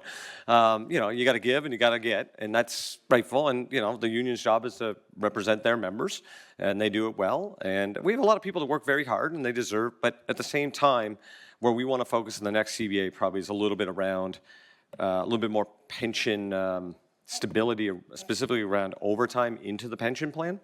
And we tried that a little bit, but instead we got the zero out of everybody 2 years ago. So every employee took a no pay increase 2 years ago. And when you compound that at Metro's size, that was what we really knew we had to do to balance the budget long term. So I would say overall we are pretty good on pension liability if you go through our financials, but it is certainly, we need to figure out how to not necessarily break the cost curve, but continue to slow the cost curve on that. I think most pension funds in America have been living very high recently because the market has probably covered most pension funds' liability issues because the market's been so high. But that is a point that you can trust that we have that on our radar. On the overtime is a kind of a never-ending conversation, and so we either hire a lot of people or have overtime because we have to run the service. So it's kind of like maybe certain factories for production. So if we don't run a bus trip, back to the mayor's conversation, that bus doesn't exist and her mom's not getting there. If we don't run the train, people at Dulles are like, where's the train? And then we have the police topic, right? So our biggest groups of overtime are operations, infrastructure, and police. On the infrastructure side, we've reduced very significantly. So in April, signaling system was 60% more reliable than last year, and budget went down 50% in overtime. So again, back to Boardman Gribbon, like slowly finding every little thing to connect. With that said, our police overtime is very high because it's very hard to hire police officers. So we've turned, and we're now, we don't attrit as much anymore. We created our own academy, and we're finally growing. But we probably need a couple more years to get to that baseline number to kind of soften or push down the overtime number. The bus operator topic is probably our heaviest topic for overtime. And, there's a lot of mandates in our world that are everything from FMLA to local to state laws and other things. I think just being honest, the pandemic changed people's thinking about being off for sick or how much leave they want, or like Fridays are unique, that a lot more people are sick on Fridays than Wednesdays. And so we're trying, so in our last CBA, and I give the union credit, they work with us on this, we really increased discipline for tardiness and absenteeism. Unfortunately, that has led to a little bit more terminations, but it's also led to people showing up more when they need to be there. So what we're trying to do is treat our employees right. They're good people. You work 24-hour system through the storms, through special events. But we also say, hey, you got to respect the taxpayer here, and we got to be here and be present. So over time, there is always this Goldilocks between too much overtime. Obviously, there's the optics of it, but then there's the reality, and then there's the, if too many headcount versus overtime, the indirect costs are too high. So we are always trying to find what's that balance. So what our number one goal is to manage personnel costs below budget. And this will be the 4th straight year we've managed personnel costs lower than budget. And so, overtime here, headcount there, and trying to trade them off as best we can every day. So hopefully that gives you an answer, or what we're trying to work on anyway. Thank you. Yeah. Still up? Yes, thank you, Mr. Secretary. Congratulations to you. I mean, I lived in Arlington for 40 years and quit using the metro because of safety. My husband quit using it because of fires in the tunnel. So we're glad to see the big change that you've really brought to the system. And I do want to congratulate you on that. I would also like to encourage you along the lines that the supervisor, I believe, mentioned about economic activity within metro space. I know that in the private sector, we've got lots of things going on, lots of economic activity, but you have some of the prime real estate where I think small businesses, concessions could actually be a great benefit, providing you some income, and also a benefit to the users of the system. That might require changes in the law or something, but I think that's a great place to look for new revenue, maybe. Great, thank you for that. So obviously, this is our number one focus, which is how to use our asset map to the biggest effectiveness. But for instance, our headquarters building in DC, we built that purposely with frontage to now have retail. So we have multiple retail establishments at the bottom of WMATA's headquarters that are like food and beverage kind of thing. So like a Potbelly's, and we have another one coming like a couple months. There's a few places like that around the system. What we're really trying to think about, though, is mostly how can we help our partners build buildings at our facilities, which would have a bunch of what you're getting at. We also do a lot of advertising. If you've been in the system, it seems like it's mostly about AI war, but it's the DC market. It's just kind of what it is. I don't even know what some of the ads really mean. But we do a lot of advertising, both digital and static. And we're really trying to activate that. We have some fiber leases in our tunnels. We've laid a lot of fiber and then put in extra. So we work with carriers and other things of that nature. So you have our commitment. If there's ever a revenue source that can help either lower subsidy or make it so fares don't have to continue to increase. So next year we'll probably do fares again. What we're trying to do is every 3 years. And Secretary Miller rightfully pushed us on that, I think, last time. So I think, any dollars that we can kind of come up with creativity, we're working on. So we'll do our best to keep the CTB informed of all those ancillary things that we're putting together. Thanks. Sellers. How do you measure the impacts of these new developments on the system? Yeah, good question. So again, there's, I guess, multiple ways to measure it. So our first is from a partnership point of view. So, I kind of take a step back, and when I say these, I think hopefully you go with the words of Metro doesn't have money. We manage money on behalf of a bunch of partners into the compact for Metro. So whether it's the mayor of Alexandria, or if you're the supervisor and Fairfax, you have goals around housing. You have goals around economic development. You have a lot of just innate goals for a county or a city.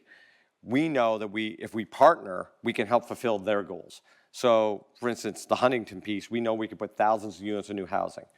So The benefit to Metro might be that the space is now active. We might get more ridership.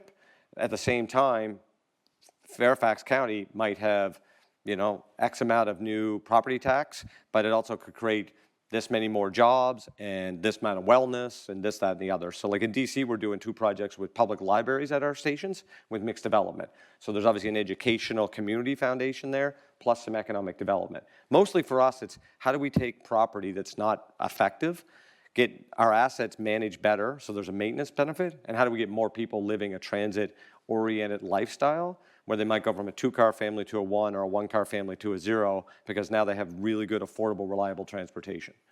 Right, and so my follow-on question then is how are we quantifying this to then ask these developers to actually contribute to the impacts to the system? Because when I hear, oh, we're gonna put thousands of units there, if those were in the counties outside and the governments outside of Northern Virginia, typically we're looking at the impact to the roads. And there is a discussion at that level. Northern Virginia does have a little bit more ability in the proffer area because of the proximity to Metro. So how are we leveraging that to help you guys fund these infrastructure projects and have these conversations without always having to come to the state government? Because you guys do have very unique proffer authorities up here that we're not seeing leverage. So if you're telling me thousands of units, thousands more people on your thing, well, what's that gonna do to your infrastructure costs? Because the degradation to your trains, to your tracks, to your system overall, and how are they contributing to that? Yeah, so I think maybe 2 different things. One, I think a lot of stuff you might be talking about is the authorities of the counties and the cities, so that, again, we're the partner. We might have a property, we might do the joint development piece, but it's kind of a partnership. So we're not into that other kind of piece. But from an infrastructure point of view, it's the complete opposite in transit. There is no degradation. We want more people. So transit is the most efficient, the more people that use it.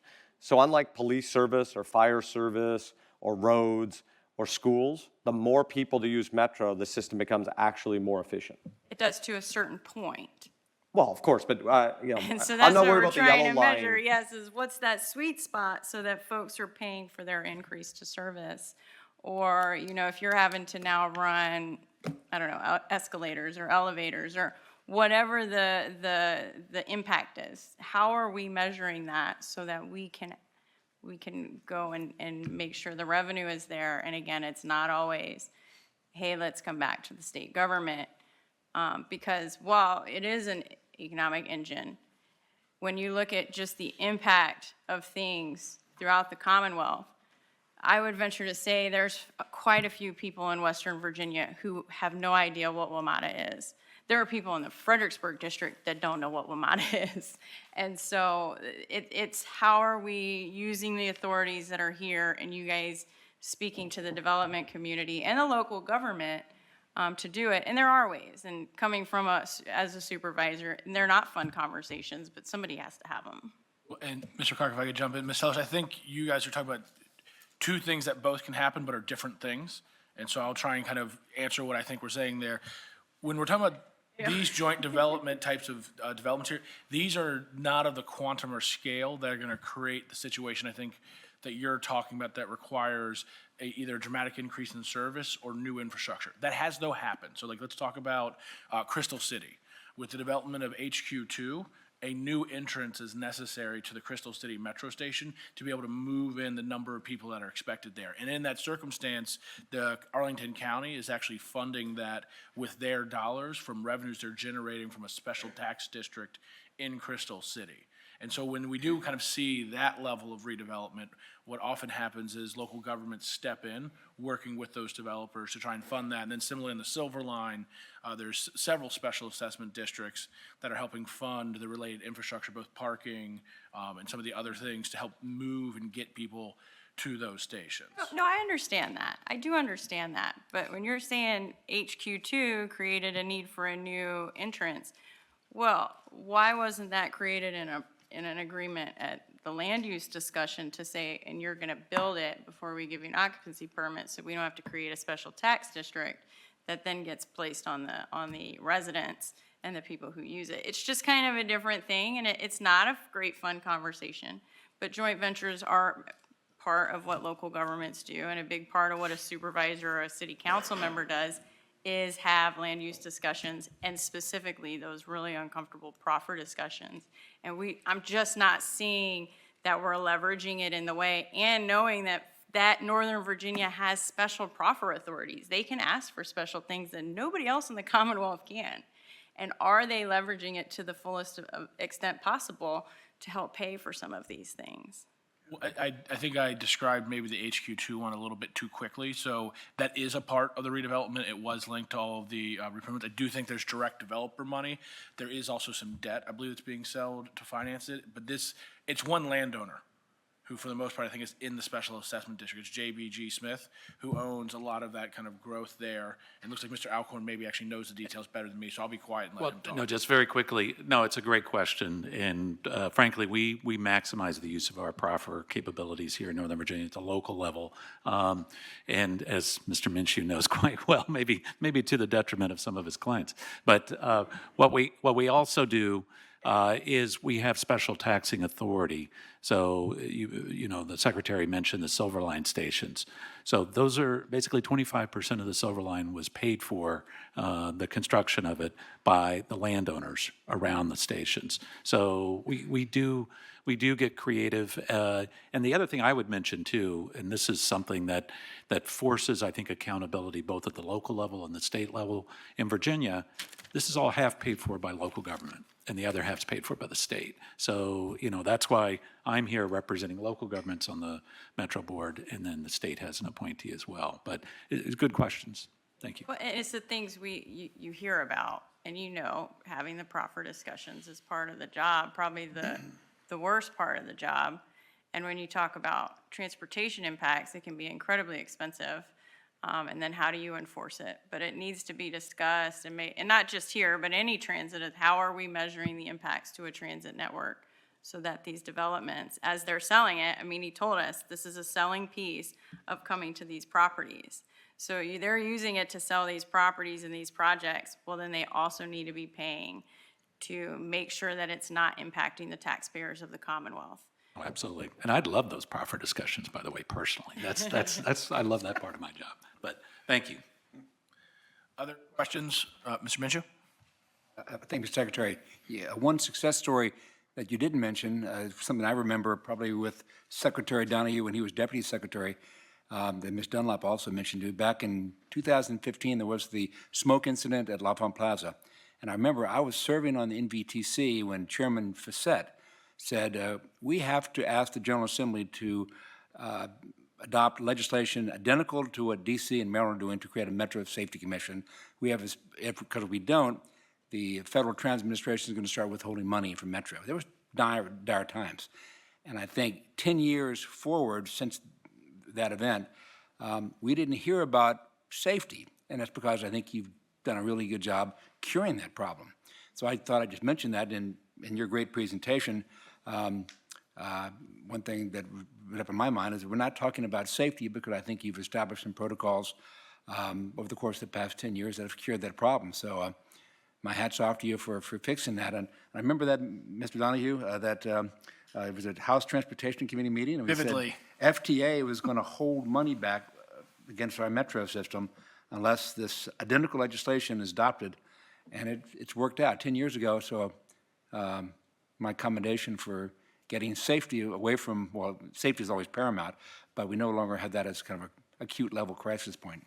Yeah, no, thank you for mentioning that. And I think not to tie the knot back to how that's why it's so important that we get this DMV Moves funding secured, because one of the reasons we are operating really well now is the money that came together in 2019, which allowed us to do so much upgrades on track, on platforms, elevator, escalators, vehicle fleet. But the job never ends. And so what we need is not new money. We need a baseline money and have predictability to run a really good capital plan, and then a workforce plan that has bonding capacity and really run it correctly. And we're on the verge of, I think, one of the most important things in the history of Metro, because it could truly then operate with predictability for decades and decades to come. And it's been the Achilles heel of this place for 50 years. So can't say enough if we can get this done CTB meetings and Metro Board meetings and other things for a long time should be really about execution to a strategy, not a roller coaster of, well, we were really good, and then we decided not to be really good again. And it costs way more to actually fix it when you're in a hole, too. So it's better just to be consistent and then hold people accountable for agreed upon strategy. Any other questions for Mr. Clark? Ms. Dunlap. Yes, thank you, Mr. Secretary. Let me just make one suggestion that there be greater transparency then on the funding issues. I'm sure that that there are lots of people who know about all the proffers that are being put in place now, but you know, I'm not familiar with the detail of it. I was certain there were some, but I think it would be actually helpful to the people in the community to know who all is contributing to the funding of Metro, not just Virginia, D.C., Maryland, and the federal government, but who's also from the private sector adding to this budget. I think it actually would give a greater sense of ownership to a lot of the people in the community. Okay, thank you. We'll continue to work on that. Appreciate it. Mr. Clark, Mr. Alcorn, Ms. Burns, thank you very much for coming to the board meeting today, and we look forward to hearing from you again in the future. Thanks for having us. Okay, folks, the next presentation we're going to go to is we're going to go back to number 8, so we're getting back in order. So Ms. Pryor, please provide an update on the budget.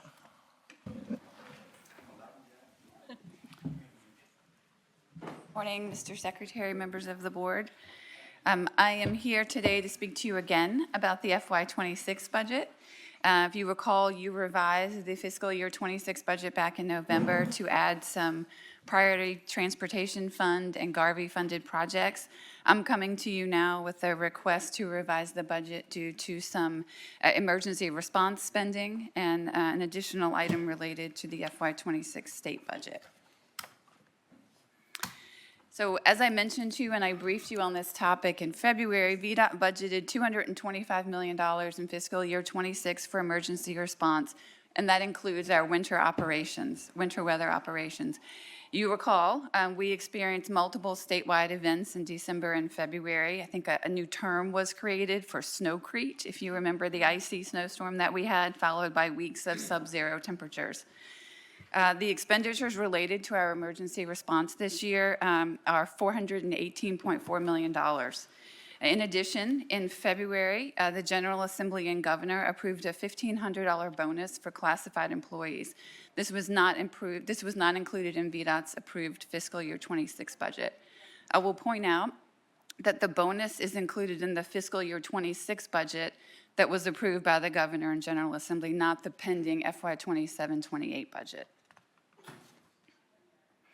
This summarizes the impact of our emergency response spending and the employee bonus. You can see that our expenditures for emergency response totaled $418.4 million. Our budget was $225 million. The employee bonus is at $12 million. That leaves us, after accounting for the emergency response budget, that leaves us with a shortfall of $205.4 million.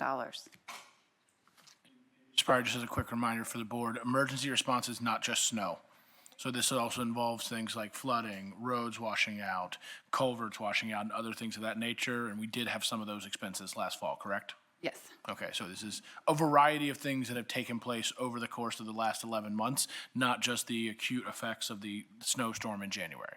Correct. And to be clear, it incorporates statewide events as well as individual events in different districts. So it's all of our emergency response. As you recall, when I briefed you back in March, I explained some of the steps the department was taking to implement some savings.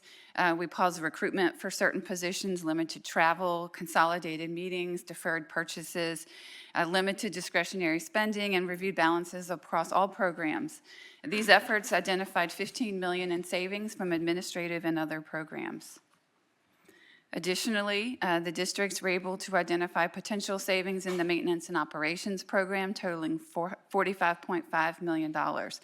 These were due to things like deferred activities, identified reserves within the program, surpluses from previously completed projects, and delay of planned work.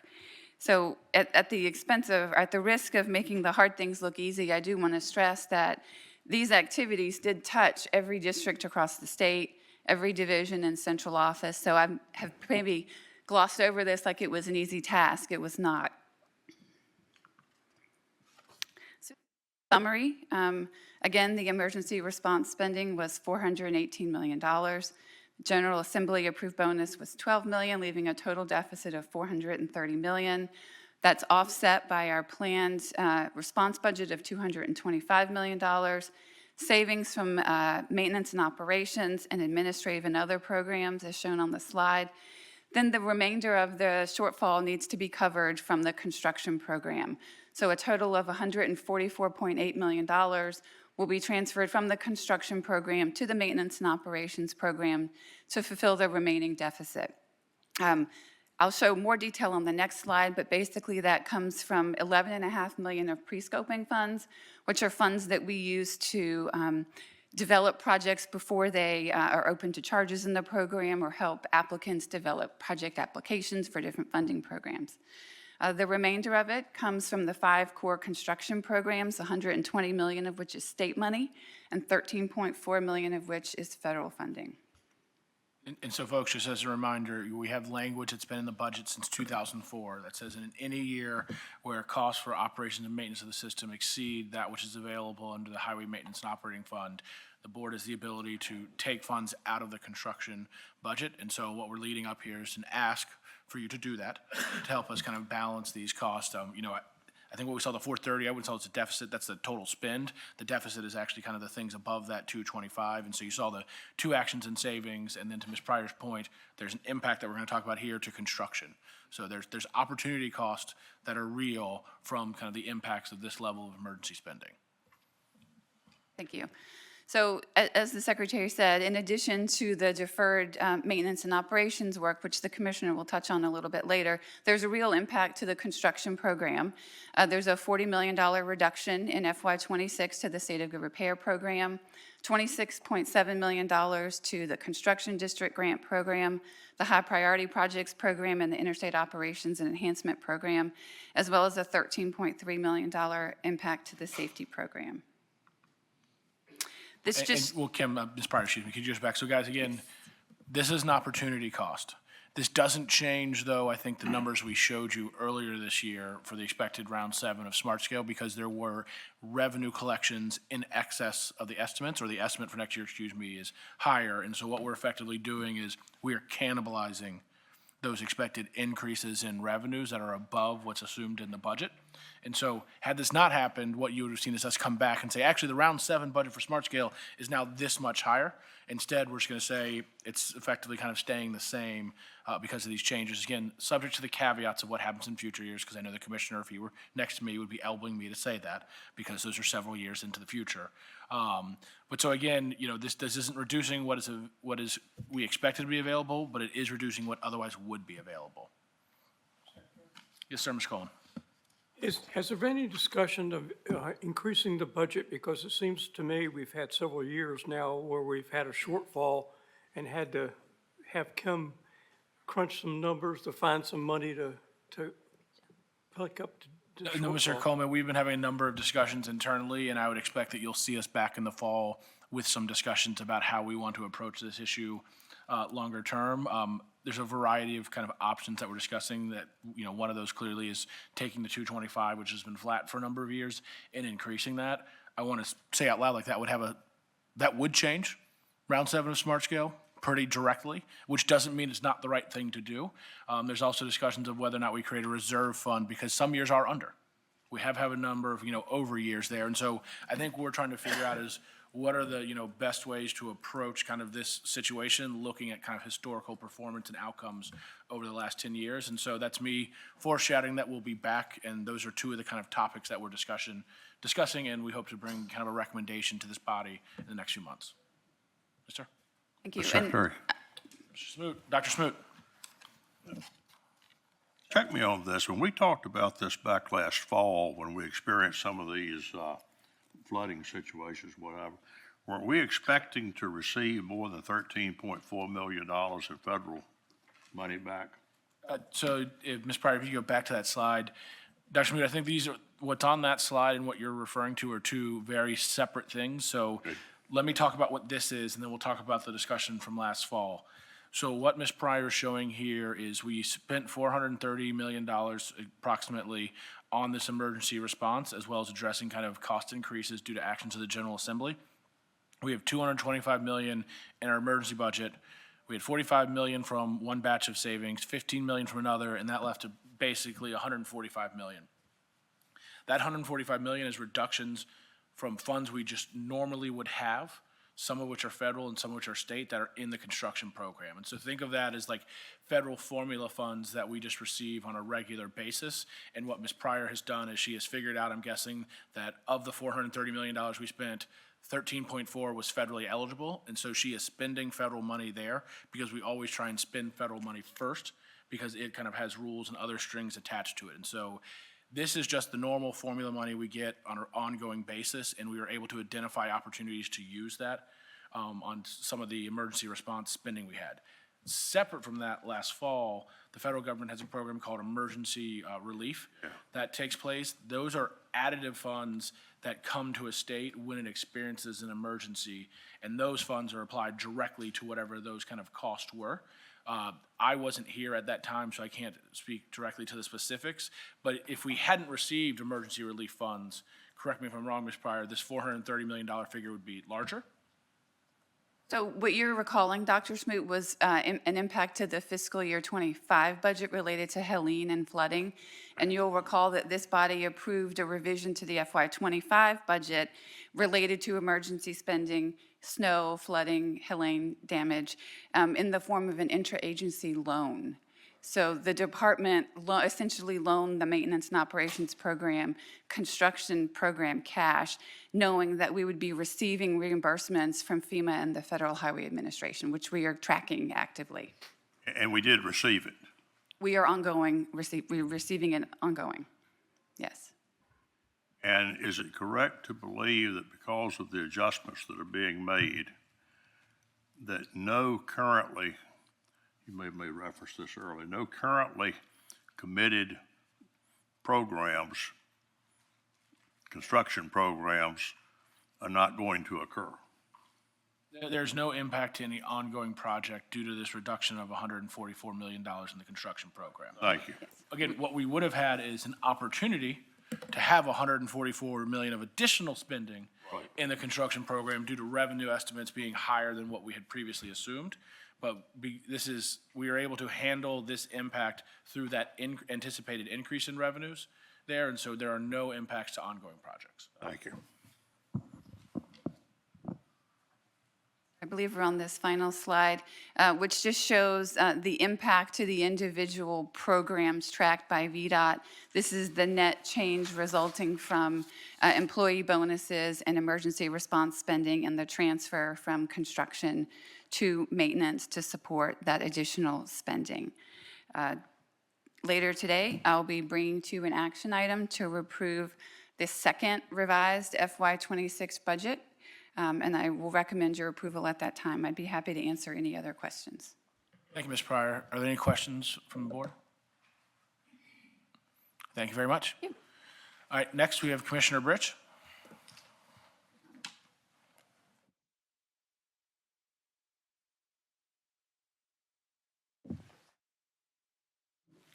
Second for the slides to come up.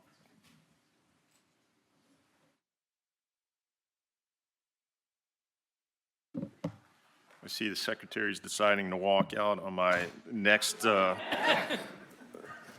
very neurally stimulating presentation on our maintenance program. Thank you. So we're here today to be able to discuss our part two of the review of the 2019 comprehensive review. Again, this is an overview of how we got to where we are and setting the stage for what we plan to do for the rest of the calendar year. As we said back last month, that the 2019 comprehensive review was an attempt to take a very business focus to how we looked at our maintenance and operations program. We wanted to shift from short-term decision-making to long-term sustainability to make sure that we were investing in our future generations in our infrastructure program. I coined the phrase back then, and we heard it this morning at US DOT, that we needed to get back to basics. I was happy to hear Sean McMaster, Administrator, say that same thing today about getting back to basics on our pavements and bridge programs. Why we're here today is really to focus on the routine maintenance and emergencies that we've experienced and how we have achieved it, setting those budgets accordingly. Part of what I will also talk about is our investments that we have made in our maintenance and operations program. More importantly, the tensions that we continue to feel in that program and what its impacts are. Many of those things that you just heard from Ms. Pryor in why we're adjusting the budgets that we have today. I will highlight with the bottom bullet the 6 years of operational experience in our need to reevaluate where we are with our ordinary maintenance program, our emergency program, and then baseline them. And we did not set performance measures in 2019. And I'm going to go through a little bit of why we did not in this presentation, but we do hope to have performance measures set later this year. So these are the 4 topics that I'm going to be covering: routine maintenance, emergencies, maintenance and ops, program impacts, and then of course our assets that are funded on an as-needed basis today. So starting with routine maintenance, but before I do, let me give it a quick overview of the agency and some of the actions that have taken place and how we have gotten into the posture that we are. As you're well aware, we're the 3rd largest state DOT in the country, state-maintained highway system, and we have over 100 diverse assets and services that we provide. Now, stepping back a little bit of how we got here. In 2007, we had the housing crisis, and this had very significant impacts on the department's program overall. I'll say from the construction side of the house as well as to the maintenance and operations side. In June of 2007, we were forced with a $1 billion revenue estimate reduction. Let me just go back into place. Just simple 9 years ago when I started in this position, our 6-year plan was valued at $10.6 billion. It's now at $28 billion. So we can only, I don't have the statistics today to share with you what our 6-year plan was back there, but it was much less than what we're experiencing today. So a $1 billion reduction to our estimates were quite significant. In October, we predicted additional revenue reductions by 2.1 to 2.6 billion over that 6-year period. So you can see from the sub-bullets, we were reducing our 6-year plan. There you go, fiscal year 2008, 8.7, and then by fiscal year 2010, we were at $6.2 billion. We also experienced significant reductions in our workforce. Last month, I referenced back in the 2007 time period, we went through the downsizing blueprint, where we went from about 10,000 employees, a little more than that, to 8,500. We stayed stagnant at about 7,500, and in the last 2-3 years, we've experienced a little bit of an uptick in our employment levels, really focusing on our maintenance and operations folks. During the same time period, during that downturn, we experienced some reductions in our facilities. We went from 335 facilities to 248. We permanently have lost those facilities across the Commonwealth. We've divested ourselves. We had 44 residencies, we're down to 29. You can read the number of equipment shops that we had, and some of our residencies and area headquarters had service bays that we would be working on our equipment. We eliminated those locations and we're down at 37. And we really went to a focus standpoint for our residencies where they're going to manage only the maintenance functions.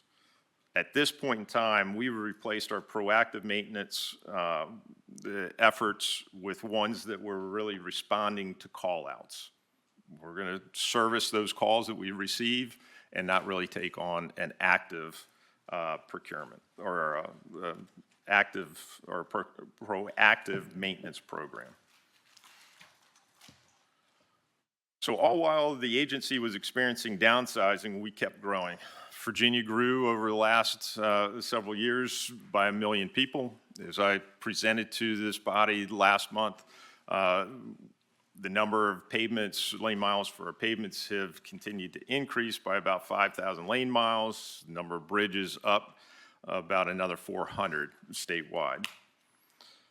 Interesting enough, during the same time period, our tracking of our assets have changed drastically, and we've just started deferring work. In 2007, we did defer work. So we're not going to work on our sound walls. We're not going to work on our right-of-way fences. Our commuter lots are not that high priority. They're in pretty good shape. People park on them. They're not driving on them. And sign inspections, we used to do nighttime sign inspections every year to be able to determine their reflectivity. That's been deferred. Our ditching operations were also deferred. In 2012, we went through a time period where we entered into a new fiscal management system, and the decision was made not to track our assets to a very granular level. So this is one of the areas where I've been frustrated for the last several years, 9 years, that how many assets do we have and what's the condition of them, and no one can tell me the population of it. And it's simply because we reduced the number of assets that we track down to really 6 buckets. Now, since we started this effort, we've expanded that to be able to get a better feel for the number of assets that we have and their condition.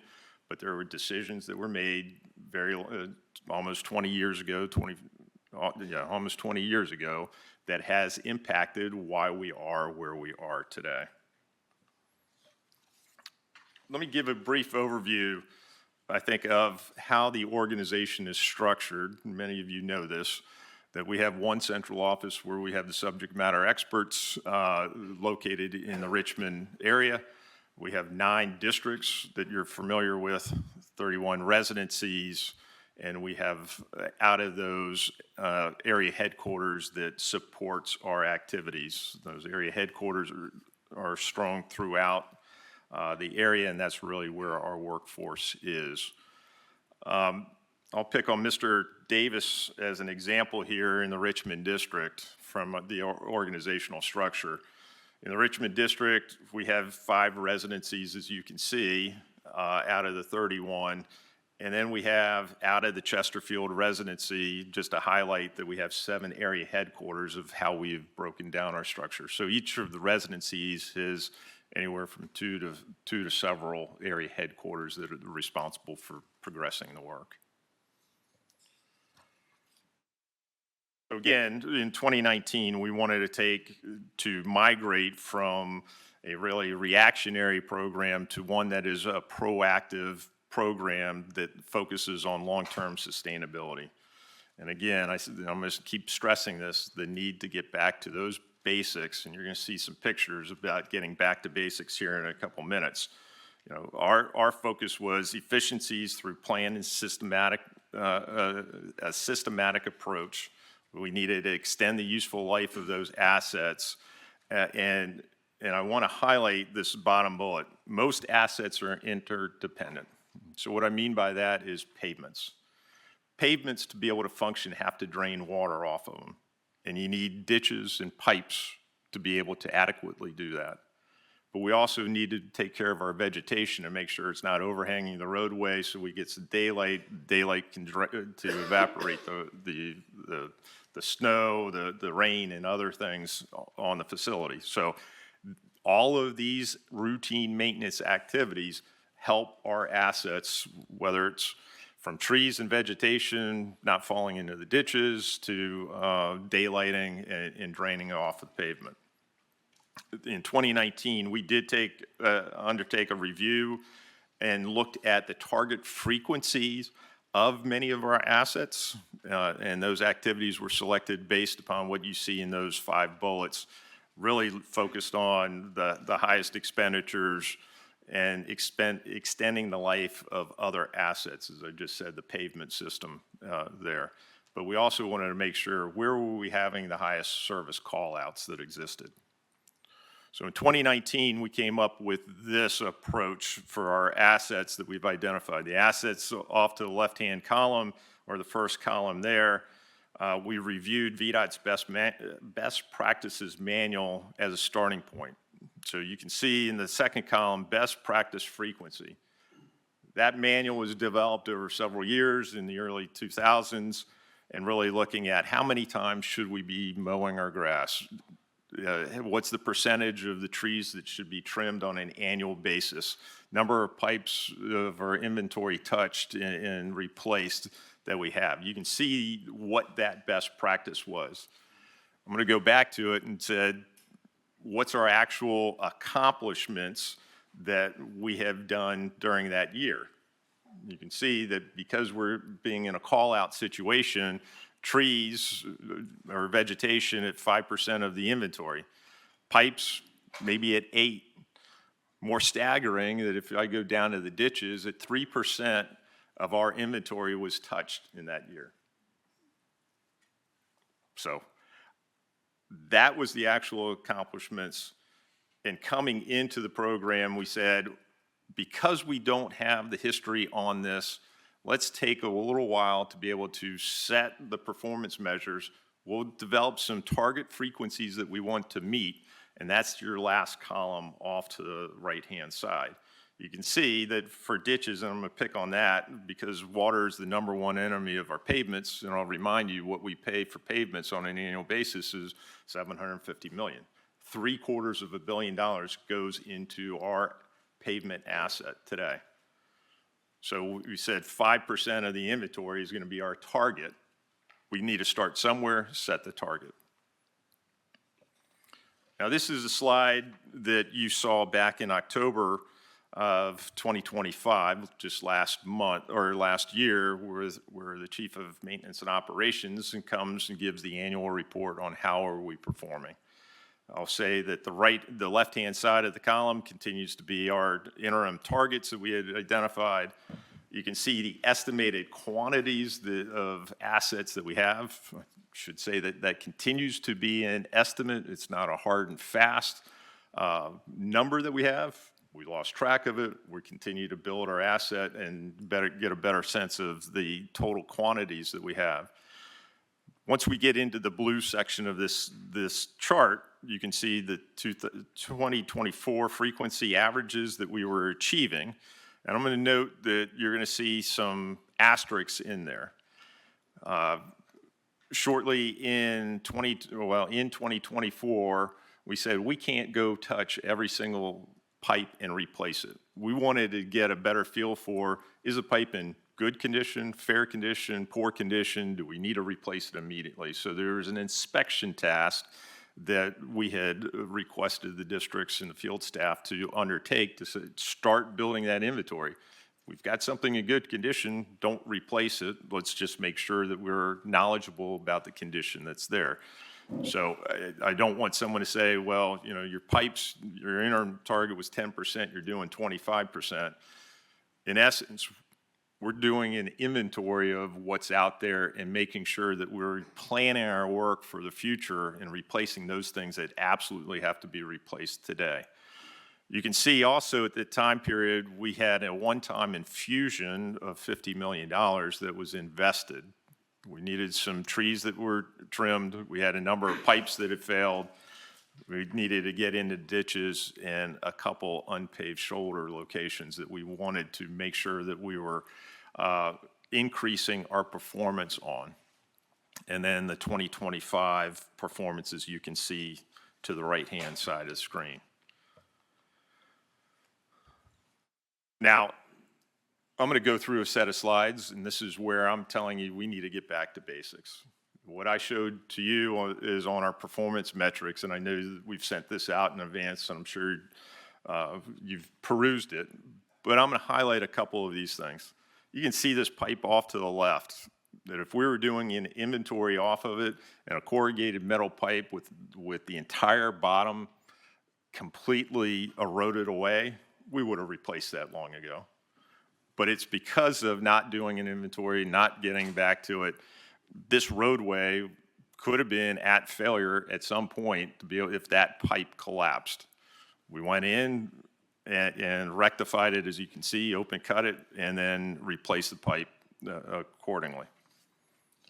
Again, I'm going to go through these relatively fast. We had some storm damage. You can see the wing wall was completely swept away, and the pipes were exposed.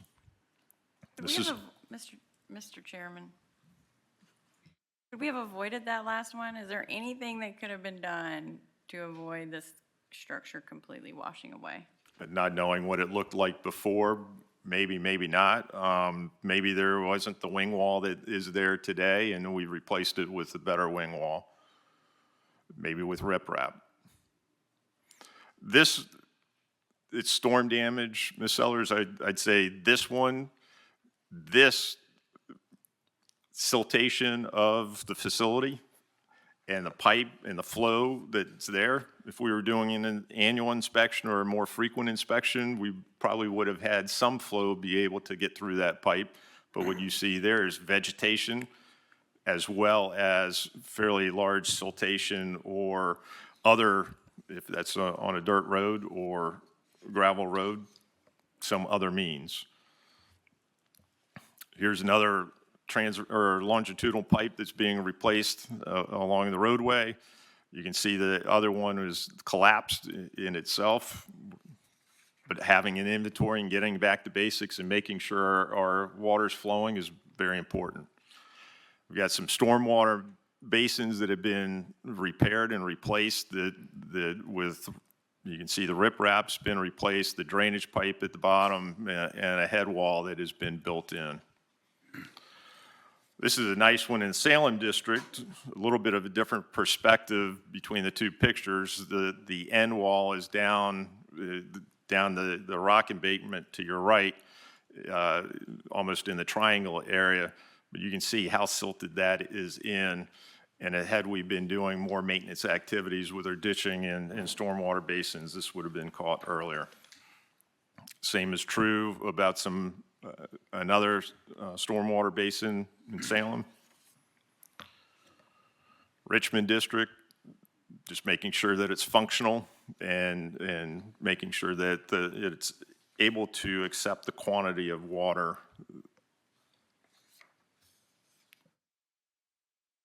This one's in the Northern Virginia District. You can see where the patchwork is, as well as the vegetation growing into it, which we want to be able to remove and ensure the capacity of the stormwater facility is adequate.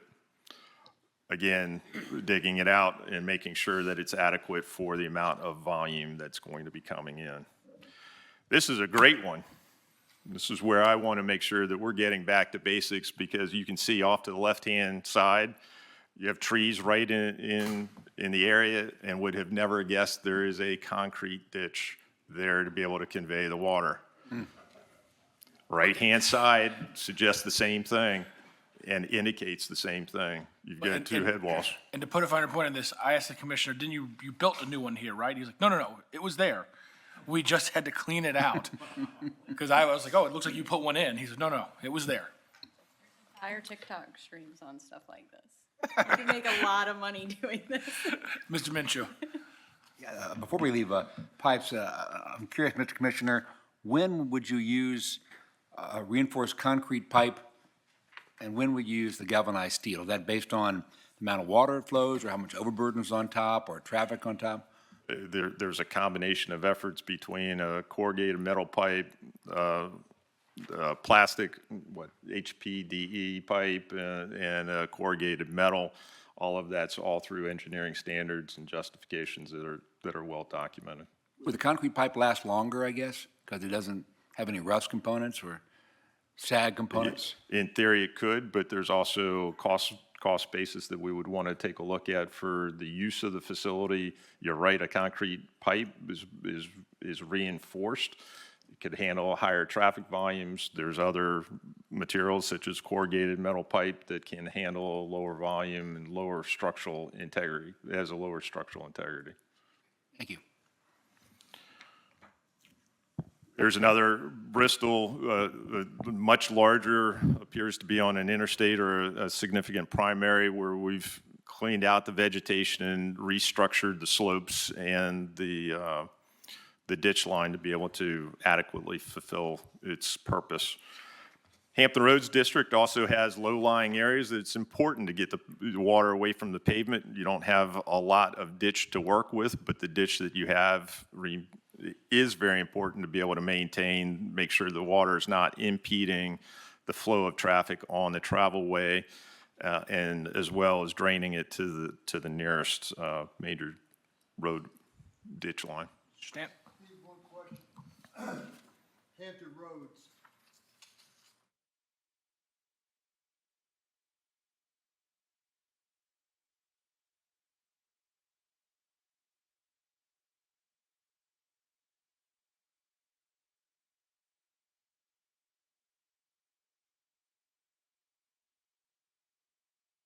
Well, the city of Virginia Beach is very clear that we only operate and maintain the interstate system in the cities, in the Hampton Roads District. So as soon as I come off the interstate, it's a city. Done up. Yeah, thank you, Mr. Secretary. Do you have contractors who are responsible for doing some of this work, or is this just all VDOT specific personnel? It would be a combination of our workforce that would be responsible for doing the ditching and these routine maintenance items, and where we need hired equipment and hired help, we would contracting it out.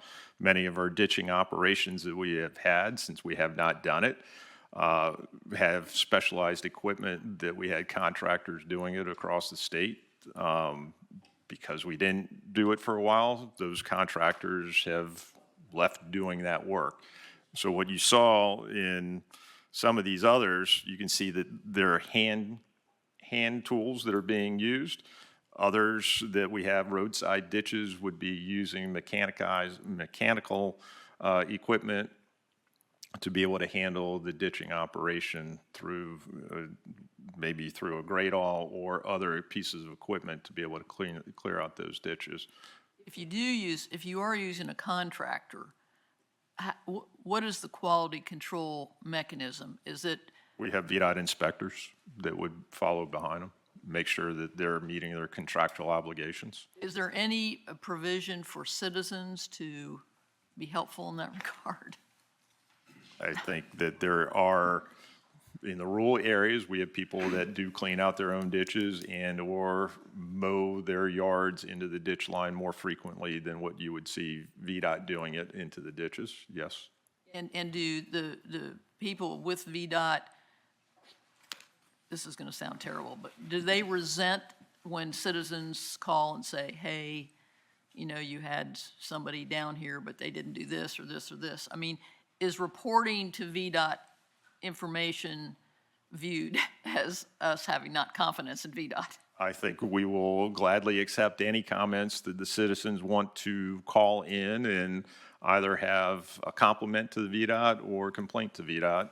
We will accept that, and part of our call center is part of that, those call outs that we would have if it was not done, or we have standing water in ditches or pipes that are broken. We want to know about those items. Very good, thank you.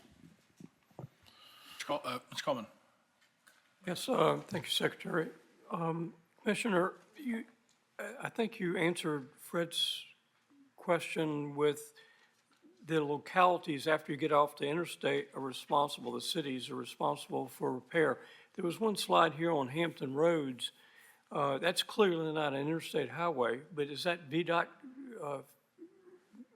doing the work there, or is that, and if it is, if the city or county neglects maintenance that impacts the roadway and deteriorates it, how does that work out? Let me just say, City of Virginia Beach and their ditches are their responsibility to be able to maintain. the rural areas of Hampton roads outside of the cities in the county locations still is VDOT's responsibility. This would be a VDOT crew or a contractor hired by VDOT to be able to perform this activity that you see here to be able to improve the ditches. And if it was VDOT crew, that would be our people be able to reestablish that ditch line and improve it. So it's our responsibility, it's our roadway, it's our right-of-way. But the rural roads are also part of VDOT's. In the county system, yes, not in this the incorporated cities. All the incorporated cities that have roads. Commissioner, Mr. Coleman, Mr. Stant, so just generically, as we think about like the maintenance responsibilities across the Commonwealth, remember, we're unique in having independent cities, but independent cities and then towns of a certain size are responsible for their maintenance of the road. Hampton Roads is unique in that you have cities due to the city and county consolidation back in the 60s and 70s where you have like an urbanized part and a rural part. But from a governance standpoint and a division of responsibility standpoint, whether you're in Pungo or whether you're at the oceanfront or town center, you are within the city of Virginia Beach. And that kind of structure of being within the city means once you're off the interstate, it is the responsibility of that municipality. When you go into Isle of Wight, everything is VDOT. If you're in York County, everything is VDOT. If you're, I forget, Sussex, Surrey, et cetera, those are all VDOT. If you're Newport News, again, that's almost all urban, that's all Newport News. But, Chesapeake, my in-laws used to live in a rather rural part, I'll call it, of Chesapeake, which is ironic because we're talking about within the city of Chesapeake. But those, again, are fully the responsibility of the city of Chesapeake. And so it's really that municipal versus kind of county structure that determines the maintenance responsibilities, and that dates back to a long, long, long time ago, I think 1932, when the whole Bird Highway system was created. Yes. Mr. Secretary, Dr. Smoot. do the local governments that have these maintenance responsibilities receive any funding from the Commonwealth to help do them? Absolutely. So in our maintenance budget, or the numbers we saw earlier, it's give or take, Kim, 2.7 billion. She's saying close enough. Of that, something around 500 million, give or take, it's probably actually 600 million. 600 million, just round it, 300 million, or 3 billion, 600 million Yeah. go to the localities. And that money goes to both cities and towns to maintain their roads, but also Henrico and Arlington, which are not a part of the secondary system. So those are the two counties that actually maintain their roads. And so in code, there is a maintenance payment structure, depending on whether it's a local road or in a collector or whether it's an arterial road. And based on the number of moving lane miles that a jurisdiction have, they get a certain payment from the state. That payment is linked in terms of growth over time to the growth in what VDOT spends on its pavements. And so there's kind of, again, that proportional concept there. So, Mr. Secretary, I might add, the next presentation following this presentation just so happens to be urban city street maintenance payments. Yes. Mr. Secretary, Ms. Sellers. how does this relate to a county's stormwater program that they have to do with I think it's the Chesapeake Bay Act. I was trying to look it up, but there's something with the local governments that costs local governments a lot of money around 2014 with their. MS4? Yeah. I'll let the commissioner answer that as he's more qualified than I am. I may need to get the chief of policy up here, but the MS4 program, we have to abide by for each of the localities' stormwater management function, as well as a statewide function. It's when we really go in and do a heavy maintenance activity or a construction program needing to abide by the prevailing stormwater ordinances that have been put into place. I figured that for construction, but for something like this, could there not be a partnership with localities to maybe go out and do some of these? Just take a look at it while you're out there, tell us if it's failing. These would be our facilities that we're responsible for, that we're going to replace in kind. Ms. Sellers, so we also have MS4 requirements that fall upon the department, and so in terms of our impervious surface, these are not things that the counties are ever looking at in terms of how they comply with MS4. This is all about our facilities here, and so the counties aren't involved in these, even when they're dealing with their own stormwater requirements, because those stormwater requirements are applying to their facilities. Right, and where's DEQ get involved in this? the real permitting process, that this is not, we're replacing these items in kind. But the commissioner is saying, by saying in kind, he's saying DEQ is not involved in this particular activity. If we are doing a betterment or a modification or something new, then we are required to get a permit from DEQ to demonstrate the compliance with MS4. But the point he is making when he says in kind is in-kind activities are exempt from those permitting processes because you were kind of just restoring what was already there. I understand that. I'm just trying to figure out how this gets there when there's supposed to be state, oversight things. And, from the county in 2014, when all these things were coming up for us, we went through this whole process too. And it was a nightmare. I mean, it killed our budgets. We could guarantee the stormwater and CSA were gonna kill your budget every year. And God forbid if gas prices went up, because then fire and rescue is out, astronomical. But, so just looking at this These are all just pure maintenance activities that we're undertaking to be able to restore and get back to the basics of this one in Fredericksburg is a prime example of a facility that existed. We had a ditch line that's there. We need to get back, clean out the ditch line, and repair it with the riprap to be able to handle the flow of the water through there. I've got a couple other slides that I'm just really going to run through quick. I think you've got the gist of why we need to get back to basics. Hammered that point home. Yes, the unpaved roads, being able to make sure that we've got a shoulder, that they're gravel, that they continue to get the water off of them. Some vegetation control, just being because those trees and roots and other things can crack that retaining wall and lead to larger issues that we do not want to happen. Some things in the Northern Virginia district, again, on pavements, paving or patching operations to be able to recover the roadway, vegetation and drainage. You can see that all that vegetation in a ditch line is not good for water flow. All right. Just to touch on a little bit of what was presented by Ms. Pryor in the prior presentation. As the board's acutely aware that we respond directly to emergencies throughout the year. It's just not snow and ice and hurricanes and floods. You can see the bottom left-hand corner. This one made the national news last year about the bed of the truck being up and taking out the entire westbound direction of 64 and the sign. Happy to report that it's been finally replaced almost in the same location, but that led to about an 8-hour shutdown of the facility, needing to take those things down. Upper right-hand corner is Hurricane Helene in the Bristol district, and then we've got tornado damage that we respond to and other incidences. Then this one just so happens to be outside of VDOT's central office, the lower right-hand side. This is the full reason they come, they go. Some years we're over budget, some years we're under budget, but we respond 24/7 to be able to maintain our facilities. So I've given you a quick overview of the work that the men and the women of the agency perform. What I want to do is give an overview to let you know the tensions that are now being felt within the maintenance and operations program.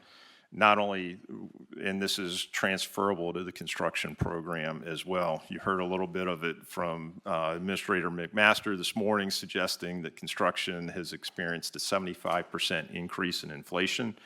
And so what I'm here to tell you is that VDOT is no different. We have been tracking this with our economists that we have on our under contract to us to be able to help us project out what we think that the cost to industry is going to be. That helps us with our cost estimating process. This slide, I think, sums it up well. The yellow dashed line is your consumer price index of what it should have been, roughly 3.5% a year over the same time period. But you can see the commodities that are listed here have all significantly exceeded CPI some of which are valued closer to 100% increases. Our concrete price and some of our asphalt prices have seen significant increases over the years. I'll just remind the board of its actions that we're taking in January of 2025, and I believe this answers Mr. Coleman's question and Mr. Smoot's question about whether or not we've taken any actions to be able to increase our base maintenance program. And if you'll take a look at the first line across there, what we've been saying is that when we bring the operations, the expansion of the Hampton Roads Bridge Tunnel online, we will have immediately roughly a $30 million increase in our operations cost day one. That starts it. And that runs in perpetuity. Right there over this 6-year window when we adopted this program, that was $170 million that came out of the construction program. Day one. The board made specific decisions about additional funding for pavements and some routine maintenance items in 2026 that we put to work, and said at that time we're going to put right now $100 million a year moving forward into our paving program or into our maintenance program. Right there between $169 million and $800 million, that's $1 billion over a 6-year period. It adds up very quick. Now, Dr. Smoot, you asked what happens when we add money to the HMO from construction. Well, when we add to the base, VDOT's base maintenance program, a portion of that money goes to the cities in Arlington and Henrico County in the form of city street maintenance payments. So every time we add to the maintenance program, we are not the only beneficiaries of that increase. Now let me get into some of the tensions that we have. Our labor costs continue to increase. Well, what you saw yesterday with Mr. Gregg's presentation on TOCs and SSPs and seeing the cost increases to labor, that continues to increase. VDOT is no different. However, every time the General Assembly gives a raise, there is no, since we're a non-general fund agency, we have to find the revenue sources to be able to pay those raises. You can see off to the right-hand side, since 2020, cumulatively, we will be paying out $121 million more in salary increases that were not projected for or accounted for or increased through our revenues to be able to offset that. So that's $121 million more a year. The lower left-hand side shows what has happened to our rest area contracts over the last similar time period. You can see, and I'll just cut to the chase, from 2018 to 2026, you have almost doubled the price of our contracts to be able to service our rest area facilities. Some recent bid tabulations for our bridge and pavements. You can see across the board, commodity prices are up for certain line items. These are actual average bid prices through our bid tabs that we get through our construction division. Anywhere, you can see some epoxy overlays, 249% in bridge. Our stone matrix asphalt on the right-hand side, 98% increase per ton. Equipment costs, another item that we don't expect to hear about, but equipment is very important to the agency to be able to plow snow and handle our vegetation control, ditching operations, and routine maintenance activities. Single axle dump truck or tandem axle. This only highlights that we've seen about a 34% increase in our equipment costs over the years. That means, in general, we're buying one or 2/3 of a vehicle or 1/3 less vehicles. Our fleet, when we're not buying the same amount, is going to continue to age, and it's going to continue to have more routine maintenance activities that are going to be associated with it, which also means our resale value at the end of its useful life is going to be less. A couple of highlights, the dump trucks that we're experiencing, 34% increase. Our pickup trucks are standard for our work activities, 33% increase. Motor graders, 22% increase. Front end loaders, 36% increase. And when you look at it, we're buying, as I said, 70% of a dump truck that we weren't before. Continue to add to it. Operational costs, Mr. Gregg again showed this very slide. We're suggesting, at least what we know right now, 65 to 75 million is our projected cost, and we're sitting at about 57 million today. We will be back in June or July with our discussion on what we're doing with our integrated solutions for traffic operations. This is our next gen for our advanced traffic management system, as I spoke about. That too, I would anticipate a cost increase as well. Now, some of the assets that we have not been funding through our maintenance program, and I'm going to say this, that these are the assets that we wait for them to break.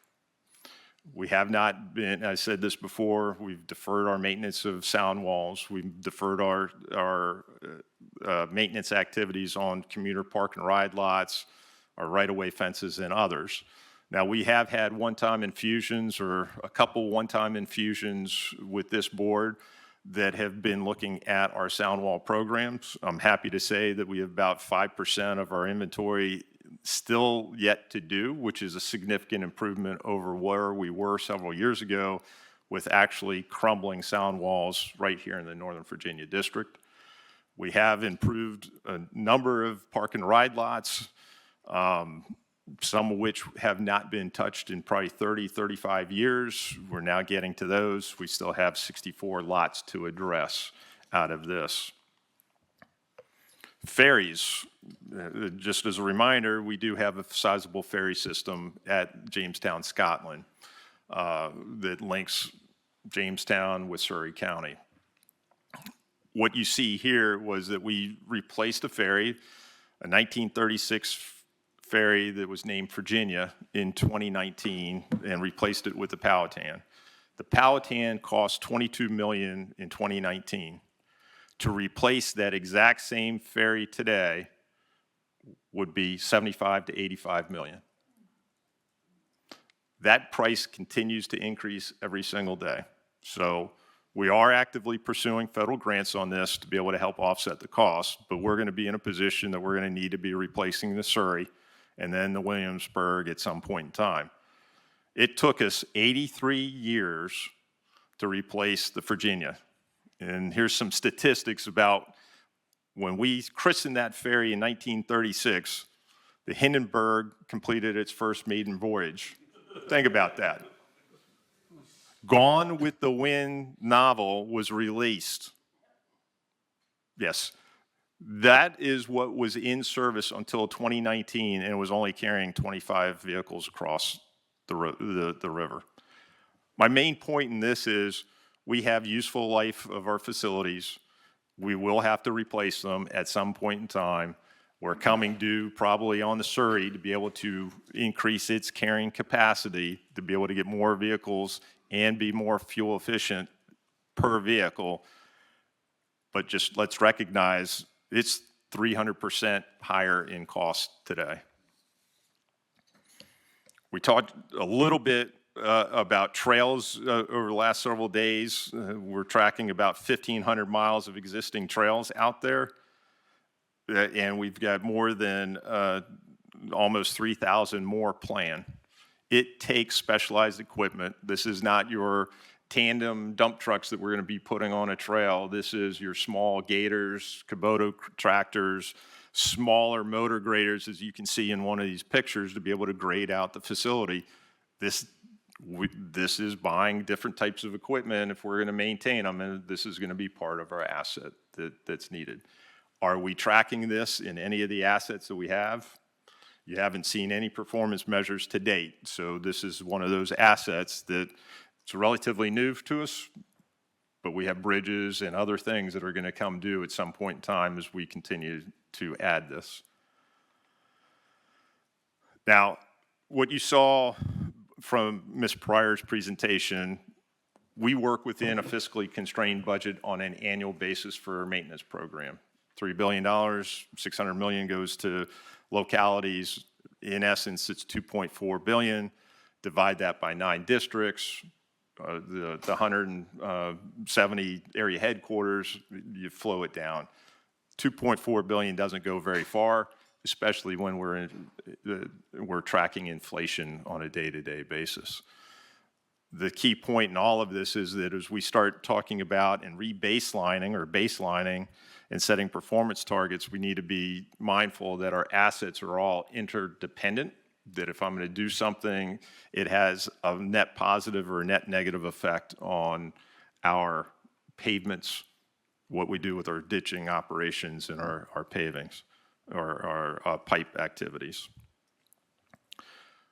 So,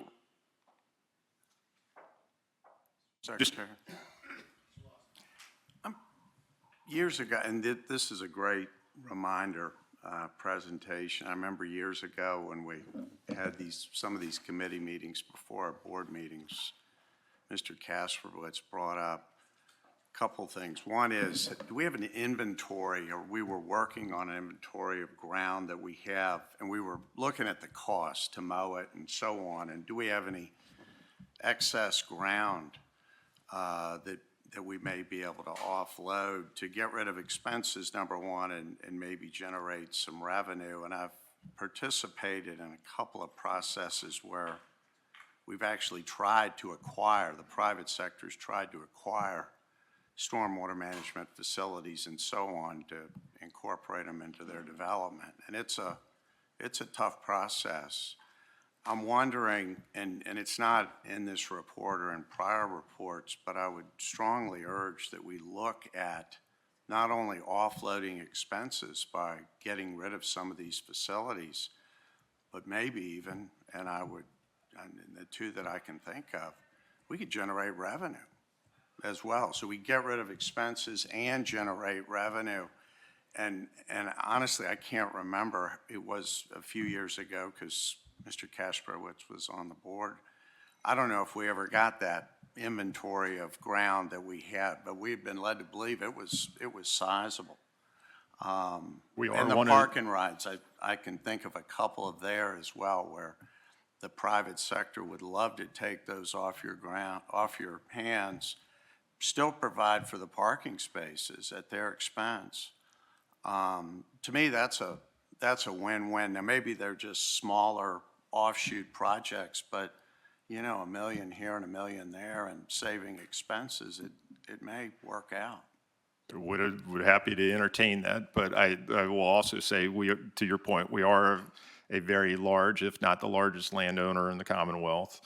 Part of this is the Office of Sustainability. We're going to revitalize what we're looking at, our land management practices, to be able to make sure that we're making the best decision on its use, whether it be through the planning of pollinators or other stormwater management ponds to be able to meet regulation needs for or generating wetlands.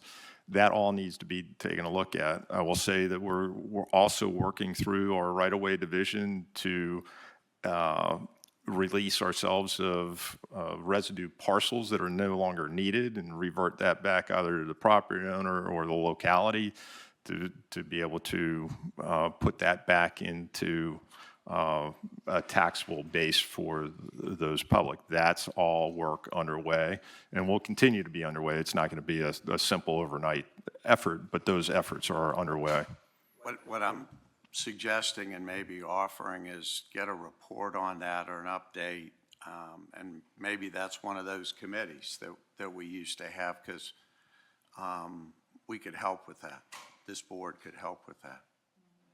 Yeah, I think we're gonna Well, I'll let the commissioner finish the slide, and then I'll address your point there. Go ahead, So, Commissioner. Mr. Secretary, members of the board, I want to bring us back in. Some of today's conversation somewhat deviated that where our work is from this point forward. So I've given you the overview of how we have gotten to where we are and why you see the performance metrics that we're providing to you on an annual basis. We're going to take another look at how we arrived at our performance targets. Are they still appropriate? Do we need new performance targets now that we have 6 years of operational experience with it? And then likely, what is the cost that's going to be associated with the performance metrics at those points? So everything that I've just shown you is the tensions that are feeling. So if we've got a 75% increase in the cost of doing business, all of that, is it still $3 billion to be able to maintain what we have over a period of time? Or do we need to reduce our performance targets to be able to maintain $3 billion over this period of time? Or should we be increasing our performance targets or maintaining our performance targets? And what cost does that have? So my intention is to come back to the board in July for both pavement and bridges. I had hoped to come back to you in June with bridges. I thought that would be a little bit easier. It's proving out not to be because of the number of permutations that we are asking of ourselves of, is that the right performance target? You will see the permutations that we're doing, but there's also a cost associated with each of those performance targets, especially looking over a 50-year period for bridges. So July, you'll see us back. We're going to take a hiatus in June so that we can get those numbers right for you. Probably a much longer conversation in the July timeframe for 2 presentations on this matter, recognizing we won't have a presentation in August. My goal is really to give you information in October to come back potentially in December and set what those targets need to be and what the bottom line will be over that period of time, being mindful that if we're looking at things over a 6-year period, what is that impact then leading into Smart Scale Round 7? So all of this is going to lead up to that future point. So, Mr. Secretary. Yes, thank you, Commissioner. And so again, what the Commissioner is saying is we have a whole host of trade-off discussions that we're going to have as a board. You saw the chart there that showed the growth in the commodity prices for a number of things that we have. You saw the CPI line. Our 3 best revenue sources grow at CPI. What I mean by that is the rest don't.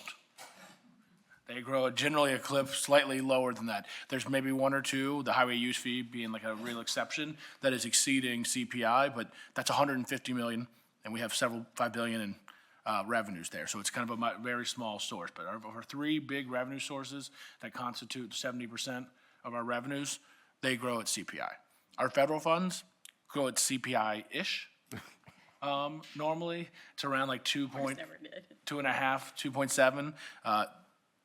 That wouldn't have kept up with CPI the last few years. Granted, the program grew a fair amount during that period of time. And so what the commissioner's team are looking at is, what's it going to cost to stay where we are? Let's be clear, that's going to cost more. Where will we be if we keep funding where we are? And let's be clear, that's going to be lower performance. And then we get to discuss what are all the permutations between that. Well, obviously, we're not going to try not to, I should say, overload you with the variations there, but these are some of the things that we have to deal with. And then there's going to be what are variables that we could introduce and what are some different things that we could look at that might change some of these dynamics. So for example, is there CapEx we can do to lower OpEx? So can we do something with wildflowers to potentially reduce mowing cost on our interstate right-of-ways? Can we look at, to your point, Mr. Lawson, the land that we own and see if there's portions that we don't need or portions that others could also use that could reduce our maintenance liabilities? Those are all the types of discussions we have to have. But the first one we have to have is, what's it going to cost to stay where we are? And what's it going to cost in terms of performance to spend what we're currently spending? And that, to me, creates kind of the bookends of that discussion, as then we get to debate where we want to try and land between those 2 places. Because as a board, we have to do this within the resources that we have. And so we either accept significant impacts to the construction program to stay at the level of performance we're at, or we accept lower performance to keep on the maintenance side, to keep the construction program where it's at. And again, we'll clearly articulate and show you guys those things. And then we also say, what are all the creative things we could potentially do so that we can kind of lower cost over the long term. I want to be clear, when I say that thing, that does not mean we're going to come in with like this magic silver bullet that's going to say, if we do these 8 things, guess what? Construction stays the same, performance, no. It's going to like help us land somewhere slightly better in between those 2 points than otherwise that we would. But this is really, really important, work for us to be doing. And let's be clear, they're going to be really tough discussions and decisions, and there's no right answer. At the end of the day, it's going to be kind of a value judgment on where we want to be and what the implications for that are over time. And so, like Mr. Lawson, I think getting to your point, when we start to have those discussions about some of the other creative things, I think we can figure out how do we advance those and where we create kind of roles for folks here where they can add value. Mr. Stanton. Once all this gets done and you got the information and the data you need, it seems to be that whatever decision this board comes up with, this presentation is really a presentation that's got to go to the General Assembly because it all comes down to money. So, I mean, I don't know what we can do. I mean, we can sit here and say, we've got all this data, these are all our needs, this is what we're faced with, but somebody's got to talk to the General Assembly because that's where it's all going to happen. Well, Mr. Stanton, there is one decision we're going to have to make, which is, do we want to have say the same level of maintenance performance and a smaller construction program, or the same size construction program and lower maintenance? And then I suspect the General Assembly is going to have questions for us without regard to which way we go on that, because there's going to be different preferences between those 140 folks, and we'll see how they react to the decisions that we make. And I do expect that as we make those decisions, we'll get calls, and eventually we will be called before committees to talk about that. And again, that's part of our job here, right? They've entrusted us with these funds. They've given this body the ability to make these types of decisions, and with that comes the responsibility of when we make them, we have to go tell them why we did it. And obviously there will be times where they may disagree with what we've done or they like what we've done, but we will always go there to answer their questions. And Mr. Secretary, I'd say that part of this analysis is looking at, if we're going to live within our means, this is what what the implications are. That's what the effect is going to be. Correct. But Mr. Secretary, I think all of us. One second, Ms. Sellers has been trying to jump in for several minutes. Ms. Sellers. Jump in. So we review all these construction projects, and let's take Smart Scale, because it's the one everybody knows about. And in there, it's supposed to be what is the best deal for the Commonwealth, the best use of the money. But nowhere in this do we ever hear about the long-term maintenance costs of any of these programs and the cost to the taxpayers, again, in the long run. And have we ever thought about looking at adding that as a criteria to some of these construction projects over the long term, so that we can begin to show how much this is increasing the maintenance bill? And it's no different than like you open a new school, okay, now you have to do this, and we kind of see it here, but what is this going to cost over the long term? And add that in there and say, hey, we have to think about that too. I don't know if that's ever been discussed, but. It has come up before in discussions of Smart Scale. I don't think the level of discussion that I suspect you're referencing has taken place there. I think there's a whole host of questions we'd have to answer as we think about that. So is it cost to any taxpayer, or is it cost to state taxpayers? Well, so I think the first thing would be, is there a way that we can say, this is, when we introduce a new asset, this is what it costs to maintain it over the lifetime. And as it starts to degrade, this is what happens, and so and it looks like you have that ability maybe in a general sense, but can we do that, yeah, in a budget way? Yeah, so businesses do it every day, other things do it, and again, it looks like all the pieces are here. It's just, instead of doing it after the fact, you start in the beginning and say, here you go, okay, here's the age of all of the things that are in this area, so we know these are coming. But it's planning for the long term, so that we're not looking back and saying, how are we doing this? It is certainly a discussion we can have as we update, review and update Smart Scale for the next round. I want to state as clear as I can, I think it's probably too late for round 7, but I think it's certainly, as we do the review of round 7, a topic we can add to the list of things that we want to talk about. I just want to flag for you guys the whole host of nuances that will then bring in and this is not a rhetorical question, what taxpayers? Well, I think it depends. I mean, once we So- know what it costs, then you can have a discussion of where do you fund it from? Do local governments So just come remember, in Smart Do- Scale today, we only consider the capital cost to the state. So do we only consider the maintenance cost to the state? And let's get back to like the Hampton Roads discussion then. Then you have, just for example, Fairfax County, that would be a state maintenance responsibility, whereas an improvement in Virginia Beach would be a Virginia Beach city maintenance responsibility. And so are we gonna make determinations for the city of Virginia Beach with regard to like their maintenance costs longer term if they're doing something off the interstate? Or are we just gonna say that's not a cost to us, so we don't care about it, which is then gonna make maintenance costs in certain parts of the state be considered as we score it, while in cities, it's not considered because it's not a liability of the state. I'm not saying this can't all be solved, I'm just saying there's nuances once we start to get into it. I think once you put the numbers down and you have those conversations, then you can start to say, okay, how do you do this in a equitable fashion? But right now, it's not even a consideration, and since I've been here, you just see the numbers go up and go up and go up.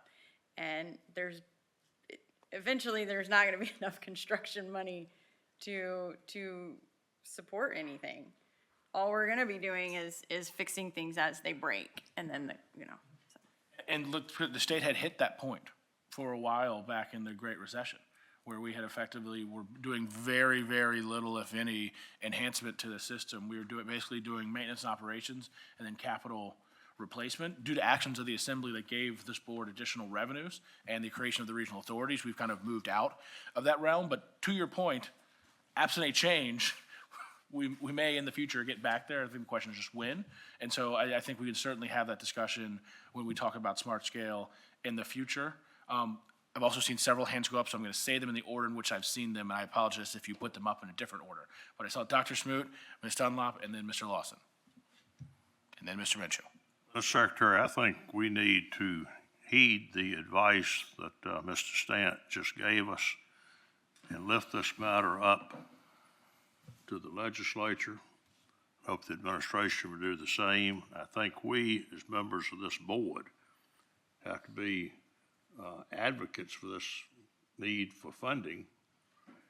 And, sometimes the strategy is to, well, go ahead and make your cuts and let the stuff hit the fan, and then, deal with the issue publicly. And I don't think that's where we should be. I don't want to give those who have the authority to make funding decisions at the state level the potential excuse, well, no one told me this situation was going to happen. Well, we would have done something about it. Well, that's an easy thing to say. It's harder to do it. But I think we do need to keep this before leaders, particularly in the legislative branch, because this is, I think, going to reveal serious implications for what we provide to the citizens of the Commonwealth with regard to transportation, not just highways, but all forms of transportation. So thank you. Thank you, Dr. Smoot. Again, what I would say is I think we will always provide factual information for the General Assembly as they consider what, if anything, they want to do. I would encourage us as a board to not get cross into the advocacy realm as we're doing that. I think the best thing we can do is to show decision makers that we are doing the best with the resources that we have, and then they can make the policy decision of whether or not they want more things to happen. And so I think we really need to do is look at everything the commissioner and his team are putting together, stress test it, push him, try to think of other ways, like Mr. Lawson was bringing up, where we might be able to, reduce certain things here or there, and then be very transparent about what's happening and what the implications are, and make sure the Assembly, local officials, and other folks are aware of that as we move forward. Ms. Dunlop, and then Mr. Lawson. Thank you, Mr. Secretary. Gosh, I can remember the day in Virginia when our biggest concern was raiding the Transportation Trust Fund because there was so much money there. And the General Assembly did that fairly regularly, which was very discouraging to us. So it's sad to see us in the state we're in now.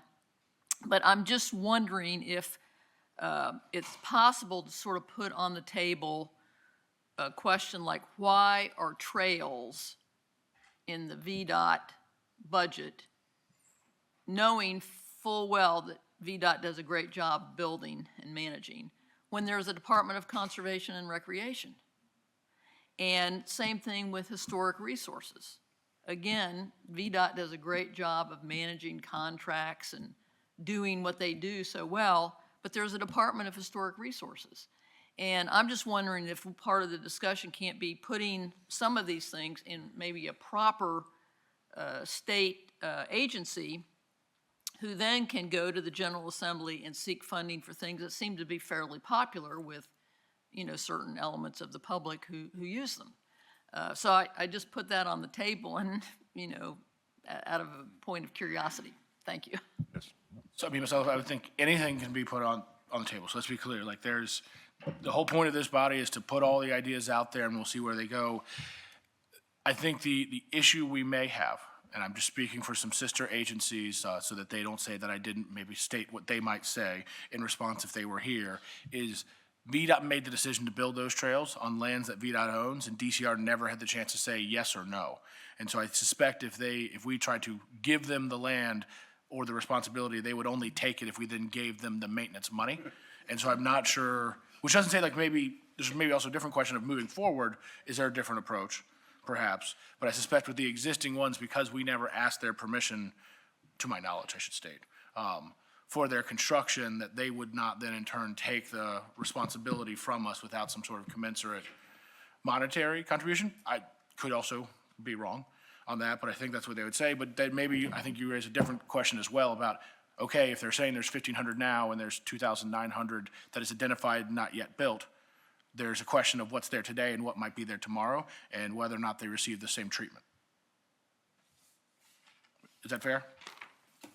Well, yes, that's fair. I do think that part of it, though, is, again, the General Assembly looking at these and actually applying the wisdom that they have. Is this a DCR function or is this a VDOT function? Now, DCR can receive the responsibility for the trails, and then the General Assembly would be responsible for giving them the maintenance money. They might want to contract then with VDOT to do the maintenance, but it should not seem to me to, it seems to me something that General Assembly ought to grapple with. Where do the trails and where do historic resources belong rightly? And where is the budget money going to go then for each? Thanks. Mr. Lawson, then Mr. Minshew. Just following along, this is an informative process, and we're going through this report and letting everybody know, including the legislature, what we got. And we've got tremendous expenses. I mean, we've gone beyond a tipping point where we're spending more on maintenance than construction at this point. And I think that informative process ought to be extended to these new projects. For example, to follow on Ms. Dunlap's comment, if we're going to put in a trail, who's going to take that thing over? Who's going to take care of it? And they need to know that. And for the localities, when we build roads, when we participate in whatever program we're participating in, that ongoing expense needs to be known. And maybe that thing would be scaled back a little bit so it's a little more handleable by whoever it is that's going to take it over, whether it's a city or the state.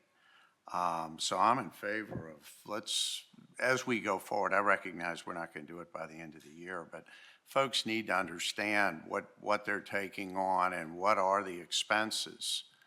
And I think it'll end up with a more conservative, we'll still satisfy everybody's needs, but maybe we won't overdo on some things, because as I've said numerous times, we can't afford that gift, even if somebody built it for free and turned it over to us. So we ought to definitely factor that in. Thank you, Mr. Lawson. Mr. Minshew? I think, Mr. Secretary, I agree that this is an important thing for us to focus on. And I'm thinking mechanically that we should hopefully have a biennial budget adopted by midnight, June 30th. And then the next phase will be, I guess, sometime in the fall when you'll be submitting to the Chief of Staff your thoughts for the Department of Transportation that can be in Governor Spanberger's caboose budget that she reports sometime in December. for the second half of the biennium tweaks, or whatever. And I'm wondering, if we want to try to get on that train before it leaves the station, how can we do that if that's not rushing it too much? I hear the point you were raising, and I think what I would say at this stage, I think the focus right now is getting the current budget situation resolved, and then we'll clearly start to move into budget development at that time. Again, I think the single best thing that we can do as a board is demonstrate thoroughness in review, and that we have considered the options, and we are doing the best we can with the resources that we have. You know, in the past, there have been times where transportation's advocated for money, and the response from the assembly was, I'm hearing you advocate before I'm seeing you make the hard decisions. I want to see you make the hard decisions before you advocate. And I just think it's really important that the first step we do is do the best we can with what we have. And then after that, policymakers can do what policymakers do. But I'm very nervous if they think the position of this, that we are putting forward is things are going to be bad, we need additional resources. I think their immediate response, and candidly, not an inappropriate response, was show me what you can do with what you have, and then we'll talk. And when we talk, the answer may be thank you, or it may be something else, right? But I think that is the first thing that they're going to ask. So I think that's what we need to say, laser focused on that, and then make sure people understand the implications of the decisions that we've made. And at that point, I don't know what may or may not happen, and I want to be very clear for anyone listening or any media or other folks, I'm not advocating for anything. I'm saying we will do the best we can with the resources that we have, and we will make sure the policymakers understand the implications of that. So if we do have a CTB approval, Mr. Secretary, on December 9th, would that be ripe? So the caboose budget of 2027, or does it need more time to kind of to marinate a bit before it would percolate up to the appropriators? In other words, could we do something in 2027 if we have CTB approval on December 9, 2026, supporting your work? No, I understand your question, Mr. Minshew. What I would say is, I'm a secretary that works for a governor, and, there's all legislation advanced by the administration is approved by the governor's office, and at this point, we're still focused on the 26th session. I understand I'm giving perhaps an incomplete or not a direct answer, but I'm giving you the fullest answer that I can give you at the moment. I appreciate that. Thank you, sir. Any other questions for the commissioner before he retires? Back to his seat? Sorry. That sounded bad the way I said it. Did not. I meant comes He's back not allowed here. to retire. No. Please? No, sir. Mr. Coleman, that really was a slip of the tongue. I meant here. Retires from the podium is what I was actually intending to say. Mr. Secretary, you had my hopes up. Mr. Coleman, sorry. Commissioner, to my understanding, it's 51% is maintenance right now out of the total. Do you have any projections of what it was going to look like because of the road miles we're adding 5 or 10 years from now? Not right now. I think, as the Secretary has said, and I've said, we need to go back through this re-baseline. That will give the stress test, the information and the data that's going to be needed to be able to carry forward if we live within our means, what it would take to be able to maintain performance over a period of time. So I think a little bit of this conversation, and maybe I'm going to take liberty with the podium, but say that it's a little bit premature by at least 2 months to have this conversation to presuppose what the outcome is. Let's get some facts in front of us, and then we can have a more fulsome conversation. Well, thank you, Commissioner, and may you retire from the podium back to your seat. I will rejoin you in a moment. Thanks. All right, folks, now we have Ms. Deem coming up, talking about urban maintenance payments. And again, this is just kind of a quick presentation, walking through some updates to those rates. Great. Thank you, Mr. Secretary, members of the board. This is an annual presentation just to let you know what our recommendations are for the urban city street payments, as we term them. And Terry Short sends his regards this afternoon. All right, so I'll just jump right in. This slide is the one that provides the high-level overview of the program and its eligibility requirements. The 85 urban jurisdictions around the state receive maintenance payments for those roads that are eligible that meet the criteria established in the code. Maintenance payments are provided to all cities regardless of population and to towns with populations over 3,500, as well as there's some specific towns designated in the code that also participate in this program. These localities annually submit additions and deletions to their system to VDOT, and that also is part of this board's action annually. You approve the inventory changes along with the recommended payment amounts. So the code requires that the department provide the annual rates to this board. We do use the base rate of growth for the department's highway maintenance and operations program, which you just heard about. So whatever we're enjoying in terms of a growth rate, we apply to the local jurisdictions in this program. So payments are calculated based on moving lane miles during peak travel times and distributed quarterly. For the urban localities, that is divided into two categories based on roadway functional classification, principal and minor arterials, and collector roads and local streets. And lastly, I'll note that VDOT does do annual inspections of arterial routes that are maintained by localities to ensure that they remain in good condition. And then also as part of this program are the two counties of Arlington and Henrico as they maintain their own local roads or non-primary streets, so they receive maintenance payments similar to cities and towns. Their payments are made quarterly, but unlike cities and towns, their rates are not based on functional classification, just on their total mileage. The board does not approve changes to their inventory, nor does VDOT provide annual inspections of their arterials. So a little different. In addition to maintenance payments, there are other distributions that are made under the umbrella of this program. Beginning in 2012, DMV overweight permit fees are distributed equally per lane mile to localities that participate in the program. We also this board has set aside $1 million to the city of Chesapeake to offset the high cost of maintaining their 3 movable structures. Chesapeake is the only locality in Virginia responsible for maintaining that type of structure, which costs significantly more to maintain. And then there is also, as dictated by code, a distribution of $1 million to localities who have tax-exempt real estate that the Virginia Port Authority occupies. So payments are allocated proportionally based on cargo throughput within these jurisdictions.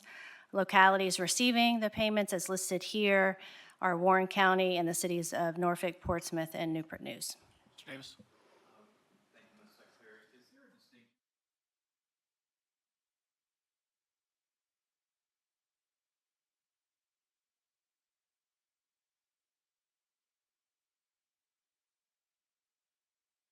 I think, Mr. Davis, the distinction is those 4 facilities that are listed are state-owned, and so this is effectively a payment in lieu of taxes. The city port is owned by the city, and so the distinction there is that because the state owns it, and otherwise if a private industry owned it, they'd be paying taxes to the local jurisdiction. Now, one might, looking at the situation, might say, well, the state sure does have a 40-year lease on the city port in Richmond, and that's a factual statement. I think the distinction the legislature made when it created this payment in lieu of taxes was about the state ownership and that impact on taxable property.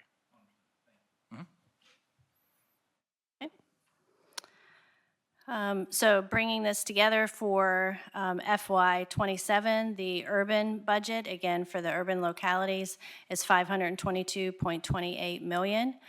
You'll see the comparison there to the FY27 budget. It looks like a reduction that is due to the removal of that one-time uplift that was just referenced in the commissioner's presentation. So taking into account the inventory changes and that total budget, we land on the payment rates per mile for the 2 classifications of roadways that you see listed there. In addition, as we calculate the overweight permit fee distribution to the urban jurisdictions, that's an additional $5.91 per lane mile for those jurisdictions. We also recommend the continued $1 million to Chesapeake to address their additional maintenance burden for movable bridges, as well as the $1 million distribution, again, based on cargo throughput for those 4 jurisdictions with VPA tax exempt properties. And so, members, one of the things Ms. Deem, is highlighting for you guys here is you may hear from some of your cities or towns that the maintenance payments are going down year over year. That is a factually accurate statement, but it is based on the one-time increase that took place last year that was larger than the increase this year. And so the change in their maintenance payments is identical on a percentage basis to what exists for VDOT. And again, is all greater than what would have been but for the action of this board to do that increase a year ago, which was just bigger in the first year and then continues but is smaller in those out years. And so very importantly for this, cities and towns in your districts, they are being treated proportionally and fairly in terms of what VDOT is spending on these assets. They are not being reduced while the department is going up. And we just wanted to make it very clear to you all and to those jurisdictions so that they understood what was happening. Ms. Deem? And then as we turn to the counties, Arlington and Henrico, you see the total budget for FY27 is $90.55 million, and you see the contrast there to, again, what they received in FY26. The payment rates you see for Arlington and Henrico are listed per lane mile, as is the overweight permit fee distribution, which is the same as for the urban jurisdictions. So in terms of next steps, in June, we'll bring a resolution asking for your approval of the inventory and payment distributions to these localities and the other aspects of the program. You will receive detailed tables that will demonstrate exactly what the inventory is in each of these jurisdictions and what they will receive annually as well as their quarterly payments. Be happy to take any other questions. Thank you, Ms. Deem. Any questions from the board? Seeing none, I appreciate your time. All right, Director Zimmerman? Alrighty, per usual, I will not go through my entire deck, but I encourage everyone to take a look. Hopefully folks have been feeling the energy of rail and transit during the last 2 days here. So this is certainly a region where a lot is going on. I do want to flag just a few things from the director's report. First off, as I think we heard and we saw some signage here in DC at National Airport and others, it's America's 250, which is pretty exciting. And so DRPT is coordinating closely with the governor's office and Virginia 250, with Amtrak, with VPRA and others. As you heard Randy Clark saying, we hope lots of people are going to come to Virginia to celebrate things over the summer. We hope they're not all adding to congestion on 95 and other roads that are already pretty congested. So we're going to be rolling out a lot more kind of coordinated advertising. And I don't know if folks are aware, we actually have something called Connecting VA, which is an app that DRPT manages that has information about all of the rail, transit, biking, other options across the Commonwealth. So we're going to continue to kind of work with all of those sets of partners of how we can promote some of these multimodal options, and encourage you, if you know folks who are coming to Virginia for any of these celebrations, to make sure they consider taking transit or rail. Also wanted to flag the Transit Service Delivery Advisory Committee has been doing a lot of work on the merit operating formula, which I know there was some discussion late last year at CTB and early in the year. We'll be coming back to the board to present information in September for October action. But I want to first off thank Dr. Smoot, who's been an incredible partner in that, but encouraging each of you over the summer. We are at a point where we have connected with all of the transit agencies across the state. Folks are actually meeting yesterday and today for the Virginia Transit Association Conference happening in Fredericksburg. But please check in with your transit constituencies if there are questions, if there are concerns, if there are feedback that you're getting from that. Please let Dr. Smoot or myself know because we really are hoping that we can make some good progress when we come before you this fall. So we'll continue the outreach on that. The other thing I wanted to mention, we've been talking a lot about planes, trains, and automobiles, but May is Bike Month. And so we have been doing a lot as well to kind of promote bicycle options, again, across the Secretariat and through the Connecting VA. The other thing I have in my report, but the Commissioner could have something similar, we just wanted to flag, is the General Assembly has included a lot of studies for our two agencies to be conducting. Most of our studies have a December deadline, so even though we might be delayed with the budget, that deadline is unlikely to move. So we are working to kind of get some scopes of work out. Unfortunately, we don't have funding tied to most of those studies. So in fact, I don't think to any of our studies. So we are looking at ways to continue advancing that work. And I just noted some of those in the director's report that DRPT is tracking. If anyone has an interest, happy to chat with you about those. And then last but not least, the statewide rail plan I've mentioned before, we are doing a virtual hearing on Monday, June 1st at 6:30 p.m. Folks can go to the DRPT website to sign up, to get information, invite any of you who'd like to be part of that, or folks in your districts who might want to attend, and as rail enthusiasts on the freight or the passenger rail side, to let them know. We're hoping we'll have a great crowd, great turnout for that. So thank you. Thank you, Director Zimmerman. Commissioner Britch? Mr. Secretary, this body's heard enough from me today that I'm going to yield my time. Spectacular, and there are no updates from the Secretary. And with that, I'm closing this workshop meeting of the Commonwealth Transportation Board, and we are going to reconvene the action meeting of the Commonwealth Transportation Board. First item up is approval of minutes. Do I have a motion? Thank you. Do I have a second? Second. All right. All in favor? Aye. Okay. Agenda item number 1 is the consent agenda. Are there any concerns with that item, or can we move forward? Hearing none, do I have a motion? Second. Thank you very much. All in favor? Aye. Aye. All opposed? All right, next we have Mr. Gregg with item number 2.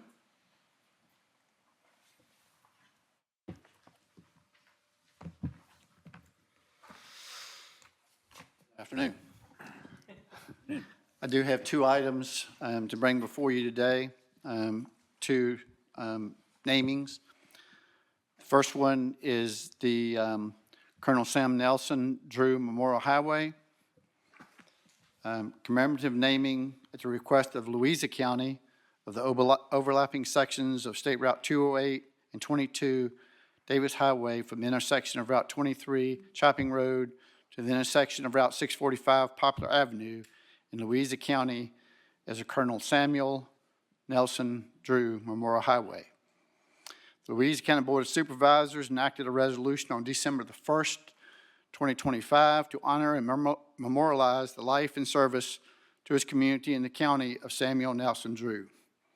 According to that resolution, Colonel Drew was raised and graduated in Louisa County and served as a distinguished military officer, respected teacher, renowned strategic thinker, whose contributions had lasting impact on the U.S. diplomatic efforts, particularly in the Balkan Islands. Colonel Nelson Drew passed away while in service to his country, and his life exemplified leadership, honor, devotion, earning recognition through numerous articles and commendations. He left an enduring legacy of integrity and dedication that continues to reflect positively on Louisa County. VDOT recommends your approval. And just a quick clarification, this is agenda item number 3. Oh, sorry. It's no worries. We'll go to 2 after that. Do we have a motion? So moved. All those in, second? All those in favor, please stand. Go. All right, next agenda item 2. Thank you, sir. This is a bridge naming, Ford Quinlan Memorial Bridge, commemorative naming at the request of Scott County of the bridge on U.S. Business Route 23, Kane Street, over Little Moccasin Creek, and the Norfolk Southern Railroad, town of Gate City, as the Ford Quinlan Memorial Bridge. The Scott County Board of Supervisors enacted a resolution on March 4, 2026 to honor the life and service to his community and country of the Honorable Ford Carter Quinlan. Additionally, the Town Council of the Town of Gate City passed a resolution supporting this naming on February 10th, 2026. According to the Scott County resolution, Judge Quinlan was born on September 21, 1938, and passed away on January 18, 2026, leaving behind a legacy of public service, integrity, devotion to his family, community, and the Commonwealth. Judge Quinlan maintained deep and lifelong ties to Gate City and Scott County, practicing law in Gate City for many years and earning the respect of clients, colleagues, and citizens through his professionalism, wisdom, and commitment to justice. He served with distinction as a circuit court judge in Scott County, where he was widely admired for his fairness, sound judgment, and judicial temperament. Judge Quinlan represented Southwest Virginia in the Virginia House Delegates from 1970 to 1993, during which time he was recognized across the Commonwealth as a tireless advocate for economic development, infrastructure, education, regional progress, working across party lines for the benefit of all citizens. He demonstrated a lifelong commitment to public service, patriotism, and personal excellence, having attended Gate City High School, Fork Union Military Academy, and the University of Tennessee, where he earned a Division I football scholarship, and having honorably served as a commissioned officer in the United States Army. VDOT recommends your approval. Thank you, Mr. Gregg. Do you have a motion? It's a privilege for me to move to approve the resolution. He was a friend of mine. He was a distinguished legislator, distinguished circuit judge. He was an outstanding football player, as Mr. Gregg reported, at the University of Tennessee, played for Johnny Majors and during the single wing years. And he was, more importantly, he was a gentleman and just a great friend, and I will all miss him. Second. All right, all those in favor, please stand. Well, next up, we have Ms. Pryor with 2 items.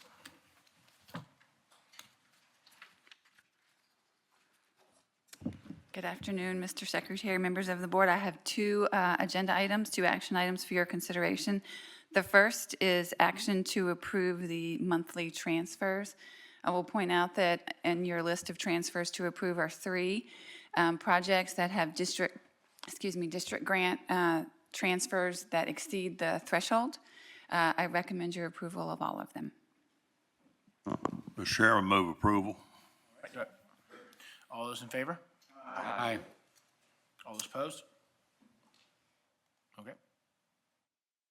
Thank you. My second item is, as I presented to you earlier today, action to approve the second revised fiscal year 2026 budget in order to accommodate emergency response spending and the approved employee bonus.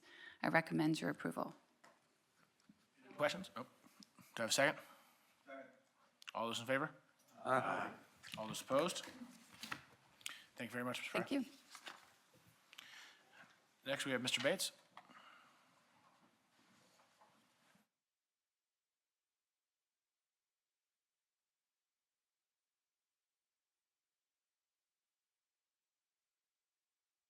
All right, Mr. Secretary, members of the board, I have 4 projects to present today with an approximate value of $40 million. First project, order number A07, is a design bid build project in the Culpeper District. This is a roundabout and intersection improvements project in Fluvanna County. There's 1 bid for $8,940,000, $595 to Caton Construction Company. Mr. Secretary, this project is within budget, and I recommend award. Motion? Second? All those in favor? Aye. All right, the second project, order number A14, is a design bid build project in the Lynchburg District. This is a rigid overlay bridge maintenance project for 4 bridges in the Route 29-460 interchange in Campbell County.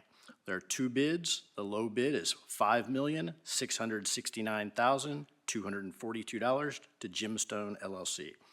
Mr. Secretary, the project is within range, and I recommend award. Motion? All right, a second. All those in favor? All those opposed? All right, the third project I have, order number N84, a design bid build project in the Bristol District. This is a state of good repair bridge replacement project on Route 58 over Norfolk Southern Railroad in Wise County. This project receives 4 bids. The low bid is $17,250,000 $280,165 from Jones Road and Bridge Incorporated. Mr. Secretary, this project is within range, and I recommend award. Thank you. Do we have a motion? Move approval. All right, a second? Second. All those in favor? Aye. Opposed? All right, the final project, order number A13, is a design bid build project in the Lynchburg District. This is a smart scale project, a roundabout at the intersection of Wards Ferry Road and Central Virginia Community College Campus Drive, in the city of Lynchburg. This project received 2 bids. The low bid was $7,710,250,000 from Allegheny Construction Company. This project is slightly outside of the range, with both bids coming in within $200,000. Mr. Secretary, after review of the project, the low bid represents a fair market value, and I recommend award. Much. Do you have a motion? All right, do I have a second? Thank you. All those in favor? Aye. Opposed? Thank you, Mr. Yes, Bates, sir. and I believe, Mr. Gregg, you have a few items as well? Just one.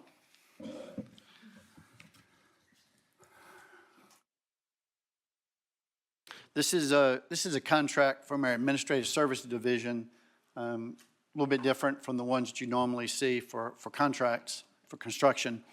Administrative Services Division puts out requests for proposals, and they go out through the EVA process where contractors and folks bid on it through that process. This is a statewide operations maintenance. This is a supplemental staffing contract, and you can see the different things that it's used for there. This contract is awarded, initially doesn't really have a dollar value to it because it's on call. Folks use it as they need it, and you'll see later we have given you some estimates on how we will use that project. As you can see, this is RFP number 159468. We received 2 responsive and responsible offers. This one advertisement will end up with 5 different contract awards for this. U.S. Facilities was determined to be the most responsive and responsible offer for lots 1 through 4, and Traffic Operations Maintenance, TOM, was determined to be the most responsive and responsible for lot number 5 in the Bristol district. These 5 contracts, these are the estimates of usage over the first 5 years of the contract. This is an initial 5-year term with 2 additional extensions after that. Scope of the work is the same for all locations. The notice of intent to award has been posted. There was no protest during the protest period. And so we would recommend your approval. Do I have any questions? Secretary, Gregg? I'm sorry, what is this for? Mr. Gregg? It's for, you see a statewide supplemental staffing. These are the folks, we use many of these folks in our tunnels, tunnel patrollers. We use them for bridge tenders, for working our movable bridges. They supplement staff at our ferry, Jamestown, Scotland Ferry. We use some of those for incident management coordinators that work on our highways and doing emergencies, and for other roadway emergency response type activities. So all of this is done within each district's current budget they have. So it's not like the contract is for X amount of dollars. If they need the staff to maintain the ferry, then they'll use those folks within the budget that they have for operating the ferry. Okay, and then the numbers on the next were just... The numbers are just estimates for what they may be using them for during that period. As you can see, Hampton Roads is the largest user of this contract because they have the most operational and maintenance needs in that area. Bristol, the ones in Bristol are mainly for the tunnel, the 2 mountain tunnels that they have down in Bristol. They supplement whatever staff, they supplement their fire support and those type of things with this supplemental staffing. These are sort of like an on-call contract. Correct, yes, sir. Correct. And then we can terminate at what point? Correct. Well, at any point, but this first term is for 5 years. It's a 5-year contract with 2 2-year renewals, if needed. And members of the board, I should have given a little, these are contracts that we in the past have not come before the board. Upon reviewing, and we thought it would be better for them to come to the board. And again, as Mr. Gregg explained, the reason you see such a wide variance in those types of costs for Bristol and Hampton roads is if you go back to that front page and you look at the scope of work, it's tunnels, ferries, and a whole host of things, of which there are a lot in Hampton roads, and very little, for example, in Lynchburg or Salem, and then some in Bristol, but we just don't have them in the other districts to the same extent. And so that's why you see essentially 17, 17, 17 for those other districts, and then you see a very large figure for Hampton roads, and then a, larger than 17, but much smaller than Hampton roads for the Bristol district there. Again, these are types of contracts we have had in the past, so it's not as if this is a brand-new concept. It's a brand-new concept in bringing it to this body, but these contracts have existed in the past. So this is not the first time this has been done. This is a renewal of something that has existed in the past and is expiring. So I didn't miss something in terms of not seeing this No, before. the second the numbers came up and I saw your face, I realized the mistake I had made in not providing some of that color in advance of getting to that point. Well, compliments to you for bringing this before us, because it's interesting to see this, and it's a critical part of our program. Yes. So It is, very helpful. absolutely. Thank you. Any other questions? A second? Thank you very much. All those in favor? Aye. All those opposed? Thank you, Mr. Gregg. So folks, we do not have any new business, so that, I apologize, Ms. Dunlop. Yeah, I'm delinquent in asking this, but could the minutes reflect that I abstained from the vote on approval of the minutes at the last meeting where I was absent? Not a problem at all. So folks, appreciate you staying a little bit later today than we did last time. I don't expect we'll be staying this late in all meetings moving forward, so I do think, Mr. Gribben set up some really good opportunities for us that were possible because of where we were in the state. So I don't expect that to be happening at all other meetings, but really do appreciate you staying with us here till the end. So thank you very much for that. And Mr. Minshew, I see you have one thing you'd like to add. Yeah, I'd note that since it's only 2 o'clock, those going west and south can probably avoid the PM peak hour, as we call it here in Northern Virginia, where all the traffic's trying to get home out of Washington, hopefully. I think what he's saying is you should move expeditiously to do so. And with that, we close